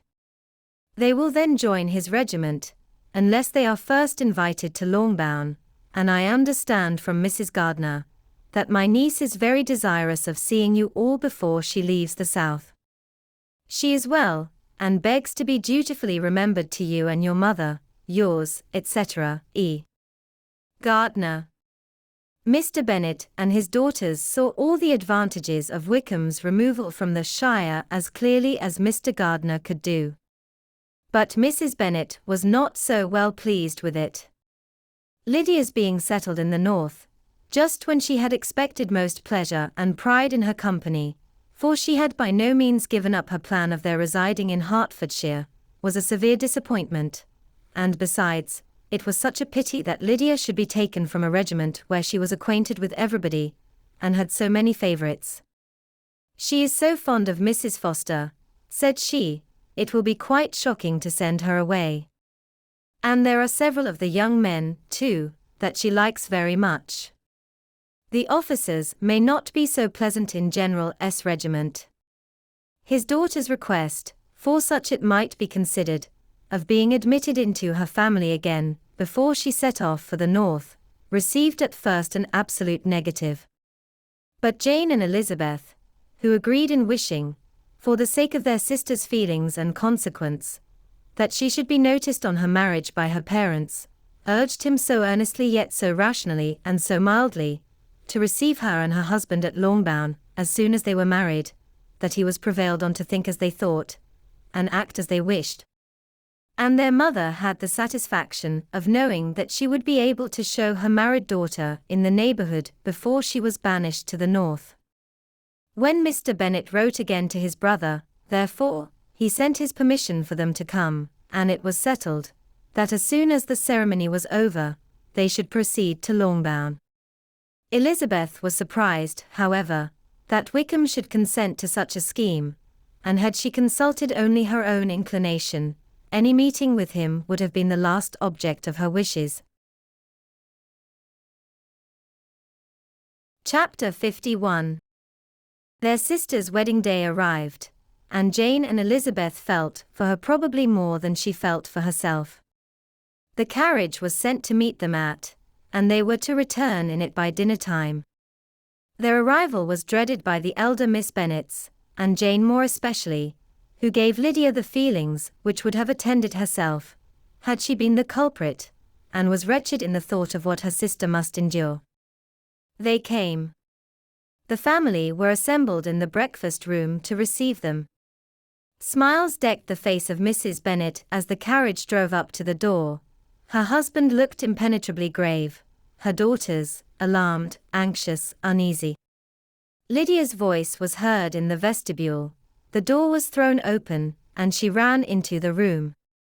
Her mother stepped forwards, embraced her, and welcomed her with rapture, gave her hand, with an affectionate smile, to Wickham, who followed his lady, and wished them both joy with an alacrity which showed no doubt of their happiness. Their reception from Mr. Bennet, to whom they then turned, was not quite so cordial. His countenance rather gained in austerity, and he scarcely opened his lips. The easy assurance of the young couple, indeed, was enough to provoke him. Elizabeth was disgusted, and even Miss Bennet was shocked.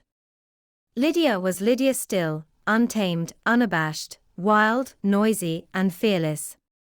She turned from sister to sister, demanding their congratulations, and when at length they all sat down, looked eagerly round the room, took notice of some little alteration in it, and observed, with a laugh, that it was a great while since she had been there. Wickham was not at all more distressed than herself, but his manners were always so pleasing, that had his character and his marriage been exactly what they ought, his smiles and his easy address, while he claimed their relationship, would have delighted them all. Elizabeth had not before believed him quite equal to such assurance, but she sat down, resolving within herself to draw no limits in future to the impudence of an impudent man. She blushed, and Jane blushed, but the cheeks of the two who caused their confusion suffered no variation of colour. There was no want of discourse.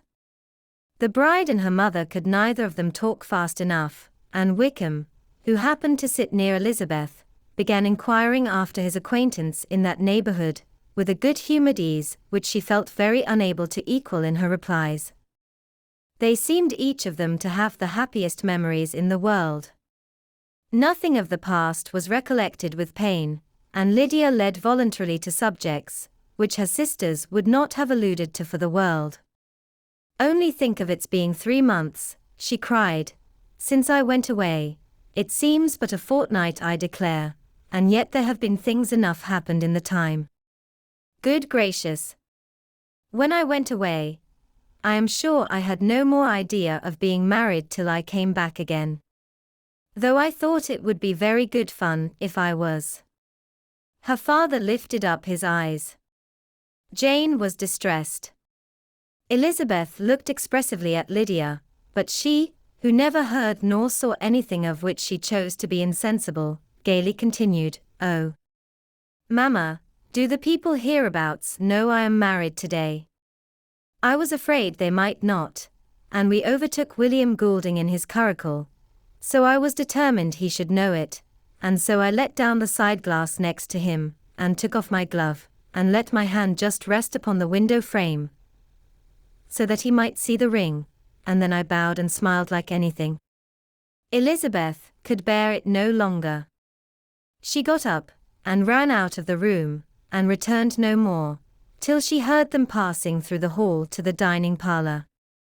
She then joined them soon enough to see Lydia, with anxious parade, walk up to her mother's right hand, and hear her say to her eldest sister, "Ah, Jane, I take your place now, and you must go lower, because I am a married woman." It was not to be supposed that time would give Lydia that embarrassment from which she had been so wholly free at first. Her ease and good spirits increased. She longed to see Mrs. Phillips, the Lucases, and all their other neighbours, and to hear herself called Mrs. Wickham by each of them, and in the meantime, she went after dinner to show her ring, and boast of being married, to Mrs. Hill and the two housemaids. "Well, mamma," said she, when they were all returned to the breakfast room, "and what do you think of my husband?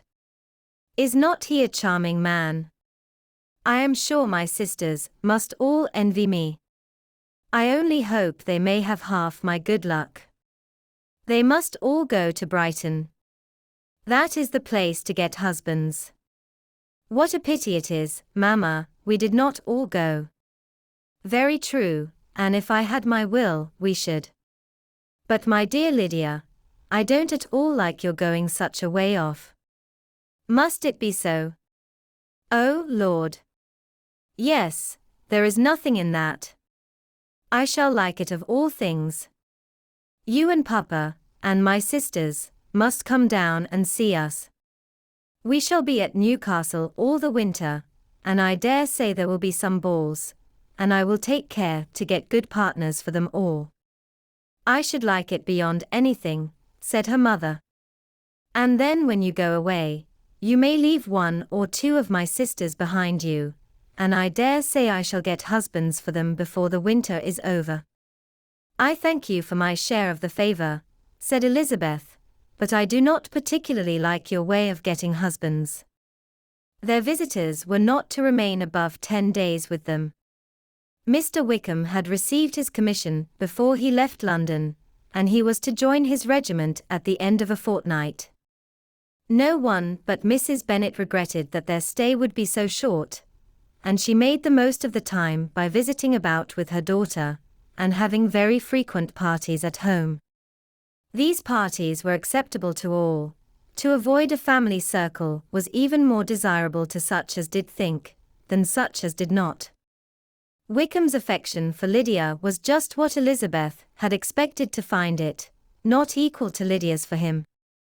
She had scarcely needed her present observation to be satisfied, from the reason of things, that their elopement had been brought on by the strength of her love, rather than by his, and she would have wondered why, without violently caring for her, he chose to elope with her at all, had she not felt certain that his flight was rendered necessary by distress of circumstances, and if that were the case, he was not the young man to resist an opportunity of having a companion. Lydia was exceedingly fond of him. He was her dear Wickham on every occasion, no one was to be put in competition with him. He did everything best in the world, and she was sure he would kill more birds on the 1st of September than anybody else in the country. One morning, soon after their arrival, as she was sitting with her two elder sisters, she said to Elizabeth, "Lizzie, I never gave you an account of my wedding, I believe. You were not by, when I told Mamma and the others all about it. Are not you curious to hear how it was managed?" "No, really," replied Elizabeth. "I think there cannot be too little said on the subject." "La! You are so strange. But I must tell you how it went off. We were married, you know, at St. Clement's, because Wickham's lodgings were in that parish. And it was settled that we should all be there by 11 o'clock. My uncle and aunt and I were to go together, and the others were to meet us at the church. Well, Monday morning came, and I was in such a fuss. I was so afraid, you know, that something would happen to put it off, and then I should have gone quite distracted. And there was my aunt. All the time I was dressing, preaching and talking away, just as if she was reading a sermon. However, I did not hear above 1 word in 10, for I was thinking, you may suppose, of my dear Wickham. I longed to know whether he would be married in his blue coat. Well, and so we breakfasted at 10 as usual. I thought it would never be over, for, by the by, you are to understand, that my uncle and aunt were horrid unpleasant all the time I was with them. If you'll believe me, I did not once put my foot out of doors, though I was there a fortnight. Not one party, or scheme, or anything. To be sure London was rather thin, but, however, the little theatre was open. Well, and so just as the carriage came to the door, my uncle was called away upon business to that horrid man Mr. Stone. And then, you know, when once they get together, there is no end of it. Well, I was so frightened I did not know what to do, for my uncle was to give me away, and if we were beyond the hour, we could not be married all day. But, luckily, he came back again in 10 minutes' time, and then we all set out. However, I recollected afterwards that if he had been prevented going, the wedding need not be put off, for Mr. Darcy might have done as well. Mr. Darcy, repeated Elizabeth, in utter amazement. Oh, yes, he was to come there with Wickham, you know. But gracious me! I quite forgot. I ought not to have said a word about it. I promised them so faithfully. What will Wickham say? It was to be such a secret. If it was to be secret, said Jane, say not another word on the subject. You may depend upon my seeking no further. Oh! Certainly, said Elizabeth, though burning with curiosity, we will ask you no questions. Thank you, said Lydia, for if you did, I should certainly tell you all, and then Wickham would be angry. On such encouragement to ask, Elizabeth was forced to put it out of her power, by running away. But to live in ignorance on such a point was impossible, or at least it was impossible not to try for information. Mr. Darcy had been at her sister's wedding. It was exactly a scene, and exactly among people, where he had apparently least to do, and least temptation to go. Conjectures as to the meaning of it, rapid and wild, hurried into her brain, but she was satisfied with none. Those that best pleased her, as placing his conduct in the noblest light, seemed most improbable. She could not bear such suspense, and hastily seizing a sheet of paper, wrote a short letter to her aunt, to request an explanation of what Lydia had dropped, if it were compatible with the secrecy which had been intended. You may readily comprehend, she added, what my curiosity must be to know how a person unconnected with any of us, and comparatively speaking, a stranger to our family, should have been amongst you at such a time. Pray write instantly, and let me understand it unless it is, for very cogent reasons, to remain in the secrecy which Lydia seems to think necessary, and then I must endeavor to be satisfied with ignorance. Not that I shall, though, she added to herself, as she finished the letter, and my dear aunt, if you do not tell me in an honorable manner, I shall certainly be reduced to tricks and stratagems to find it out. Jane's delicate sense of honor would not allow her to speak to Elizabeth privately of what Lydia had let fall. Elizabeth was glad of it, till it appeared whether her inquiries would receive any satisfaction. She had rather be without a confidant. Chapter 52. Elizabeth had the satisfaction of receiving an answer to her letter as soon as she possibly could. She was no sooner in possession of it than, hurrying into the little copse, where she was least likely to be interrupted, she sat down on one of the benches and prepared to be happy, for the length of the letter convinced her that it did not contain a denial. Gracechurch Street, September 6. My dear niece, I have just received your letter, and shall devote this whole morning to answering it, as I foresee that a little writing will not comprise what I have to tell you. I must confess myself surprised by your application, I did not expect it from you. Don't think me angry, however, for I only mean to let you know that I had not imagined such inquiries to be necessary on your side. If you do not choose to understand me, forgive my impertinence. Your uncle is as much surprised as I am, and nothing but the belief of your being a party concerned would have allowed him to act as he has done. But if you are really innocent and ignorant, I must be more explicit. On the very day of my coming home from Longbourn, your uncle had a most unexpected visitor. Mr. Darcy called, and was shut up with him several hours. It was all over before I arrived, so my curiosity was not so dreadfully racked as yours seems to have been. He came to tell Mr. Gardiner that he had found out where your sister and Mr. Wickham were, and that he had seen and talked with them both, Wickham repeatedly, Lydia once. From what I can collect, he left Derbyshire only one day after ourselves, and came to town with the resolution of hunting for them. The motive professed was his conviction of its being owing to himself that Wickham's worthlessness had not been so well known as to make it impossible for any young woman of character to love or confide in him. He generously imputed the whole to his mistaken pride, and confessed that he had before thought it beneath him to lay his private actions open to the world. His character was to speak for itself. He called it, therefore, his duty to step forward, and endeavor to remedy an evil which had been brought on by himself. If he had another motive, I am sure it would never disgrace him.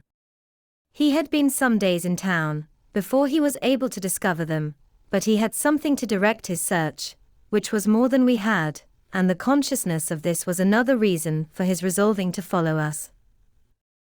There is a lady, it seems, a Mrs. Yonge, who was some time ago governess to Miss Darcy, and was dismissed from her charge on some cause of disapprobation, though he did not say what. She then took a large house in Edward Street, and has since maintained herself by letting lodgings. This Mrs. Yonge was, he knew, intimately acquainted with Wickham, and he went to her for intelligence of him as soon as he got to town. But it was 2 or 3 days before he could get from her what he wanted. She would not betray her trust, I suppose, without bribery and corruption, for she really did know where her friend was to be found. Wickham indeed had gone to her on their first arrival in London, and had she been able to receive them into her house, they would have taken up their abode with her. At length, however, our kind friend procured the wished-for direction. They were in street. He saw Wickham, and afterwards insisted on seeing Lydia. His first object with her, he acknowledged, had been to persuade her to quit her present disgraceful situation, and return to her friends as soon as they could be prevailed on to receive her, offering his assistance, as far as it would go. But he found Lydia absolutely resolved on remaining where she was. She cared for none of her friends, she wanted no help of his, she would not hear of leaving Wickham. She was sure they should be married some time or other, and it did not much signify when. Since such were her feelings, it only remained, he thought, to secure and expedite a marriage, which, in his very first conversation with Wickham, he easily learnt had never been his design. He confessed himself obliged to leave the regiment, on account of some debts of honour, which were very pressing, and scrupled not to lay all the ill consequences of Lydia's flight on her own folly alone. He meant to resign his commission immediately, and as to his future situation, he could conjecture very little about it. He must go somewhere, but he did not know where, and he knew he should have nothing to live on. Mr. Darcy asked him why he had not married your sister at once. Though Mr. Bennet was not imagined to be very rich, he would have been able to do something for him, and his situation must have been benefited by marriage. But he found, in reply to this question, that Wickham still cherished the hope of more effectually making his fortune by marriage in some other country. Under such circumstances, however, he was not likely to be proof against the temptation of immediate relief. They met several times, for there was much to be discussed. Wickham of course wanted more than he could get, but at length was reduced to be reasonable. Everything being settled between them, Mr. Darcy's next step was to make your uncle acquainted with it, and he first called in Gracechurch Street the evening before I came home. But Mr. Gardiner could not be seen, and Mr. Darcy found, on further inquiry, that your father was still with him, but would quit town the next morning. He did not judge your father to be a person whom he could so properly consult as your uncle, and therefore readily postponed seeing him till after the departure of the former. He did not leave his name, until the next day it was only known that a gentleman had called on business. On Saturday he came again. Your father was gone, your uncle at home, and as I said before, they had a great deal of talk together. They met again on Sunday, and then I saw him too. It was not all settled before Monday. As soon as it was, the express was sent off to Longbourn. But our visitor was very obstinate. I fancy, Lizzie, that obstinacy is the real defect of his character, after all. He has been accused of many faults at different times, but this is the true one. Nothing was to be done that he did not do himself, though I am sure, and I do not speak it to be thanked, therefore say nothing about it, your uncle would most readily have settled the whole. They battled it together for a long time, which was more than either the gentleman or lady concerned in it deserved.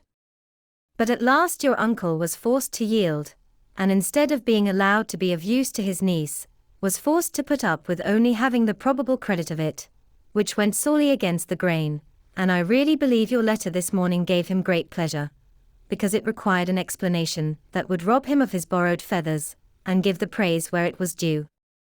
But, Lizzie, this must go no farther than yourself, or Jane at most. You know pretty well, I suppose, what has been done for the young people. His debts are to be paid, amounting, I believe, to considerably more than £1,000, another 1,000 in addition to her own settled upon her, and his commission purchase. The reason why all this was to be done by him alone, was such as I have given above. It was owing to him, to his reserve and want of proper consideration, that Wickham's character had been so misunderstood, and consequently that he had been received and noticed as he was. Perhaps there was some truth in this, though I doubt whether his reserve, or anybody's reserve, can be answerable for the event. But in spite of all this fine talking, my dear Lizzie, you may rest perfectly assured that your uncle would never have yielded, if we had not given him credit for another interest in the affair.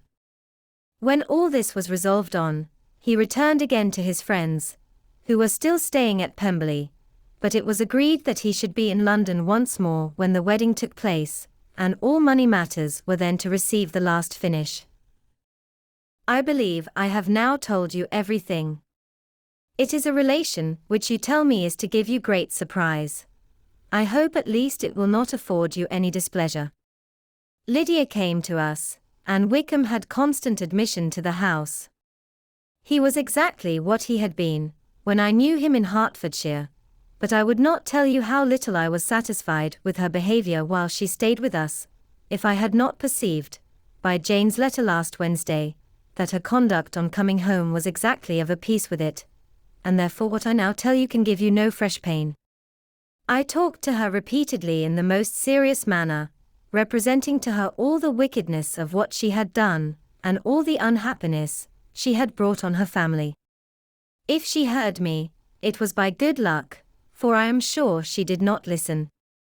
I was sometimes quite provoked, but then I recollected my dear Elizabeth and Jane, and for their sakes had patience with her. Mr. Darcy was punctual in his return, and as Lydia informed you, attended the wedding. He dined with us the next day, and was to leave town again on Wednesday or Thursday. Will you be very angry with me, my dear Lizzie, if I take this opportunity of saying, what I was never bold enough to say before, how much I like him? His behaviour to us has, in every respect, been as pleasing as when we were in Derbyshire. His understanding and opinions all please me. He wants nothing but a little more liveliness, and that, if he marry prudently, his wife may teach him. I thought him very sly. He hardly ever mentioned your name. But slyness seems the fashion. Pray forgive me if I have been very presuming, or at least do not punish me so far as to exclude me from P. I shall never be quite happy till I have been all round the park. A low phaeton, with a nice little pair of ponies, would be the very thing. But I must write no more. The children have been wanting me this half hour. Yours, very sincerely, M. Gardner. The contents of this letter threw Elizabeth into a flutter of spirits, in which it was difficult to determine whether pleasure or pain bore the greatest share. The vague and unsettled suspicions, which uncertainty had produced of what Mr. Darcy might have been doing to forward her sister's match, which she had feared to encourage as an exertion of goodness too great to be probable, and at the same time dreaded to be just from the pain of obligation, were proved beyond their greatest extent to be true.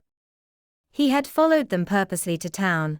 He had taken on himself all the trouble and mortification attendant on such a research, in which supplication had been necessary to a woman whom he must abominate and despise, and where he was reduced to meet, frequently meet, reason with, persuade, and finally bribe, the man whom he always most wished to avoid, and whose very name it was punishment to him to pronounce.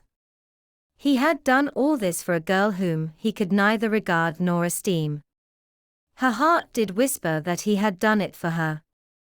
But it was a hope shortly checked by other considerations, and she soon felt that even her vanity was insufficient, when required to depend on his affection for her for a woman who had already refused him as able to overcome a sentiment so natural as abhorrence against relationship with Wickham. Brother-in-law of Wickham.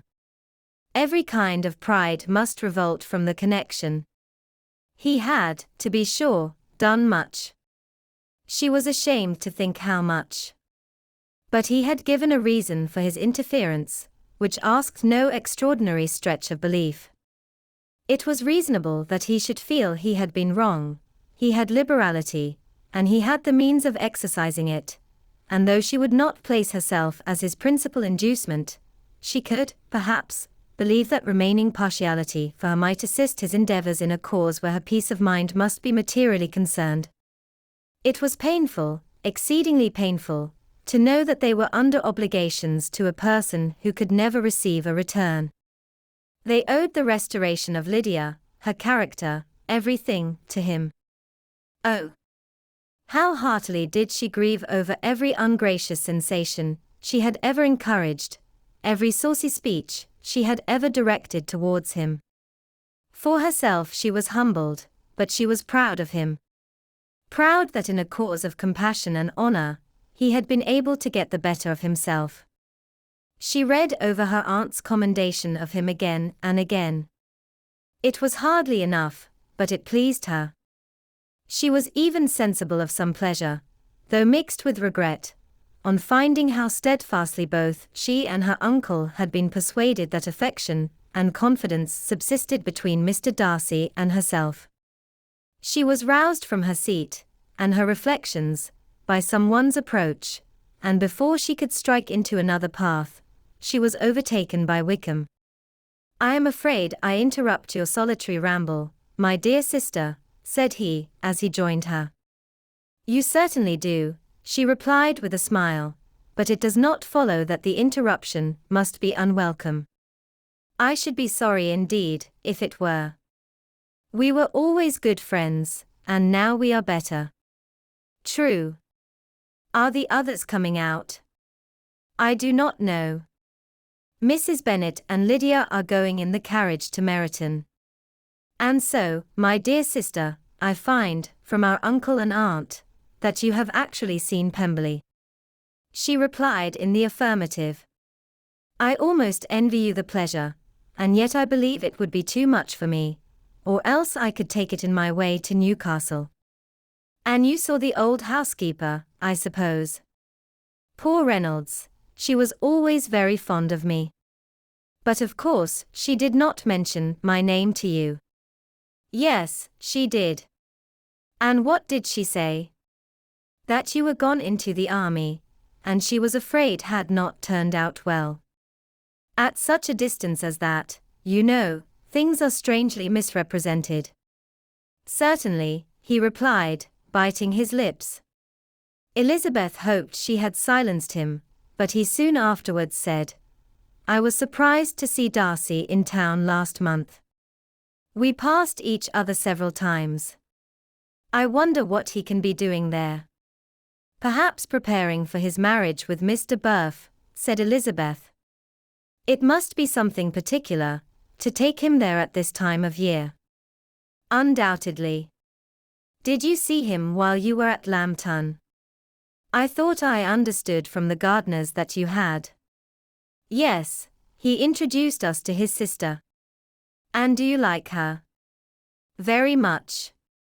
I have heard, indeed, that she is uncommonly improved within this year or two. When I last saw her, she was not very promising. I am very glad you liked her. I hope she will turn out well. I dare say she will. She has got over the most trying age. Did you go by the village of Kimpton? I do not recollect that we did. I mention it, because it is the living which I ought to have had. A most delightful place, excellent parsonage house. It would have suited me in every respect. How should you have liked making sermons? Exceedingly well. I should have considered it as part of my duty, and the exertion would soon have been nothing. One ought not to repine, but, to be sure, it would have been such a thing for me. The quiet, the retirement of such a life would have answered all my ideas of happiness. But it was not to be. Did you ever hear Darcy mention the circumstance, when you were in Kent? I have heard from authority, which I thought as good, that it was left you conditionally only, and at the will of the present patron. You have? Yes, there was something in that. I told you so from the first, you may remember. I did hear, too, that there was a time, when sermon-making was not so palatable to you as it seems to be at present, that you actually declared your resolution of never taking orders, and that the business had been compromised accordingly. You did. And it was not wholly without foundation. You may remember what I told you on that point, when first we talked of it. They were now almost at the door of the house, for she had walked fast to get rid of him, and unwilling, for her sister's sake, to provoke him, she only said in reply, with a good-humoured smile, Come, Mr. Wickham, we are brother and sister, you know.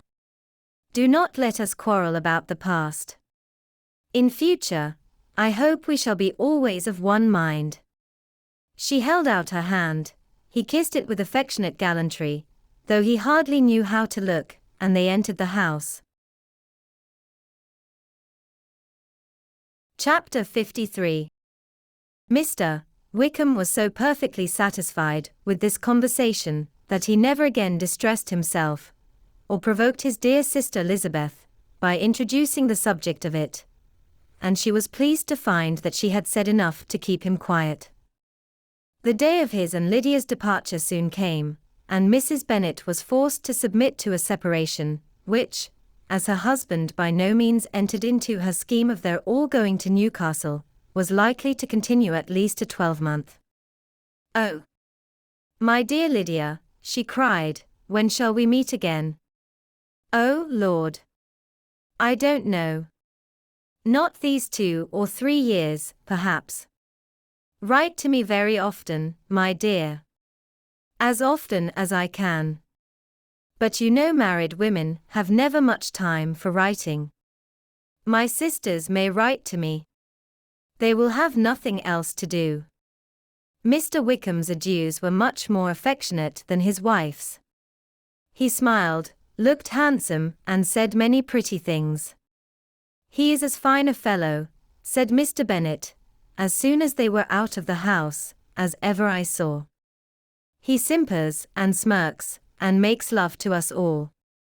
I am prodigiously proud of him.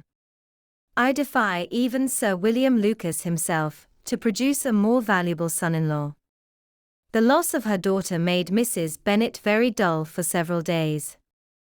I often think, said she, that there is nothing so bad as parting with one's friends. One seems so forlorn without them. This is the consequence, you see, madam, of marrying a daughter, said Elizabeth. It must make you better satisfied that your other four are single. It is no such thing. Lydia does not leave me because she is married, but only because her husband's regiment happens to be so far off. If that had been nearer, she would not have gone so soon. But the spiritless condition which this event threw her into was shortly relieved, and her mind opened again to the agitation of hope, by an article of news which then began to be in circulation. The housekeeper at Netherfield had received orders to prepare for the arrival of her master, who was coming down in a day or two, to shoot there for several weeks. Mrs. Bennet was quite in the fidgets. She looked at Jane, and smiled and shook her head by turns. Well, well, and so Mr. Bingley is coming down, sister, for Mrs. Phillips first brought her the news. Well, so much the better. Not that I care about it, though. He is nothing to us, you know, and I am sure I never want to see him again. But, however, he is very welcome to come to Netherfield if he likes it. And who knows what may happen? But that is nothing to us. You know, sister, we agreed long ago never to mention a word about it. And so, is it quite certain he is coming? You may depend on it, replied the other, for Mrs. Nichols was in Meryton last night. I saw her passing by, and went out myself on purpose to know the truth of it, and she told me that it was certain true. He comes down on Thursday at the latest, very likely on Wednesday. She was going to the butcher's, she told me, on purpose to order in some meat on Wednesday, and she has got 3 couple of ducks, just fit to be killed. Miss Bennet had not been able to hear of his coming without changing colour. It was many months since she had mentioned his name to Elizabeth, but now, as soon as they were alone together, she said, I saw you look at me today, Lizzie, when my aunt told us of the present report. And I know I appeared distressed. But don't imagine it was from any silly cause. I was only confused for the moment, because I felt that I should be looked at. I do assure you that the news does not affect me either with pleasure or pain. I am glad of one thing, that he comes alone, because we shall see the less of him. Not that I am afraid of myself, but I dread other people's remarks. Elizabeth did not know what to make of it. Had she not seen him in Derbyshire, she might have supposed him capable of coming there with no other view than what was acknowledged, but she still thought him partial to Jane, and she wavered as to the greater probability of his coming there with his friend's permission, or being bold enough to come without it. Yet it is hard, she sometimes thought, that this poor man cannot come to a house which he has legally hired, without raising all this speculation. I will leave him to himself. In spite of what her sister declared, and really believed to be her feelings in the expectation of his arrival, Elizabeth could easily perceive that her spirits were affected by it. They were more disturbed, more unequal, than she had often seen them. The subject which had been so warmly canvassed between their parents, about a 12-month ago, was now brought forward again. As soon as ever Mr. Bingley comes, my dear, said Mrs. Bennet, you will wait on him of course. No, no. You forced me into visiting him last year, and promised, if I went to see him, he should marry one of my daughters. But it ended in nothing, and I will not be sent on a fool's errand again. His wife represented to him how absolutely necessary such an attention would be from all the neighbouring gentlemen, on his returning to Netherfield. "'Tis an etiquette I despise," said he. "If he wants our society, let him seek it. He knows where we live. I will not spend my hours in running after my neighbors every time they go away and come back again. Well, all I know is that it will be abominably rude if you do not wait on him. But, however, that shan't prevent my asking him to dine here. I am determined. We must have Mrs. Long and the Gouldings soon. That will make 13 with ourselves, so there will be just room at table for him. Consoled by this resolution, she was the better able to bear her husband's incivility, though it was very mortifying to know that her neighbors might all see Mr. Bingley, in consequence of it, before they did. As the day of his arrival drew near, "I begin to be sorry that he comes at all," said Jane to her sister. "It would be nothing. I could see him with perfect indifference, but I can hardly bear to hear it thus perpetually talked of. My mother means well, but she does not know, no one can know, how much I suffer from what she says. Happy shall I be, when his stay at Netherfield is over." "I wish I could say anything to comfort you," replied Elizabeth, "but it is wholly out of my power. You must feel it, and the usual satisfaction of preaching patience to a sufferer is denied me, because you have always so much." Mr. Bingley arrived. Mrs. Bennet, through the assistance of servants, contrived to have the earliest tidings of it, that the period of anxiety and fretfulness on her side might be as long as it could.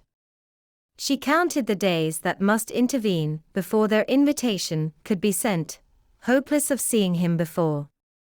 But on the third morning after his arrival in Hertfordshire, she saw him, from her dressing-room window, enter the paddock and ride towards the house. Her daughters were eagerly called to partake of her joy. Jane resolutely kept her place at the table, but Elizabeth, to satisfy her mother, went to the window. She saw Mr. Darcy with him, and sat down again by her sister. "There is a gentleman with him, mamma," said Kitty. "Who can it be?" "Some acquaintance or other, my dear, I suppose. I am sure I do not know." "La," replied Kitty, "it looks just like that man that used to be with him before. Mr. What's his name? That tall, proud man. Good gracious. Mr. Darcy, and so it does, I vow. Well, any friend of Mr. Bingley's will always be welcome here, to be sure, but else I must say that I hate the very sight of him." Jane looked at Elizabeth with surprise and concern. She knew but little of their meeting in Derbyshire, and therefore felt for the awkwardness which must attend her sister in seeing him almost for the first time after receiving his explanatory letter. Both sisters were uncomfortable enough. Each felt for the other, and of course for themselves, and their mother talked on, of her dislike of Mr. Darcy, and her resolution to be civil to him only as Mr. Bingley's friend, without being heard by either of them. But Elizabeth had sources of uneasiness, which could not be suspected by Jane, to whom she had never yet had courage to show Mrs. Gardiner's letter, or to relate her own change of sentiment towards him. To Jane, he could be only a man whose proposals she had refused, and whose merit she had undervalued, but to her own more extensive information, he was the person to whom the whole family were indebted for the first of benefits, and whom she regarded herself with an interest, if not quite so tender, at least as reasonable and just as what Jane felt for Bingley. Her astonishment at his coming to Netherfield, to Longbourn, and voluntarily seeking her again, was almost equal to what she had known on first witnessing his altered behaviour in Derbyshire. The colour which had been driven from her face returned for half a minute with an additional glow, and a smile of delight added lustre to her eyes, as she thought for that space of time that his affection and wishes must still be unshaken. But she would not be secure. "Let me first see how he behaves," said she, "it will then be early enough for expectation." She sat intently at work, striving to be composed, and without daring to lift up her eyes, till anxious curiosity carried them to the face of her sister as the servant was approaching the door. Jane looked a little paler than usual, but more sedate than Elizabeth had expected. On the gentleman's appearing, her colour increased, yet she received them with tolerable ease, and with a propriety of behaviour equally free from any symptom of resentment, or any unnecessary complaisance. Elizabeth said as little to either as civility would allow, and sat down again to her work, with an eagerness which it did not often command. She had ventured only one glance at Darcy. He looked serious, as usual, and, she thought, more as he had been used to look in Hertfordshire, than as she had seen him at Pemberley. But, perhaps he could not in her mother's presence be what he was before her uncle and aunt. It was a painful, but not an improbable, conjecture. Bingley, she had likewise seen for an instant, and in that short period saw him looking both pleased and embarrassed. He was received by Mrs. Bennet with a degree of civility which made her two daughters ashamed, especially when contrasted with the cold and ceremonious politeness of her curtsy and address to his friend. Elizabeth, particularly, who knew that her mother owed to the latter the preservation of her favourite daughter from irremediable infamy, was hurt and distressed to a most painful degree by a distinction so ill applied. Darcy, after inquiring of her how Mr. and Mrs. Gardiner did, a question which she could not answer without confusion, said scarcely anything. He was not seated by her, perhaps that was the reason of his silence, but it had not been so in Derbyshire. There he had talked to her friends, when he could not to herself. But now several minutes elapsed without bringing the sound of his voice, and when occasionally, unable to resist the impulse of curiosity, she raised her eyes to his face, she as often found him looking at Jane as at herself, and frequently on no object but the ground. More thoughtfulness and less anxiety to please, than when they last met, were plainly expressed. She was disappointed, and angry with herself for being so. "Could I expect it to be otherwise?" said she. "Yet why did he come?" She was in no humour for conversation with anyone but himself, and to him she had hardly courage to speak. She inquired after his sister, but could do no more. "It is a long time, Mr. Bingley, since you went away," said Mrs. Bennet. He readily agreed to it. "I began to be afraid you would never come back again. People did say you meant to quit the place entirely at Michaelmas, but however, I hope it is not true. A great many changes have happened in the neighbourhood since you went away. Miss Lucas is married and settled. And one of my own daughters. I suppose you have heard of it. Indeed, you must have seen it in the papers. It was in the Times and the Courier, I know, though it was not put in as it ought to be. It was only said, lately, George Wickham, Esquire to Miss Lydia Bennet, without there being a syllable said of her father, or the place where she lived, or anything. It was my brother Gardiner's drawing up too, and I wonder how he came to make such an awkward business of it. Did you see it?" Bingley replied that he did, and made his congratulations. Elizabeth dared not lift up her eyes. How Mr. Darcy looked, therefore, she could not tell.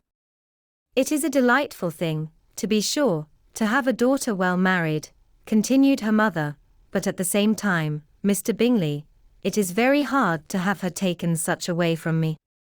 They are gone down to Newcastle, a place quite northward, it seems, and there they are to stay I do not know how long.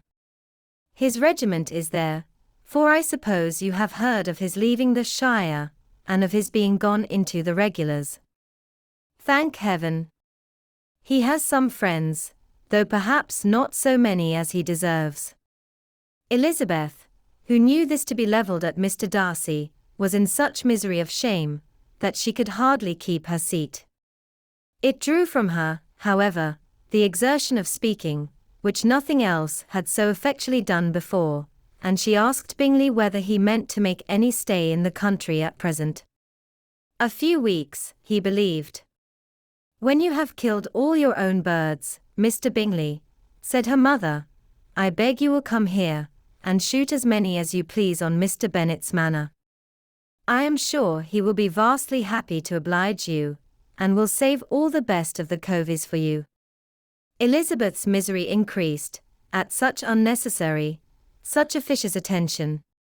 Were the same fair prospect to arise at present as had flattered them a year ago, everything, she was persuaded, would be hastening to the same vexatious conclusion.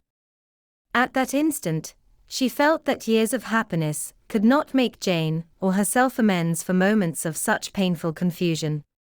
"The first wish of my heart," said she to herself, "is never more to be in company with either of them. Their society can afford no pleasure that will atone for such wretchedness as this. Let me never see either one or the other again." Yet the misery, for which years of happiness were to offer no compensation, received soon afterwards material relief, from observing how much the beauty of her sister rekindled the admiration of her former lover. When first he came in, he had spoken to her but little, but every 5 minutes seemed to be giving her more of his attention. He found her as handsome as she had been last year, as good-natured, and as unaffected, though not quite so chatty. Jane was anxious that no difference should be perceived in her at all, and was really persuaded that she talked as much as ever.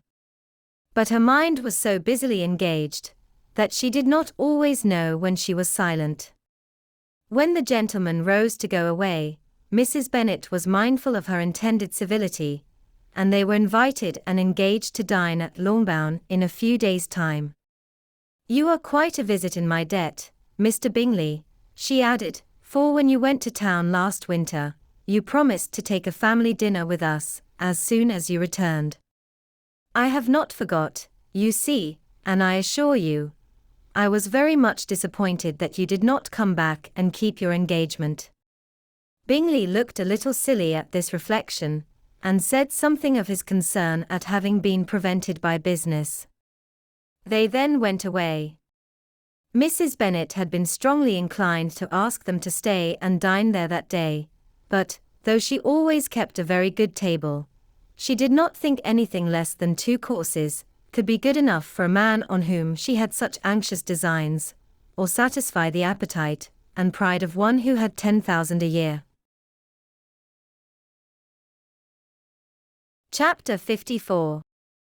As soon as they were gone, Elizabeth walked out to recover her spirits, or in other words, to dwell without interruption on those subjects that must deaden them more. Mr. Darcy's behavior astonished and vexed her. "Why, if he came only to be silent, grave, and indifferent," said she, "did he come at all? She could settle it in no way that gave her pleasure. He could be still amiable, still pleasing, to my uncle and aunt, when he was in town, and why not to me? If he fears me, why come hither? If he no longer cares for me, why silent? Teasing, man. I will think no more about him." Her resolution was for a short time involuntarily kept by the approach of her sister, who joined her with a cheerful look, which showed her better satisfied with their visitors than Elizabeth. "Now," said she, "that this first meeting is over, I feel perfectly easy. I know my own strength, and I shall never be embarrassed again by his coming. I am glad he dines here on Tuesday. It will then be publicly seen that, on both sides, we meet only as common and indifferent acquaintance." "Yes, very indifferent indeed," said Elizabeth, laughingly. "Oh, Jane, take care. My dear Lizzie, you cannot think me so weak as to be in danger now. I think you are in very great danger of making him as much in love with you as ever." They did not see the gentleman again till Tuesday, and Mrs. Bennet, in the meanwhile, was giving way to all the happy schemes, which the good humour and common politeness of Bingley, in half an hour's visit, had revived. On Tuesday there was a large party assembled at Longbourn, and the 2 who were most anxiously expected, to the credit of their punctuality as sportsmen, were in very good time. When they repaired to the dining-room, Elizabeth eagerly watched to see whether Bingley would take the place, which, in all their former parties, had belonged to him by her sister. Her prudent mother, occupied by the same ideas, forbore to invite him to sit by herself. On entering the room, he seemed to hesitate, but Jane happened to look round, and happened to smile. It was decided. He placed himself by her. Elizabeth, with a triumphant sensation, looked towards his friend. He bore it with noble indifference, and she would have imagined that Bingley had received his sanction to be happy, had she not seen his eyes likewise turned towards Mr. Darcy, with an expression of half-laughing alarm. His behaviour to her sister was such, during dinner time, as showed an admiration of her, which, though more guarded than formerly, persuaded Elizabeth, that if left wholly to himself, Jane's happiness, and his own, would be speedily secured. Though she dared not depend upon the consequence, she yet received pleasure from observing his behaviour. It gave her all the animation that her spirits could boast, for she was in no cheerful humour. Mr. Darcy was almost as far from her as the table could divide them. He was on one side of her mother. She knew how little such a situation would give pleasure to either, or make either appear to advantage. She was not near enough to hear any of their discourse, but she could see how seldom they spoke to each other, and how formal and cold was their manner whenever they did. Her mother's ungraciousness made the sense of what they owed him more painful to Elizabeth's mind, and she would, at times, have given anything to be privileged to tell him that his kindness was neither unknown nor unfelt by the whole of the family. She was in hopes that the evening would afford some opportunity of bringing them together, that the whole of the visit would not pass away without enabling them to enter into something more of conversation than the mere ceremonious salutation attending his entrance. Anxious and uneasy, the period which passed in the drawing-room, before the gentlemen came, was wearisome and dull to a degree that almost made her uncivil. She looked forward to their entrance as the point on which all her chance of pleasure for the evening must depend. "If he does not come to me, then," said she, "I shall give him up for ever." The gentleman came, and she thought he looked as if he would have answered her hopes, but, alas! The ladies had crowded round the table, where Miss Bennet was making tea, and Elizabeth pouring out the coffee, in so close a confederacy, that there was not a single vacancy near her which would admit of a chair. And on the gentleman's approaching, one of the girls moved closer to her than ever, and said in a whisper, "The men shan't come and part us, I am determined. We want none of them, do we?" Darcy had walked away to another part of the room. She followed him with her eyes, envied everyone to whom he spoke, had scarcely patience enough to help anybody to coffee, and then was enraged against herself for being so silly. A man who has once been refused. How could I ever be foolish enough to expect a renewal of his love? Is there one among the sex who would not protest against such a weakness as a second proposal to the same woman? There is no indignity so abhorrent to their feelings. She was a little revived, however, by his bringing back his coffee cup himself, and she seized the opportunity of saying, "Is your sister at Pemberley still?" "Yes, she will remain there till Christmas." "And quite alone?" "Have all her friends left her?" "Mrs. Annesley is with her. The others have been gone on to Scarborough these 3 weeks." She could think of nothing more to say, but if he wished to converse with her, he might have better success. He stood by her, however, for some minutes in silence, and at last, on the young lady's whispering to Elizabeth again, he walked away. When the tea things were removed, and the card tables placed, the ladies all rose, and Elizabeth was then hoping to be soon joined by him, when all her views were overthrown by seeing him fall a victim to her mother's rapacity for whist players, and in a few moments after seated with the rest of the party. She now lost every expectation of pleasure. They were confined for the evening at different tables, and she had nothing to hope, but that his eyes were so often turned towards her side of the room, as to make him play as unsuccessfully as herself. Mrs. Bennet had designed to keep the two Netherfield gentlemen to supper, but their carriage was unluckily ordered before any of the others, and she had no opportunity of detaining them. "Well, girls," said she, as soon as they were left to themselves, "what say you to the day?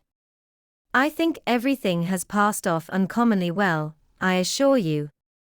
The dinner was as well dressed as any I ever saw. The venison was roasted to a turn and everybody said they never saw so fat a haunch. The soup was 50 times better than what we had at the Lucases last week, and even Mr. Darcy acknowledged that the partridges were remarkably well done, and I suppose he has 2 or 3 French cooks at least. And, my dear Jane, I never saw you look in greater beauty. Mrs. Long said so too, for I asked her whether you did not.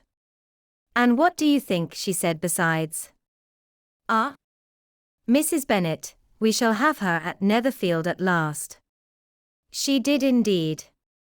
I do think Mrs. Long is as good a creature as ever lived, and her nieces are very pretty behaved girls, and not at all handsome. I like them prodigiously. Mrs. Bennet, in short, was in very great spirits. She had seen enough of Bingley's behaviour to Jane to be convinced that she would get him at last, and her expectations of advantage to her family, when in a happy humour, was so far beyond reason, that she was quite disappointed at not seeing him there again the next day, to make his proposals. "It has been a very agreeable day," said Miss Bennet to Elizabeth. "The party seemed so well selected, so suitable one with the other. I hope we may often meet again." Elizabeth smiled. "Lizzie, you must not do so. You must not suspect me. It mortifies me. I assure you that I have now learnt to enjoy his conversation, as an agreeable and sensible young man, without having a wish beyond it. I am perfectly satisfied, from what his manners now are, that he never had any design of engaging my affection. It is only that he is blessed with greater sweetness of address, and a stronger desire of generally pleasing, than any other man." "You are very cruel," said her sister, "you will not let me smile, and are provoking me to it every moment. How hard it is in some cases to be believed, and how impossible in others. But why should you wish to persuade me that I feel more than I acknowledge? That is a question which I hardly know how to answer. We all love to instruct, though we can teach only what is not worth knowing. Forgive me, and if you persist in indifference, do not make me your confidant." Chapter 55. A few days after this visit, Mr. Bingley called again, and alone. His friend had left him that morning for London, but was to return home in 10 days' time. He sat with them above an hour, and was in remarkably good spirits. Mrs. Bennet invited him to dine with them, but, with many expressions of concern, he confessed himself engaged elsewhere. "Next time you call," said she, "I hope we shall be more lucky. He should be particularly happy at any time, etc., etc." And if she would give him leave, would take an early opportunity of waiting on them. "Can you come tomorrow?" Yes, he had no engagement at all for tomorrow, and her invitation was accepted with alacrity. He came, and in such very good time that the ladies were none of them dressed. In ran Mrs. Bennet to her daughter's room, in her dressing gown, and with her hair half finished, crying out, "My dear Jane, make haste and hurry down. He is come, Mr. Bingley is come. He is, indeed. Make haste, make haste. Here, Sarah, come to Miss Bennet this moment, and help her on with her gown. Never mind Miss Liz's hair. We will be down as soon as we can," said Jane, "but I dare say Kitty is forwarder than either of us, for she went upstairs half an hour ago." "Oh, hang Kitty. What has she to do with it? Come, be quick, be quick. Where is your sash, my dear?" But when her mother was gone, Jane would not be prevailed on to go down without one of her sisters. The same anxiety to get them by themselves was visible again in the evening. After tea, Mr. Bennet retired to the library, as was his custom, and Mary went upstairs to her instrument. 2 obstacles of the 5 being thus removed, Mrs. Bennet sat looking and winking at Elizabeth and Catherine for a considerable time, without making any impression on them. Elizabeth would not observe her, and when at last Kitty did, she very innocently said, "What is the matter, mamma? What do you keep winking at me for? What am I to do?" "Nothing, child, nothing. I did not wink at you." She then sat still 5 minutes longer, but unable to waste such a precious occasion, she suddenly got up, and saying to Kitty, "Come here, my love, I want to speak to you," took her out of the room. Jane instantly gave a look at Elizabeth, which spoke her distress at such premeditation, and her entreaty that she would not give in to it. In a few minutes, Mrs. Bennet half opened the door and called out, "Lizzie, my dear, I want to speak with you." Elizabeth was forced to go.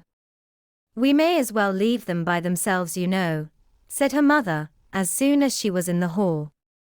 "Kitty and I are going upstairs to sit in my dressing room." Elizabeth made no attempt to reason with her mother, but remained quietly in the hall, till she and Kitty were out of sight, then returned into the drawing room. Mrs. Bennet's schemes for this day were ineffectual. Bingley was everything that was charming, except the professed lover of her daughter. His ease and cheerfulness rendered him a most agreeable addition to their evening party, and he bore with the ill-judged officiousness of the mother, and heard all her silly remarks, with a forbearance and command of countenance particularly grateful to the daughter. He scarcely needed an invitation to stay supper, and before he went away, an engagement was formed, chiefly through his own and Mrs. Bennet's means, for his coming next morning to shoot with her husband. After this day, Jane said no more of her indifference. Not a word passed between the sisters concerning Bingley, but Elizabeth went to bed in the happy belief that all must speedily be concluded, unless Mr. Darcy returned within the stated time. Seriously, however, she felt tolerably persuaded that all this must have taken place with that gentleman's concurrence. Bingley was punctual to his appointment, and he and Mr. Bennet spent the morning together, as had been agreed on. The latter was much more agreeable than his companion expected. There was nothing of presumption or folly in Bingley that could provoke his ridicule, or disgust him into silence, and he was more communicative, and less eccentric, than the other had ever seen him. Bingley of course returned with him to dinner, and in the evening Mrs. Bennet's invention was again at work to get everybody away from him and her daughter. Elizabeth, who had a letter to write, went into the breakfast room for that purpose soon after tea, for as the others were all going to sit down to cards, she could not be wanted to counteract her mother's schemes. But on returning to the drawing room, when her letter was finished, she saw, to her infinite surprise, there was reason to fear that her mother had been too ingenious for her. On opening the door, she perceived her sister and Bingley standing together over the hearth, as if engaged in earnest conversation, and had this led to no suspicion, the faces of both, as they hastily turned round and moved away from each other, would have told it all. Their situation was awkward enough, but hers she thought was still worse. Not a syllable was uttered by either, and Elizabeth was on the point of going away again, when Bingley, who as well as the other had sat down, suddenly rose, and whispering a few words to her sister, ran out of the room.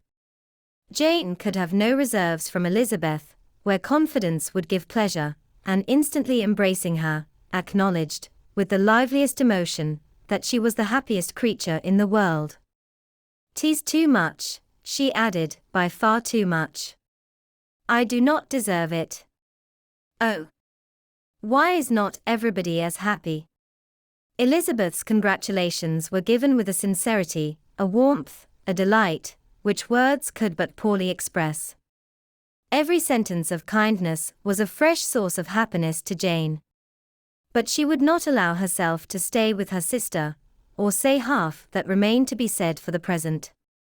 "I must go instantly to my mother," she cried. "I would not on any account trifle with her affectionate solicitude, or allow her to hear it from anyone but myself. He is gone to my father already. Oh, Lizzie, to know that what I have to relate will give such pleasure to all my dear family. How shall I bear so much happiness?" She then hastened away to her mother, who had purposely broken up the card party, and was sitting upstairs with Kitty. Elizabeth, who was left by herself, now smiled at the rapidity and ease with which an affair was finally settled, that had given them so many previous months of suspense and vexation. "And this," said she, "is the end of all his friends' anxious circumspection. Of all his sisters' fossard and contrivance. The happiest, wisest, most reasonable end." In a few minutes she was joined by Bingley, whose conference with her father had been short and to the purpose. "Where is your sister?" said he hastily, as he opened the door. "With my mother upstairs. She will be down in a moment, I dare say." He then shut the door, and, coming up to her, claimed the good wishes and affection of a sister. Elizabeth honestly and heartily expressed her delight in the prospect of their relationship. They shook hands with great cordiality, and then, till her sister came down, she had to listen to all he had to say of his own happiness, and of Jane's perfections, and in spite of his being a lover, Elizabeth really believed all his expectations of felicity to be rationally founded, because they had for basis the excellent understanding and super-excellent disposition of Jane, and a general similarity of feeling and taste between her and himself. It was an evening of no common delight to them all. The satisfaction of Miss Bennet's mind gave a glow of such sweet animation to her face, as made her look handsomer than ever. Kitty simpered and smiled, and hoped her turn was coming soon. Mrs. Bennet could not give her consent, or speak her approbation in terms warm enough to satisfy her feelings, though she talked to Bingley of nothing else for half an hour, and when Mr. Bennet joined them at supper, his voice and manner plainly showed how really happy he was. Not a word, however, passed his lips in allusion to it, till their visitor took his leave for the night, but as soon as he was gone, he turned to his daughter, and said, "Jane, I congratulate you. You will be a very happy woman." Jane went to him instantly, kissed him, and thanked him for his goodness. "You are a good girl," he replied, "and I have great pleasure in thinking you will be so happily settled. I have not a doubt of your doing very well together. Your tempers are by no means unlike. You are each of you so complying, that nothing will ever be resolved on, so easy, that every servant will cheat you, and so generous, that you will always exceed your income. I hope not so. Imprudence or thoughtlessness in money matters would be unpardonable in me. Exceed their income. My dear Mr. Bennet," cried his wife, "what are you talking of? Why, he has 4,000 or 5,000 a year, and very likely more." Then addressing her daughter, "Oh, my dear, dear Jane, I am so happy.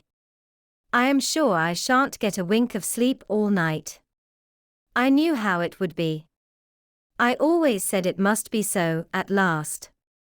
I was sure you could not be so beautiful for nothing. I remember, as soon as ever I saw him, when he first came into Hertfordshire last year, I thought how likely it was that you should come together. Oh, he is the handsomest young man that ever was seen."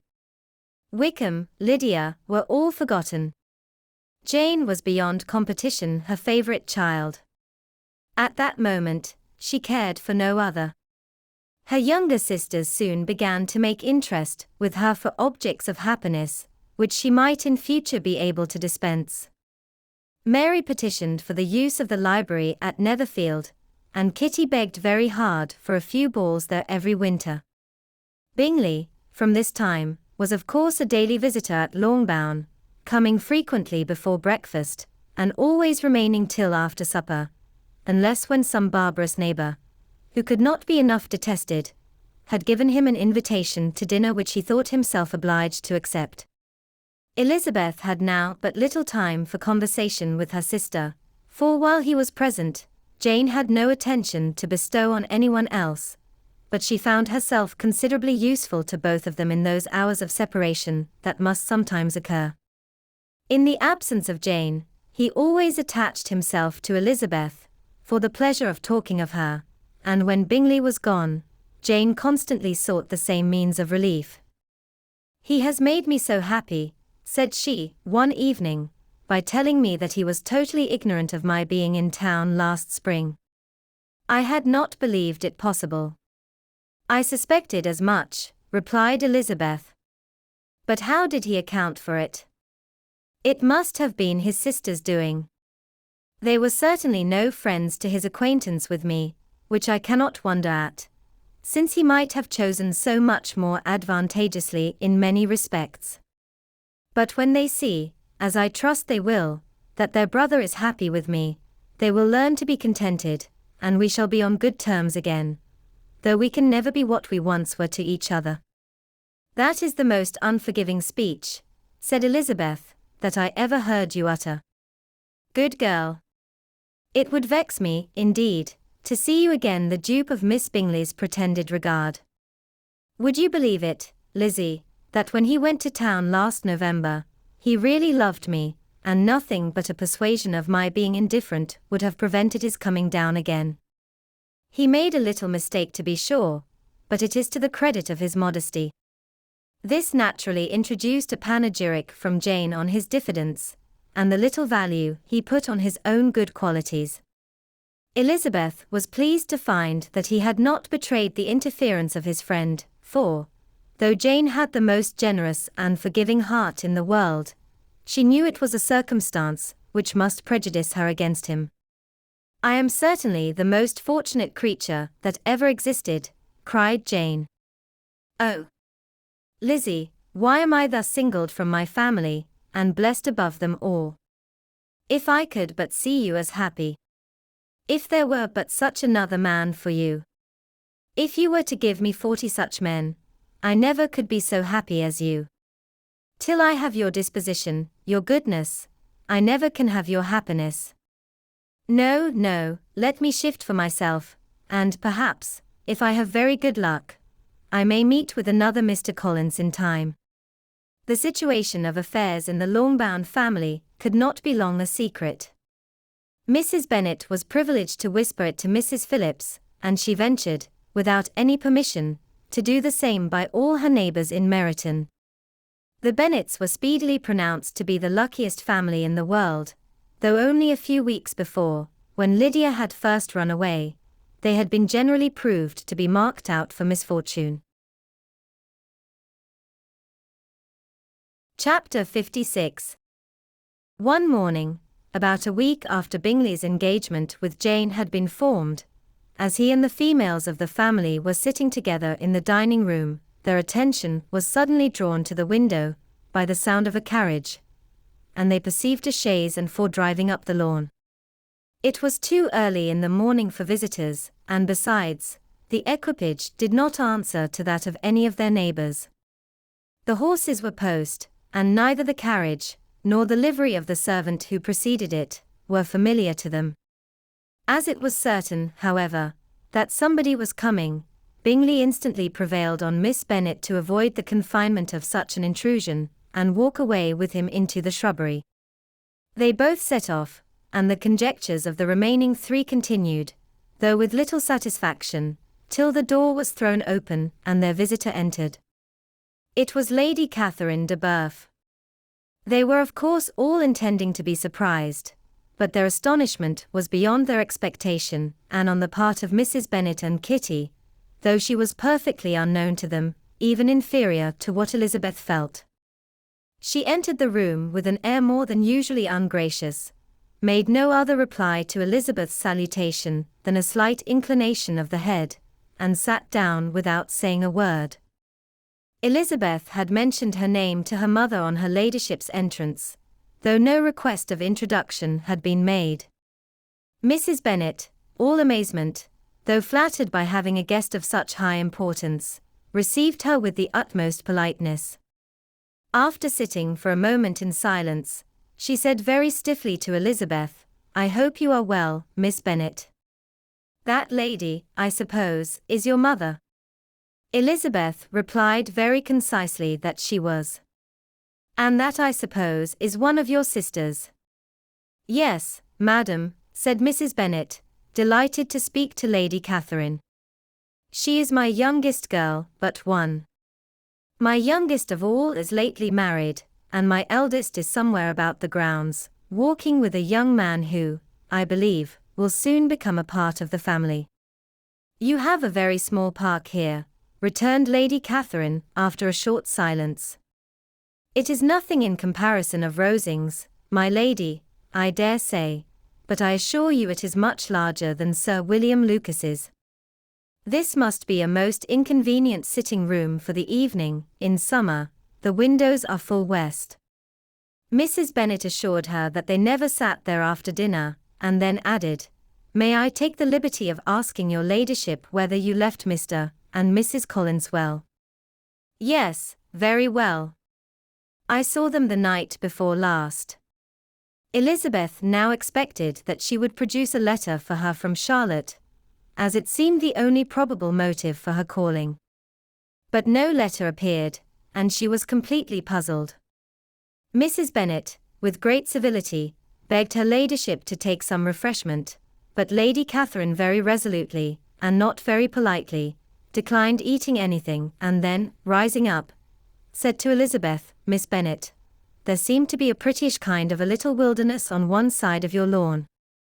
I should be glad to take a turn in it, if you will favor me with your company." "Go, my dear," cried her mother, "and show her ladyship about the different walks. I think she will be pleased with the hermitage." Elizabeth obeyed, and running into her own room for her parasol, attended her noble guest downstairs.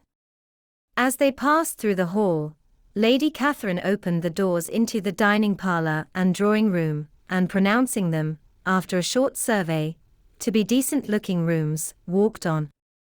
Her carriage remained at the door, and Elizabeth saw that her waiting woman was in it. They proceeded in silence along the gravel walk that led to the copse. Elizabeth was determined to make no effort for conversation with a woman who was now more than usually insolent and disagreeable. "How could I ever think her like her nephew?" said she, as she looked in her face.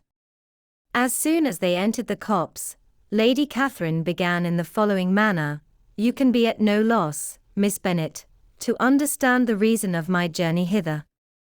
Your own heart, your own conscience, must tell you why I come." Elizabeth looked with unaffected astonishment. "Indeed, you are mistaken, madam. I have not been at all able to account for the honor of seeing you here." "Miss Bennet," replied her ladyship, in an angry tone, "you ought to know that I am not to be trifled with. But however insincere you may choose to be, you shall not find me so. My character has ever been celebrated for its sincerity and frankness, and in a cause of such moment as this, I shall certainly not depart from it. A report of a most alarming nature reached me 2 days ago. I was told that not only your sister was on the point of being most advantageously married, but that you, that Miss Elizabeth Bennet, would, in all likelihood, be soon afterwards united to my nephew, my own nephew, Mr. Darcy. Though I know it must be a scandalous falsehood, though I would not injure him so much as to suppose the truth of it possible, I instantly resolved on setting off for this place, that I might make my sentiments known to you." "If you believed it impossible to be true," said Elizabeth, coloring with astonishment and disdain, "I wonder you took the trouble of coming so far. What could your ladyship propose by it? At once to insist upon having such a report universally contradicted." "Your coming to Longbourn, to see me and my family," said Elizabeth coolly, "will be rather a confirmation of it, if, indeed, such a report is in existence." "If? Do you then pretend to be ignorant of it? Has it not been industriously circulated by yourselves? Do you not know that such a report is spread abroad? I never heard that it was. And can you likewise declare that there is no foundation for it? I do not pretend to possess equal frankness with your ladyship. You may ask questions which I shall not choose to answer. This is not to be borne. Miss Bennet, I insist on being satisfied. Has my nephew, made you an offer of marriage? Your ladyship has declared it to be impossible. It ought to be so, it must be so, while he retains the use of his reason. But your arts and allurements may, in a moment of infatuation, have made him forget what he owes to himself and to all his family. You may have drawn him in. If I have, I shall be the last person to confess it. Miss Bennet, do you know who I am? I have not been accustomed to such language as this. I am almost the nearest relation he has in the world, and am entitled to know all his dearest concerns. But you are not entitled to know mine, nor will such behavior as this ever induce me to be explicit. Let me be rightly understood. This match, to which you have the presumption to aspire, can never take place. No, never. Mr. Darcy is engaged to my daughter. Now what have you to say? Only this, that if he is so, you can have no reason to suppose he will make an offer to me. Lady Catherine hesitated for a moment, and then replied, the engagement between them is of a peculiar kind. From their infancy, they have been intended for each other. It was the favourite wish of his mother, as well as of hers. While in their cradles, we planned the union, and now, at the moment when the wishes of both sisters would be accomplished in their marriage, to be prevented by a young woman of inferior birth, of no importance in the world, and wholly unallied to the family. Do you pay no regard to the wishes of his friends? To his tacit engagement with Mr. Burf? Are you lost to every feeling of propriety and delicacy? Have you not heard me say that from his earliest hours he was destined for his cousin? Yes, and I had heard it before. But what is that to me? If there is no other objection to my marrying your nephew, I shall certainly not be kept from it by knowing that his mother and aunt wished him to marry Mr. Burf. You both did as much as you could in planning the marriage. Its completion depended on others. If Mr. Darcy is neither by honour nor inclination confined to his cousin, why is not he to make another choice? And if I am that choice, why may not I accept him? Because honour, decorum, prudence, nay, interest, forbid it. Yes, Miss Bennet, interest, for do not expect to be noticed by his family or friends, if you wilfully act against the inclinations of all. You will be censured, slighted, and despised by everyone connected with him. Your alliance will be a disgrace. Your name will never even be mentioned by any of us. These are heavy misfortunes, replied Elizabeth. But the wife of Mr. Darcy must have such extraordinary sources of happiness necessarily attached to her situation, that she could, upon the whole, have no cause to repine. Obstinate, headstrong girl! I am ashamed of you. Is this your gratitude for my attentions to you last spring? Is nothing due to me on that score? Let us sit down. You are to understand, Miss Bennet, that I came here with the determined resolution of carrying my purpose, nor will I be dissuaded from it. I have not been used to submit to any person's whims. I have not been in the habit of brooking disappointment. That will make your ladyship's situation at present more pitiable, but it will have no effect on me. I will not be interrupted. Hear me in silence. My daughter and my nephew are formed for each other.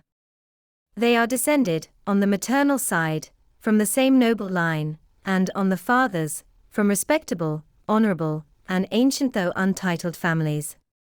Their fortune on both sides is splendid. They are destined for each other by the voice of every member of their respective houses, and what is to divide them? The upstart pretensions of a young woman without family, connections, or fortune. Is this to be endured?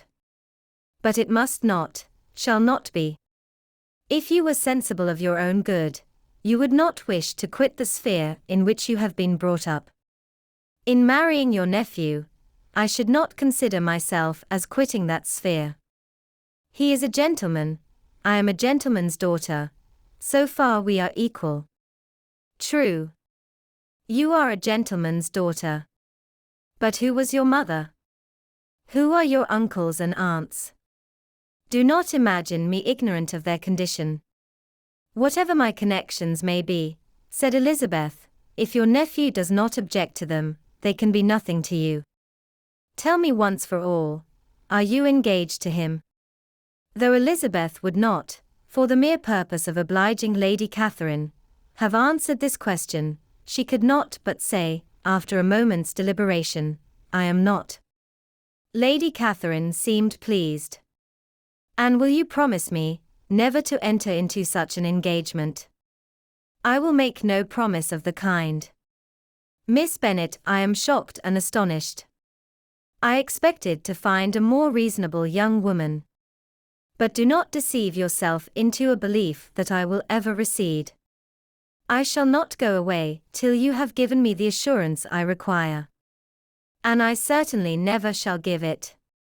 I am not to be intimidated into anything so wholly unreasonable. Your ladyship wants Mr. Darcy to marry your daughter, but would my giving you the wished-for promise make their marriage at all more probable? Supposing him to be attached to me, would my refusing to accept his hand make him wish to bestow it on his cousin? Allow me to say, Lady Catherine, that the arguments with which you have supported this extraordinary application have been as frivolous as the application was ill-judged. You have widely mistaken my character, if you think I can be worked on by such persuasions as these. How far your nephew might approve of your interference in his affairs, I cannot tell, but you have certainly no right to concern yourself in mine. I must beg, therefore, to be importuned no farther on the subject. Not so hasty, if you please. I have by no means done. To all the objections I have already urged, I have still another to add. I am no stranger to the particulars of your youngest sister's infamous elopement. I know it all, that the young man's marrying her was a patched-up business, at the expense of your father and uncles. Anne is such a girl to be my nephew's sister. Is her husband, is the son of his late father's steward, to be his brother. Heaven and earth, of what are you thinking? Are the shades of Pemberley to be thus polluted? You can now have nothing further to say, she resentfully answered. You have insulted me in every possible method. I must beg to return to the house. And she rose as she spoke. Lady Catherine rose also, and they turned back. Her ladyship was highly incensed. You have no regard, then, for the honor and credit of my nephew. Unfeeling, selfish girl. Do you not consider that a connection with you must disgrace him in the eyes of everybody? Lady Catherine, I have nothing further to say. You know my sentiments. You are then resolved to have him. I have said no such thing. I am only resolved to act in that manner, which will, in my own opinion, constitute my happiness, without reference to you, or to any person so wholly unconnected with me. It is well. You refuse, then, to oblige me. You refuse to obey the claims of duty, honor, and gratitude. You are determined to ruin him in the opinion of all his friends, and make him the contempt of the world. Neither duty, nor honor, nor gratitude, replied Elizabeth, have any possible claim on me, in the present instance. No principle of either would be violated by my marriage with Mr. Darcy. And with regard to the resentment of his family, or the indignation of the world, if the former were excited by his marrying me, it would not give me one moment's concern, and the world in general would have too much sense to join in the scorn. And this is your real opinion? This is your final resolve? Very well. I shall now know how to act. Do not imagine, Miss Bennet, that your ambition will ever be gratified. I came to try you.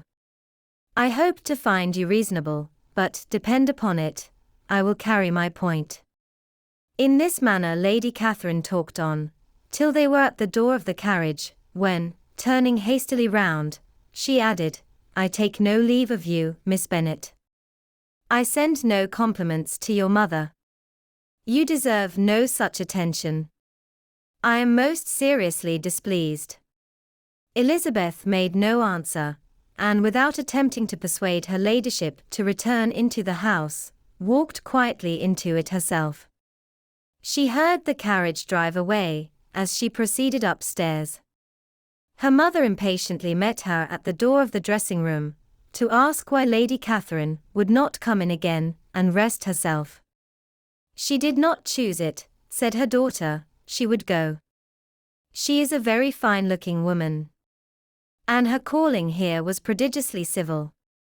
For she only came, I suppose, to tell us the Collinses were well. She is on her road somewhere, I dare say, and so, passing through Meryton, thought she might as well call on you. I suppose she had nothing particular to say to you, Lizzie. Elizabeth was forced to give into a little falsehood here, for to acknowledge the substance of their conversation was impossible. Chapter 57. The discomposure of spirits, which this extraordinary visit threw Elizabeth into, could not be easily overcome, nor could she, for many hours, learn to think of it less than incessantly. Lady Catherine, it appeared, had actually taken the trouble of this journey from Rosings, for the sole purpose of breaking off her supposed engagement with Mr. Darcy. It was a rational scheme, to be sure. But from what the report of their engagement could originate, Elizabeth was at a loss to imagine, till she recollected that his being the intimate friend of Bingley, and her being the sister of Jane, was enough, at a time when the expectation of one wedding made everybody eager for another, to supply the idea. She had not herself forgotten to feel that the marriage of her sister must bring them more frequently together. And her neighbours at Lucas Lodge, therefore, for through their communication with the Collinses, the report, she concluded, had reached Lady Catherine, had only set that down as almost certain and immediate, which she had looked forward to as possible at some future time. In revolving Lady Catherine's expressions, however, she could not help feeling some uneasiness as to the possible consequence of her persisting in this interference. From what she had said of her resolution to prevent their marriage, it occurred to Elizabeth that she must meditate an application to her nephew, and how he might take a similar representation of the evils attached to a connection with her. She dared not pronounce. She knew not the exact degree of his affection for his aunt, or his dependence on her judgment, but it was natural to suppose that he thought much higher of her ladyship than she could do, and it was certain that, in enumerating the miseries of a marriage with one, whose immediate connections were so unequal to his own, his aunt would address him on his weakest side. With his notions of dignity, he would probably feel that the arguments, which to Elizabeth had appeared weak and ridiculous, contained much good sense and solid reasoning. If he had been wavering before as to what he should do, which had often seemed likely, the advice and entreaty of so near a relation might settle every doubt, and determine him at once to be as happy as dignity unblemished could make him. In that case he would return no more. Lady Catherine might see him in her way through town, and his engagement to Bingley of coming again to Netherfield must give way. If, therefore, an excuse for not keeping his promise should come to his friend within a few days, she added, I shall know how to understand it. I shall then give over every expectation, every wish of his constancy. If he is satisfied with only regretting me, when he might have obtained my affections and hand, I shall soon cease to regret him at all. The surprise of the rest of the family, on hearing who their visitor had been, was very great, but they obligingly satisfied it, with the same kind of supposition which had appeased Mrs. Bennet's curiosity, and Elizabeth was spared from much teasing on the subject. The next morning, as she was going downstairs, she was met by her father, who came out of his library with a letter in his hand. "Lizzie," said he, "I was going to look for you, come into my room." She followed him thither, and her curiosity to know what he had to tell her was heightened by the supposition of its being in some manner connected with the letter he held. It suddenly struck her that it might be from Lady Catherine, and she anticipated with dismay all the consequent explanations. She followed her father to the fireplace, and they both sat down. He then said, "I have received a letter this morning that has astonished me exceedingly. As it principally concerns yourself, you ought to know its contents. I did not know before that I had 2 daughters on the brink of matrimony. Let me congratulate you on a very important conquest." The color now rushed into Elizabeth's cheeks in the instantaneous conviction of its being a letter from the nephew, instead of the aunt, and she was undetermined whether most to be pleased that he explained himself at all, or offended that his letter was not rather addressed to herself, when her father continued, "You look conscious. Young ladies have great penetration in such matters as these, but I think I may defy even your sagacity to discover the name of your admirer. This letter is from Mr. Collins." "From Mr. Collins? And what can he have to say?" "Something very much to the purpose, of course. He begins with congratulations on the approaching nuptials of my eldest daughter, of which, it seems, he has been told by some of the good-natured, gossiping Lucases. I shall not sport with your impatience by reading what he says on that point. What relates to yourself is as follows. Having thus offered you the sincere congratulations of Mrs. Collins and myself on this happy event, let me now add a short hint on the subject of another, of which we have been advertised by the same authority. Your daughter Elizabeth, it is presumed, will not long bear the name of Bennet, after her elder sister has resigned it, and the chosen partner of her fate may be reasonably looked up to as one of the most illustrious personages in this land. Can you possibly guess, Lizzie, who is meant by this? This young gentleman is blessed, in a peculiar way, with everything the heart of mortal can most desire: splendid property, noble kindred, and extensive patronage. Yet in spite of all these temptations, let me warn my cousin Elizabeth, and yourself, of what evils you may incur by a precipitate closure with this gentleman's proposals, which, of course, you will be inclined to take immediate advantage of. Have you any idea, Lizzie, who this gentleman is? But now it comes out, my motive for cautioning you is as follows. We have reason to imagine that his aunt, Lady Catherine de Bourgh, does not look on the match with a friendly eye. Mr. Darcy, you see, is the man. Now, Lizzie, I think I have surprised you. Could he, or the Lucases, have pitched on any man within the circle of our acquaintance, whose name would have given the lie more effectually to what they related? Mr. Darcy, who never looks at any woman but to see a blemish, and who probably never looked at you in his life. It is admirable. Elizabeth tried to join in her father's pleasantry, but could only force one most reluctant smile. Never had his wit been directed in a manner so little agreeable to her. Are you not diverted? Oh. Yes. Pray read on.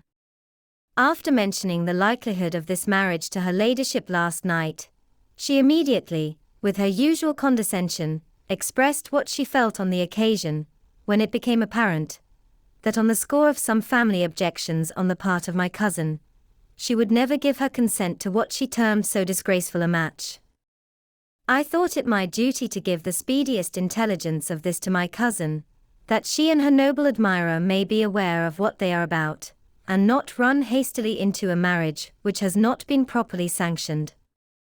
Mr. Collins moreover adds, I am truly rejoiced that my cousin Lydia's sad business has been so well hushed up, and am only concerned that their living together, before the marriage took place, should be so generally known. I must not, however, neglect the duties of my station, or refrain from declaring my amazement at hearing that you received the young couple into your house as soon as they were married. It was an encouragement of vice, and had I been the rector of Longbourn, I should very strenuously have opposed it. You ought certainly to forgive them, as a Christian, but never to admit them in your sight, or allow their names to be mentioned in your hearing. That is his notion of Christian forgiveness. The rest of his letter is only about his dear Charlotte's situation, and his expectation of a young olive branch. But, Lizzie, you look as if you did not enjoy it. You are not going to be missish, I hope, and pretend to be affronted at an idle report. For what do we live, but to make sport for our neighbours, and laugh at them in our turn? Oh, cried Elizabeth, I am excessively diverted. But it is so strange. Yes, that is what makes it amusing. Had they fixed on any other man it would have been nothing, but his perfect indifference, and your pointed dislike, make it so delightfully absurd. Much as I abominate writing, I would not give up Mr. Collins's correspondence for any consideration. Nay, when I read a letter of his, I cannot help giving him the preference even over Wickham, much as I value the impudence and hypocrisy of my son-in-law. And pray, Lizzie, what said Lady Catherine about this report? Did she call to refuse her consent?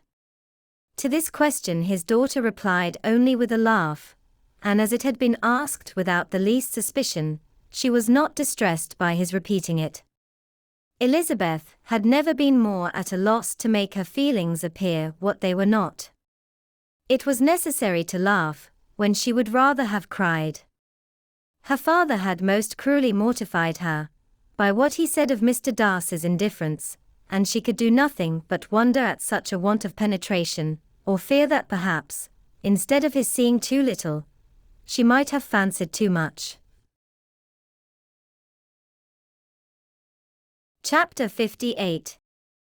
Instead of receiving any such letter of excuse from his friend, as Elizabeth half expected Mr. Bingley to do, he was able to bring Darcy with him to Longbourn before many days had passed after Lady Catherine's visit. The gentleman arrived early, and before Mrs. Bennet had time to tell him of their having seen his aunt, of which her daughter sat in momentary dread, Bingley, who wanted to be alone with Jane, proposed their all walking out. It was agreed to. Mrs. Bennet was not in the habit of walking, Mary could never spare time, but the remaining 5 set off together. Bingley and Jane, however, soon allowed the others to outstrip them. They lagged behind, while Elizabeth, Kitty, and Darcy were to entertain each other. Very little was said by either. Kitty was too much afraid of him to talk.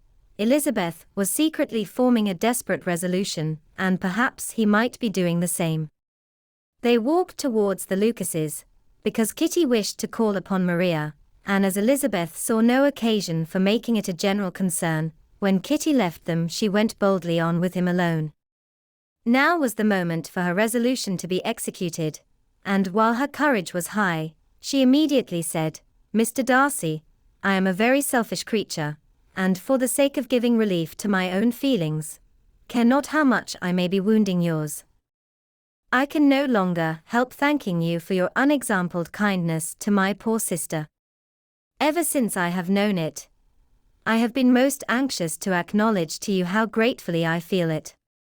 Were it known to the rest of my family, I should not have merely my own gratitude to express. I am sorry, exceedingly sorry, replied Darcy, in a tone of surprise and emotion, that you have ever been informed of what may, in a mistaken light, have given you uneasiness. I did not think Mrs. Gardiner was so little to be trusted. You must not blame my aunt. Lydia's thoughtlessness first betrayed to me that you had been concerned in the matter, and of course, I could not rest till I knew the particulars. Let me thank you again and again, in the name of all my family, for that generous compassion, which induced you to take so much trouble, and bear so many mortifications, for the sake of discovering them. If you will thank me, he replied, let it be for yourself alone. That the wish of giving happiness to you might add force to the other inducements which led me on, I shall not attempt to deny. But your family owe me nothing. Much as I respect them, I believe I thought only of you. Elizabeth was too much embarrassed to say a word. After a short pause, her companion added, you are too generous to trifle with me. If your feelings are still what they were last April, tell me so at once. My affections and wishes are unchanged, but one word from you will silence me on this subject forever. Elizabeth, feeling all the more than common awkwardness and anxiety of his situation, now forced herself to speak, and immediately, though not very fluently, gave him to understand that her sentiments had undergone so material a change since the period to which he alluded, as to make her receive with gratitude and pleasure his present assurances. The happiness which this reply produced was such as he had probably never felt before, and he expressed himself on the occasion as sensibly and as warmly as a man violently in love can be supposed to do. Had Elizabeth been able to encounter his eye, she might have seen how well the expression of heartfelt delight, diffused over his face, became him, but, though she could not look, she could listen, and he told her of feelings, which, in proving of what importance she was to him, made his affection every moment more valuable. They walked on, without knowing in what direction. There was too much to be thought, and felt, and said, for attention to any other objects. She soon learnt that they were indebted for their present good understanding to the efforts of his aunt, who did call on him in her return through London, and there relate her journey to Longbourn, its motive, and the substance of her conversation with Elizabeth, dwelling emphatically on every expression of the latter which, in her ladyship's apprehension, peculiarly denoted her perverseness and assurance, in the belief that such a relation must assist her endeavours to obtain that promise from her nephew which she had refused to give. But, unluckily for her ladyship, its effect had been exactly contrariwise. It taught me to hope, said he, as I had scarcely ever allowed myself to hope before. I knew enough of your disposition to be certain that, had you been absolutely, irrevocably decided against me, you would have acknowledged it to Lady Catherine, frankly and openly. Elizabeth coloured and laughed as she replied, yes, you know enough of my frankness to believe me capable of that. After abusing you so abominably to your face, I could have no scruple in abusing you to all your relations. What did you say of me, that I did not deserve? For, though your accusations were ill-founded, formed on mistaken premises, my behaviour to you at the time had merited the severest reproof. It was unpardonable. I cannot think of it without abhorrence. We will not quarrel for the greater share of blame annexed to that evening, said Elizabeth. The conduct of neither, if strictly examined, will be irreproachable, but since then, we have both, I hope, improved in civility. I cannot be so easily reconciled to myself. The recollection of what I then said, of my conduct, my manners, my expressions during the whole of it, is now, and has been many months, inexpressibly painful to me. Your reproof, so well applied, I shall never forget. Had you behaved in a more gentlemanlike manner? Those were your words. You know not, you can scarcely conceive, how they have tortured me, though it was some time, I confess, before I was reasonable enough to allow their justice. I was certainly very far from expecting them to make so strong an impression. I had not the smallest idea of their being ever felt in such a way. I can easily believe it. You thought me then devoid of every proper feeling, I am sure you did. The turn of your countenance I shall never forget, as you said that I could not have addressed you in any possible way that would induce you to accept me. Oh. Do not repeat what I then said. These recollections will not do at all. I assure you that I have long been most heartily ashamed of it. Darcy mentioned his letter. Did it, said he, did it soon make you think better of me? Did you, on reading it, give any credit to its contents? She explained what its effect on her had been, and how gradually all her former prejudices had been removed. I knew, said he, that what I wrote must give you pain, but it was necessary. I hope you have destroyed the letter. There was one part especially, the opening of it, which I should dread your having the power of reading again. I can remember some expressions, which might justly make you hate me. The letter shall certainly be burnt, if you believe it essential to the preservation of my regard, but, though we have both reason to think my opinions not entirely unalterable, they are not, I hope, quite so easily changed as that implies. When I wrote that letter, replied Darcy, I believed myself perfectly calm and cool, but I am since convinced that it was written in a dreadful bitterness of spirit. The letter, perhaps, began in bitterness, but it did not end so. The adieu is charity itself. But think no more of the letter. The feelings of the person who wrote, and the person who received it, are now so widely different from what they were then, that every unpleasant circumstance attending it ought to be forgotten. You must learn some of my philosophy. Think only of the past as its remembrance gives you pleasure. I cannot give you credit for any philosophy of the kind. Your retrospections must be so totally void of reproach, that the contentment arising from them is not of philosophy, but, what is much better, of innocence. But with me, it is not so. Painful recollections will intrude which cannot, which ought not, to be repelled. I have been a selfish being all my life, in practice, though not in principle. As a child I was taught what was right, but I was not taught to correct my temper. I was given good principles, but left to follow them in pride and conceit. Unfortunately an only son, for many years an only child, I was spoilt by my parents, who, though good themselves, my father, particularly, all that was benevolent and amiable, allowed, encouraged, almost taught me to be selfish and overbearing, to care for none beyond my own family circle, to think meanly of all the rest of the world, to wish at least to think meanly of their sense and worth compared with my own. Such I was, from 8 to 28, and such I might still have been but for you, dearest, loveliest Elizabeth. What do I not owe you? You taught me a lesson, hard indeed at first, but most advantageous. By you, I was properly humbled. I came to you without a doubt of my reception. You showed me how insufficient were all my pretensions to please a woman worthy of being pleased. Had you then persuaded yourself that I should? Indeed I had. What will you think of my vanity? I believed you to be wishing, expecting my addresses. My manners must have been in fault, but not intentionally, I assure you. I never meant to deceive you, but my spirits might often lead me wrong. How you must have hated me after that evening. Hate you? I was angry perhaps at first, but my anger soon began to take a proper direction. I am almost afraid of asking what you thought of me, when we met at Pemberley. You blamed me for coming. No indeed, I felt nothing but surprise. Your surprise could not be greater than mine in being noticed by you. My conscience told me that I deserved no extraordinary politeness, and I confess that I did not expect to receive more than my due.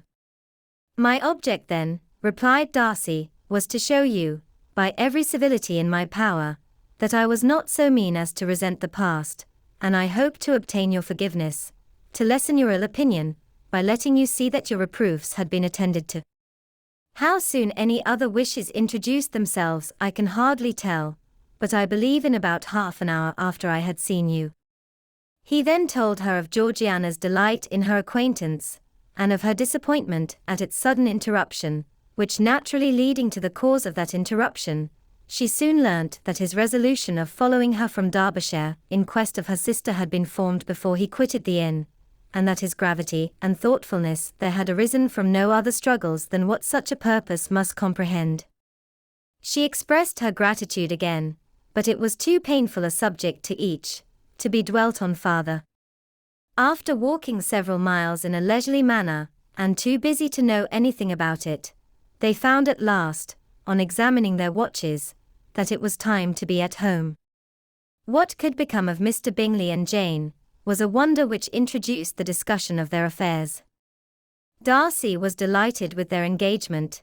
His friend had given him the earliest information of it. "I must ask whether you were surprised," said Elizabeth. "Not at all. When I went away, I felt that it would soon happen.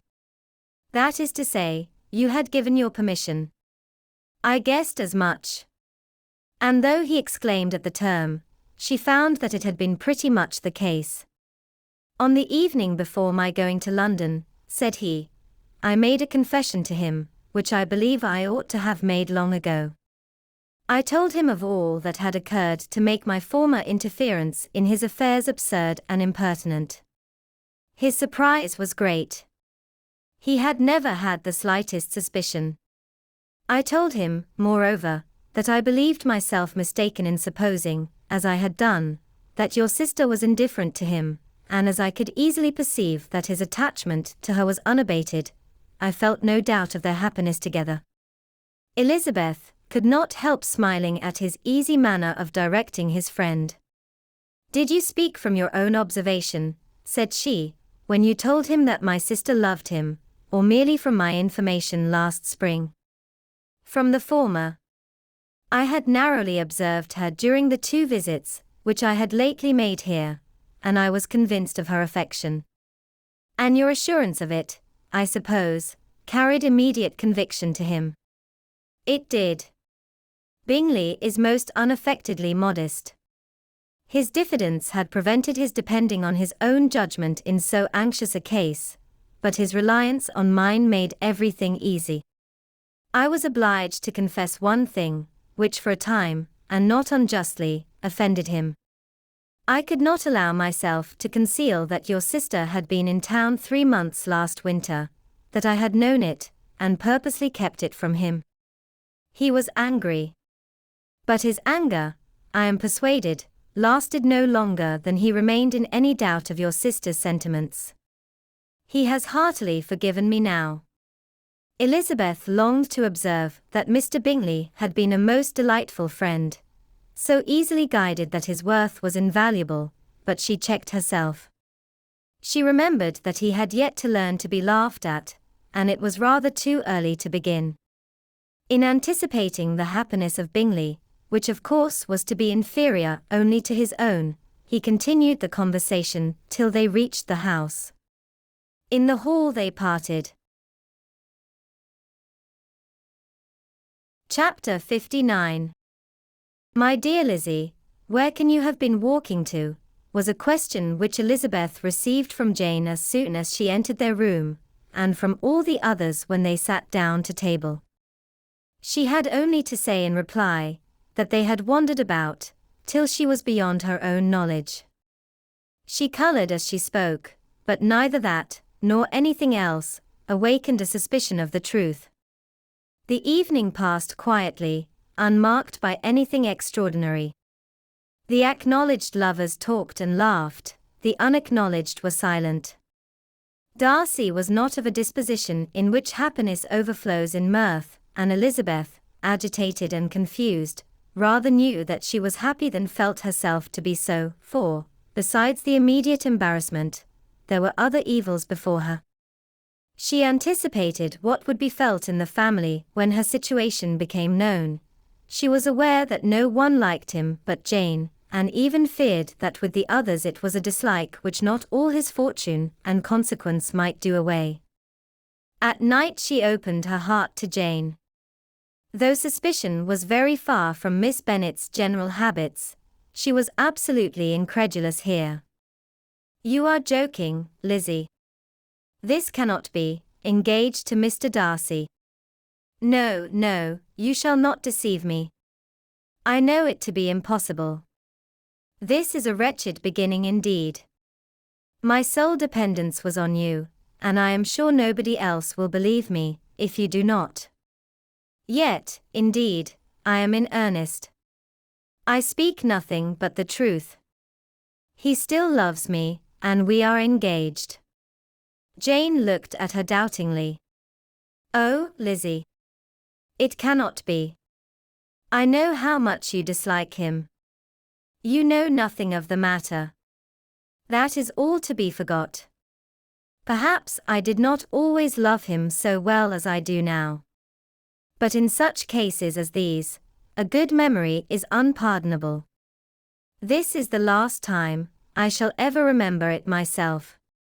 Miss Bennet still looked all amazement. Elizabeth again, and more seriously assured her of its truth. Good heaven! Can it be really so? Yet now I must believe you, cried Jane. My dear, dear Lizzie, I do congratulate you, but are you certain? Forgive the question, are you quite certain that you can be happy with him? There can be no doubt of that. It is settled between us already, that we are to be the happiest couple in the world. But are you pleased, Jane? Shall you like to have such a brother? Very, very much. Nothing could give either Bingley or myself more delight. But we considered it, we talked of it as impossible. And do you really love him quite well enough? Oh, Lizzie. Do anything rather than marry without affection. Are you quite sure that you feel what you ought to do? Oh, yes. You will only think I feel more than I ought to do, when I tell you all. What do you mean? Why, I must confess that I love him better than I do Bingley. I am afraid you will be angry. My dearest sister, now be serious. I want to talk very seriously. Let me know everything that I am to know, without delay. Will you tell me how long you have loved him? It has been coming on so gradually, that I hardly know when it began. But I believe I must date it from my first seeing his beautiful grounds at Pemberley. Another entreaty that she would be serious, however, produced the desired effect, and she soon satisfied Jane by her solemn assurances of attachment. When convinced on that article, Miss Bennet had nothing further to wish. Now I am quite happy, said she, for you will be as happy as myself. I always had a value for him. Were it for nothing but his love of you, I must always have esteemed him, but now, as Bingley's friend and your husband, there can be only Bingley and yourself more dear to me. But Lizzie, you have been very sly, very reserved with me. How little did you tell me of what passed at Pemberley and Lambton? I owe all that I know of it to another, not to you. Elizabeth told her the motives of her secrecy.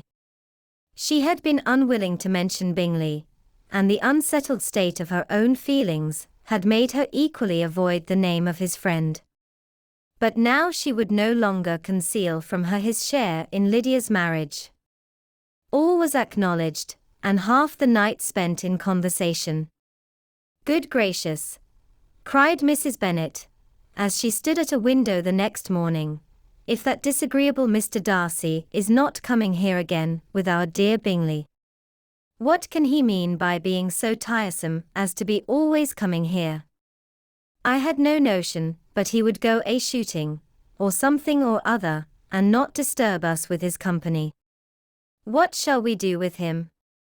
Lizzie, you must walk out with him again, that he may not be in Bingley's way.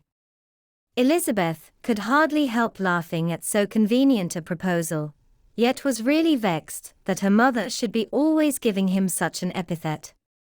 As soon as they entered, Bingley looked at her so expressively, and shook hands with such warmth, as left no doubt of his good information, and he soon afterwards said aloud, Mrs. Bennet, have you no more lanes hereabouts in which Lizzie may lose her way again today? I advise Mr. Darcy and Lizzie and Kitty, said Mrs. Bennet, to walk to Oakham Mount this morning. It is a nice long walk, and Mr. Darcy has never seen the view. It may do very well for the others, replied Mr. Bingley, but I am sure it will be too much for Kitty. Won't it, Kitty? Kitty owned that she had rather stay at home. Darcy professed a great curiosity to see the view from the mount, and Elizabeth silently consented. As she went upstairs to get ready, Mrs. Bennet followed her, saying, I am quite sorry, Lizzie, that you should be forced to have that disagreeable man all to yourself. But I hope you will not mind it. It is all for Jane's sake, you know, and there is no occasion for talking to him, except just now and then. So, do not put yourself to inconvenience.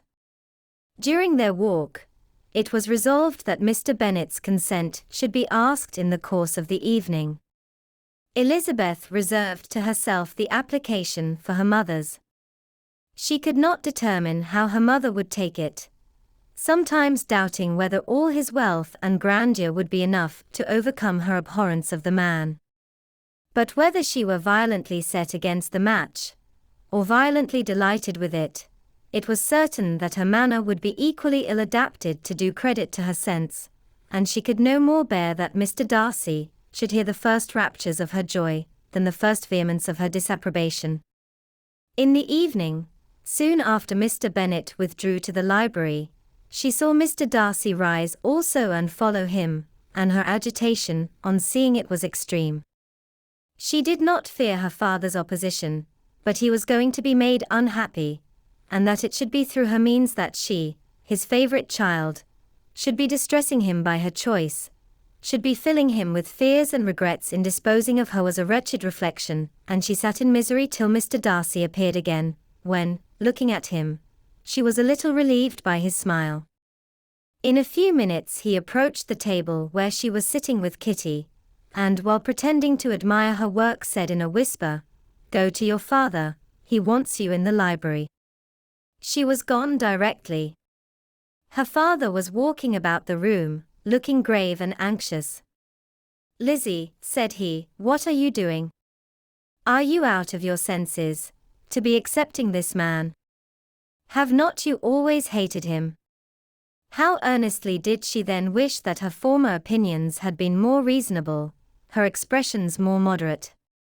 It would have spared her from explanations and professions, which it was exceedingly awkward to give, but they were now necessary, and she assured him, with some confusion, of her attachment to Mr. Darcy. Or, in other words, you are determined to have him.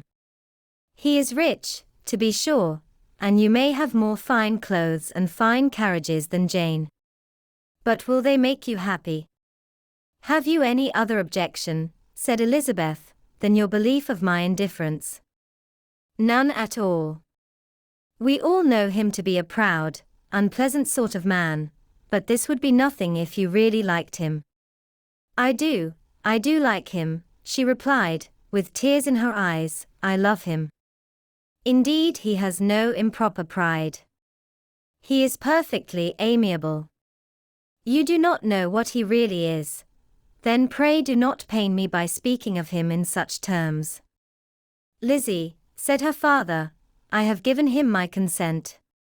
He is the kind of man, indeed, to whom I should never dare refuse anything, which he condescended to ask. I now give it to you, if you are resolved on having him. But let me advise you to think better of it. I know your disposition, Lizzie. I know that you could be neither happy nor respectable, unless you truly esteemed your husband, unless you looked up to him as a superior. Your lively talents would place you in the greatest danger in an unequal marriage. You could scarcely escape discredit and misery. My child, let me not have the grief of seeing you unable to respect your partner in life. You know not what you are about. Elizabeth, still more affected, was earnest and solemn in her reply, and at length, by repeated assurances that Mr. Darcy was really the object of her choice, by explaining the gradual change which her estimation of him had undergone, relating her absolute certainty that his affection was not the work of a day, but had stood the test of many months' suspense, and enumerating with energy all his good qualities, she did conquer her father's incredulity, and reconcile him to the match.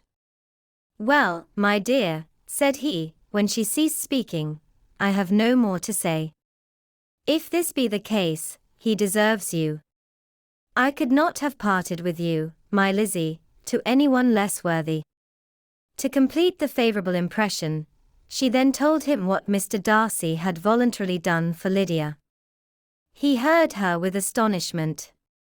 This is an evening of wonders, indeed. And so, Darcy did everything, made up the match, gave the money, paid the fellow's debts, and got him his commission. So much the better. It will save me a world of trouble and economy.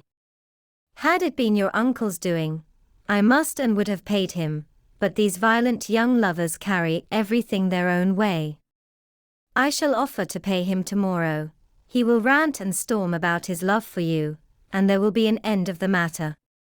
He then recollected her embarrassment a few days before, on his reading Mr. Collins's letter, and after laughing at her some time, allowed her at last to go, saying, as she quitted the room, "If any young men come for Mary or Kitty, send them in, for I am quite at leisure."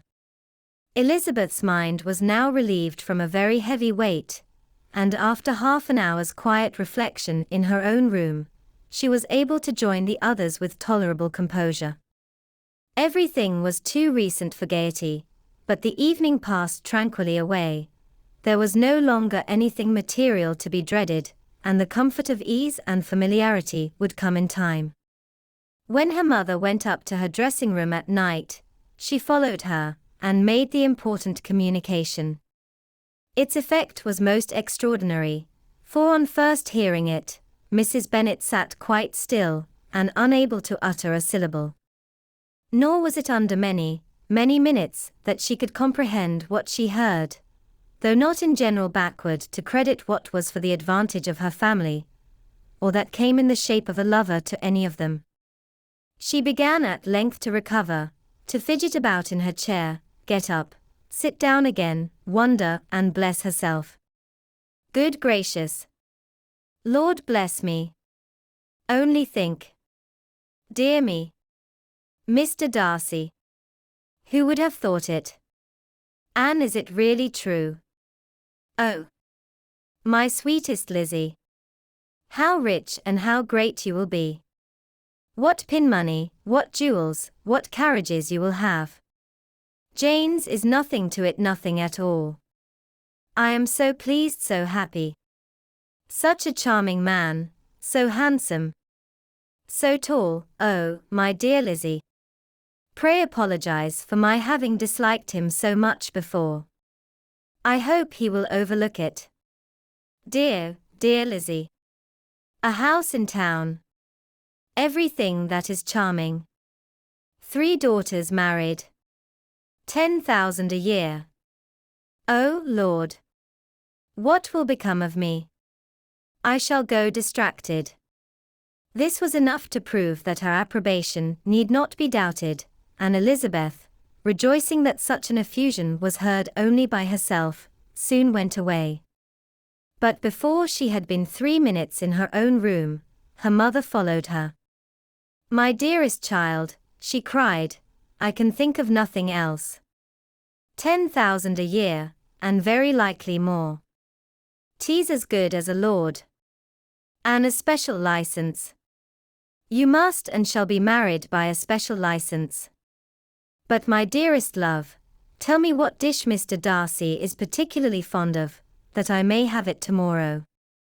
This was a sad omen of what her mother's behavior to the gentleman himself might be, and Elizabeth found that, though in the certain possession of his warmest affection, and secure of her relations' consent, there was still something to be wished for. But the morrow passed off much better than she expected, for Mrs. Bennet luckily stood in such awe of her intended son-in-law that she ventured not to speak to him, unless it was in her power to offer him any attention, or mark her deference for his opinion. Elizabeth had the satisfaction of seeing her father taking pains to get acquainted with him, and Mr. Bennet soon assured her that he was rising every hour in his esteem. "I admire all my 3 sons-in-law highly," said he.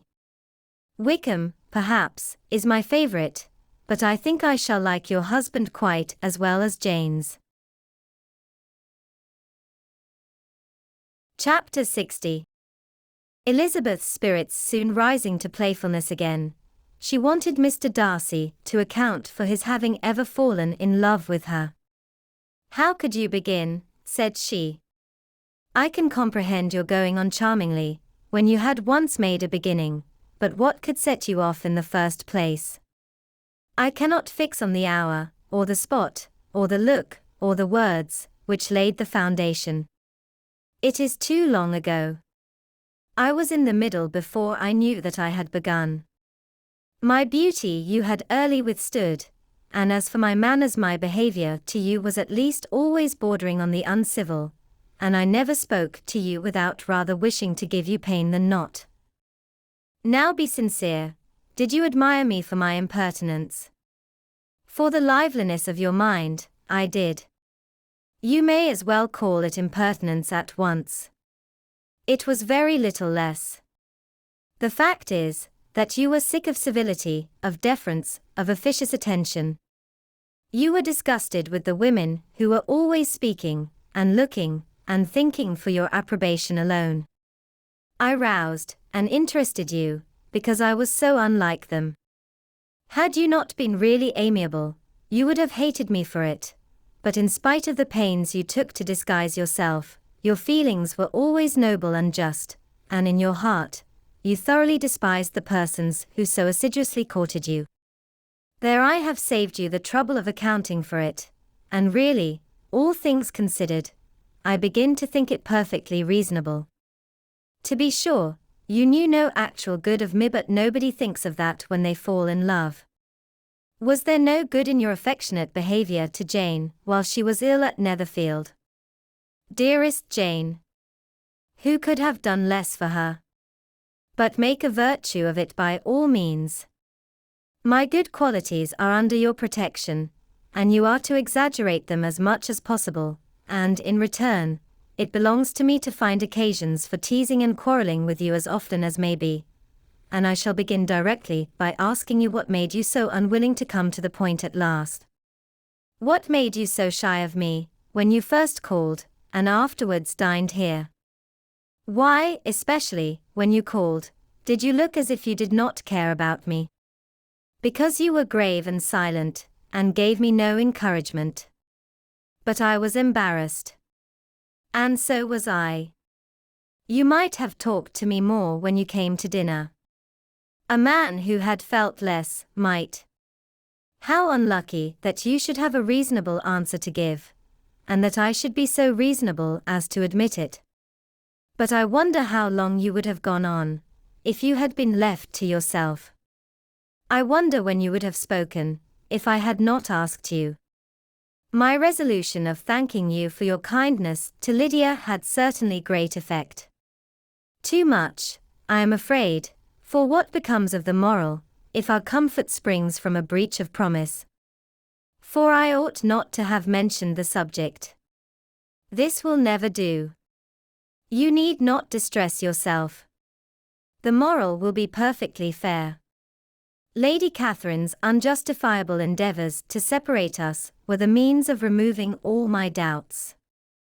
I am not indebted for my present happiness to your eager desire of expressing your gratitude. I was not in a humour to wait for any opening of yours. My aunt's intelligence had given me hope, and I was determined at once to know everything.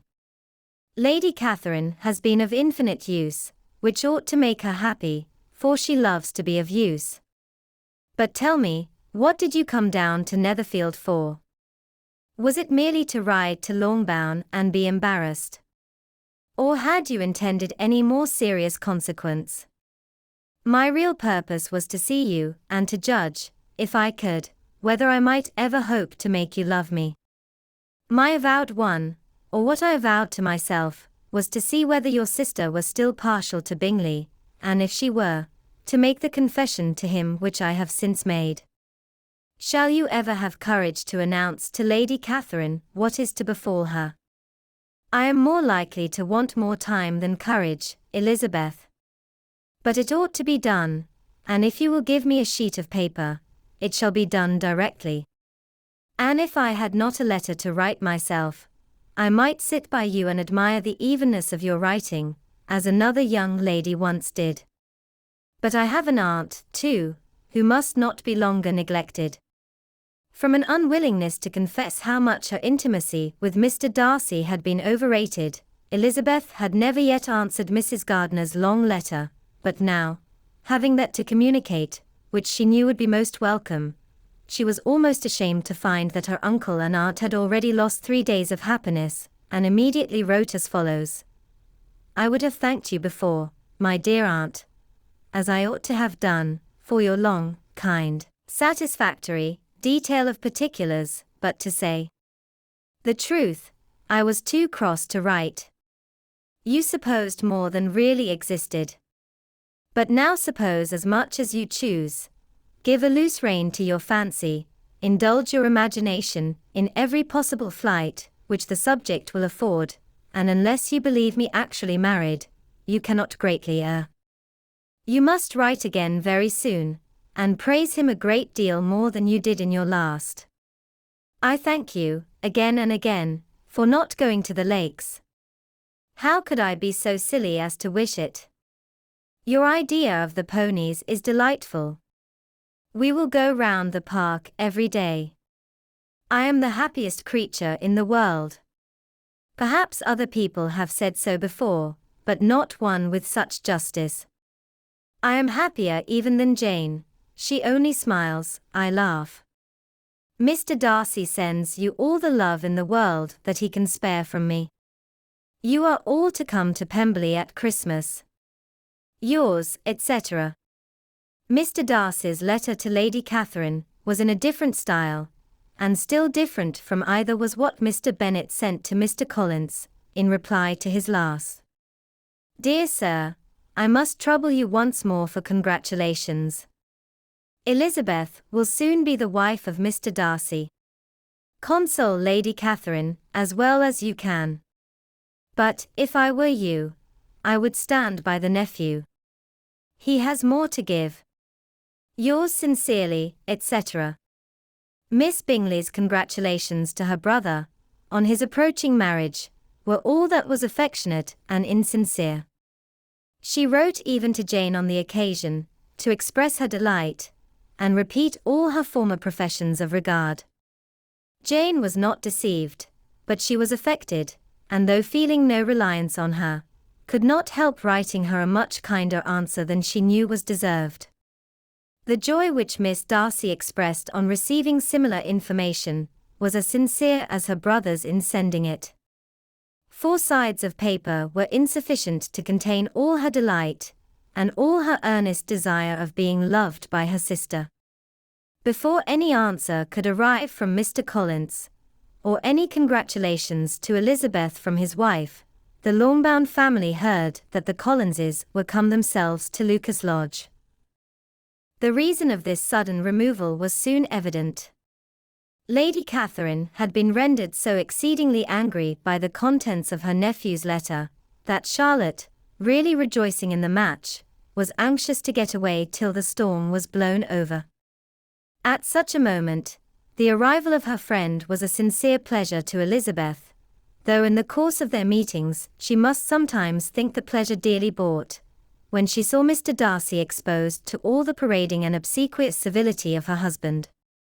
He bore it, however, with admirable calmness. He could even listen to Sir William Lucas, when he complimented him on carrying away the brightest jewel of the country, and expressed his hopes of their all meeting frequently at St. James's, with very decent composure. If he did shrug his shoulders, it was not till Sir William was out of sight.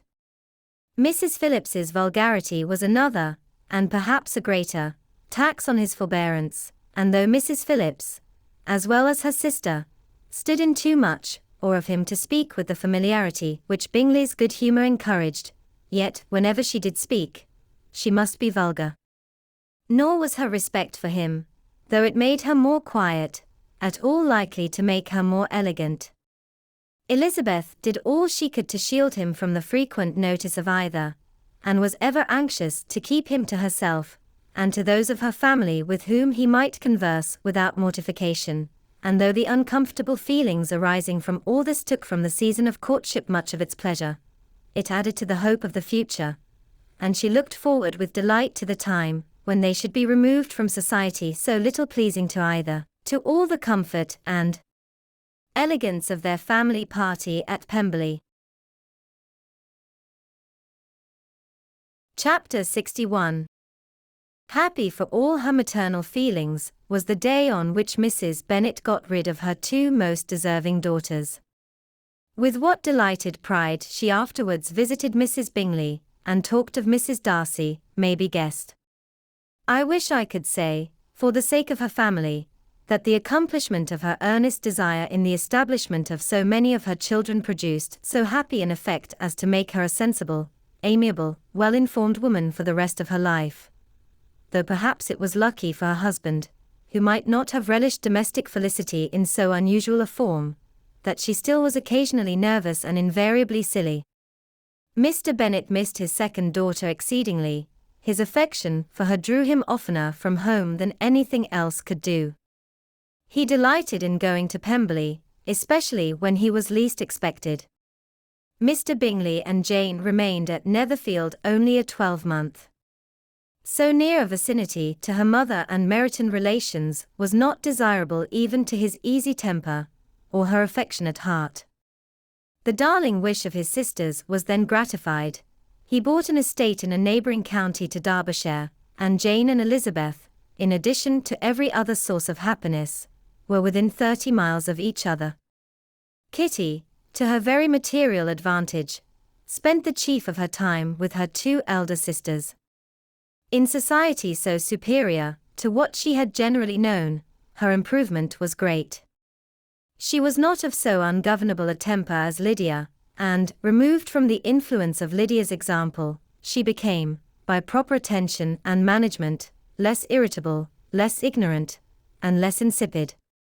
From the further disadvantage of Lydia's society, she was of course carefully kept, and though Mrs. Wickham frequently invited her to come and stay with her, with the promise of balls and young men, her father would never consent to her going.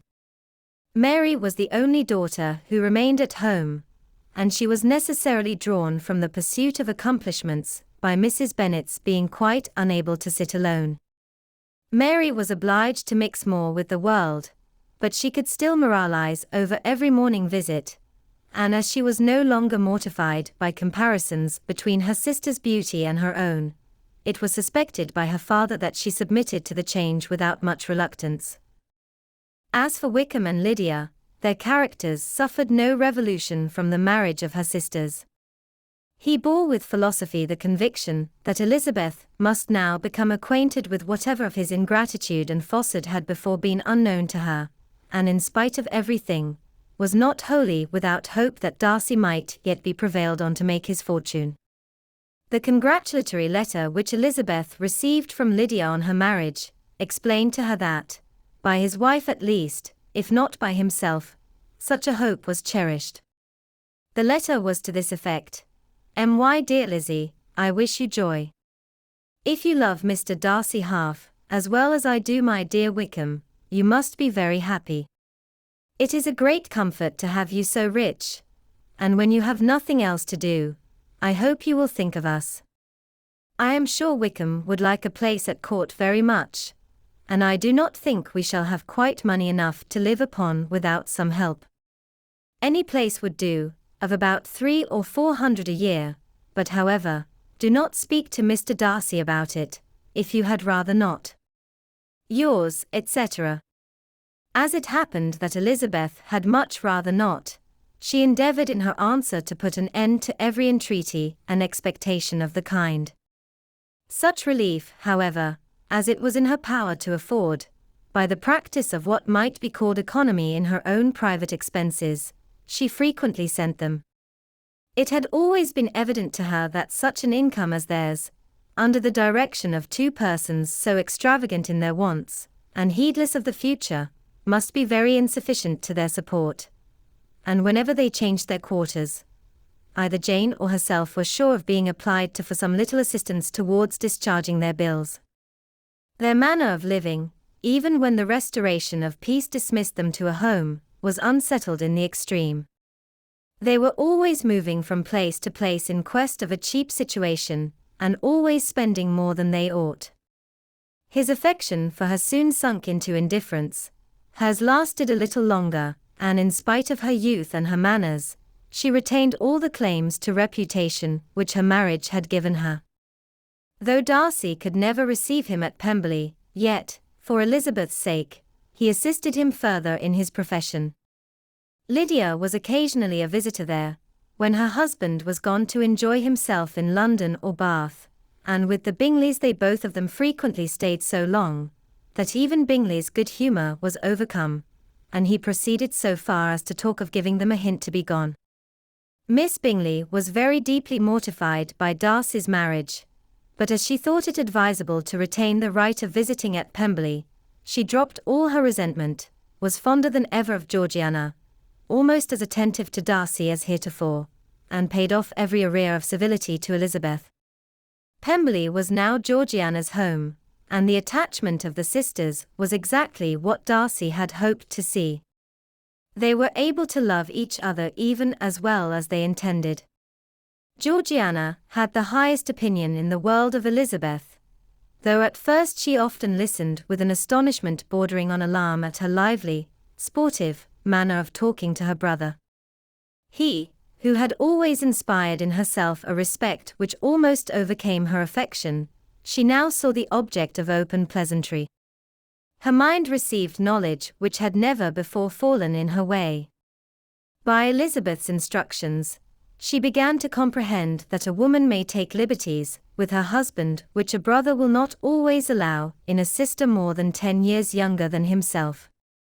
Lady Catherine was extremely indignant on the marriage of her nephew, and as she gave way to all the genuine frankness of her character, in her reply to the letter which announced its arrangement, she sent him language so very abusive, especially of Elizabeth, that for some time all intercourse was at an end.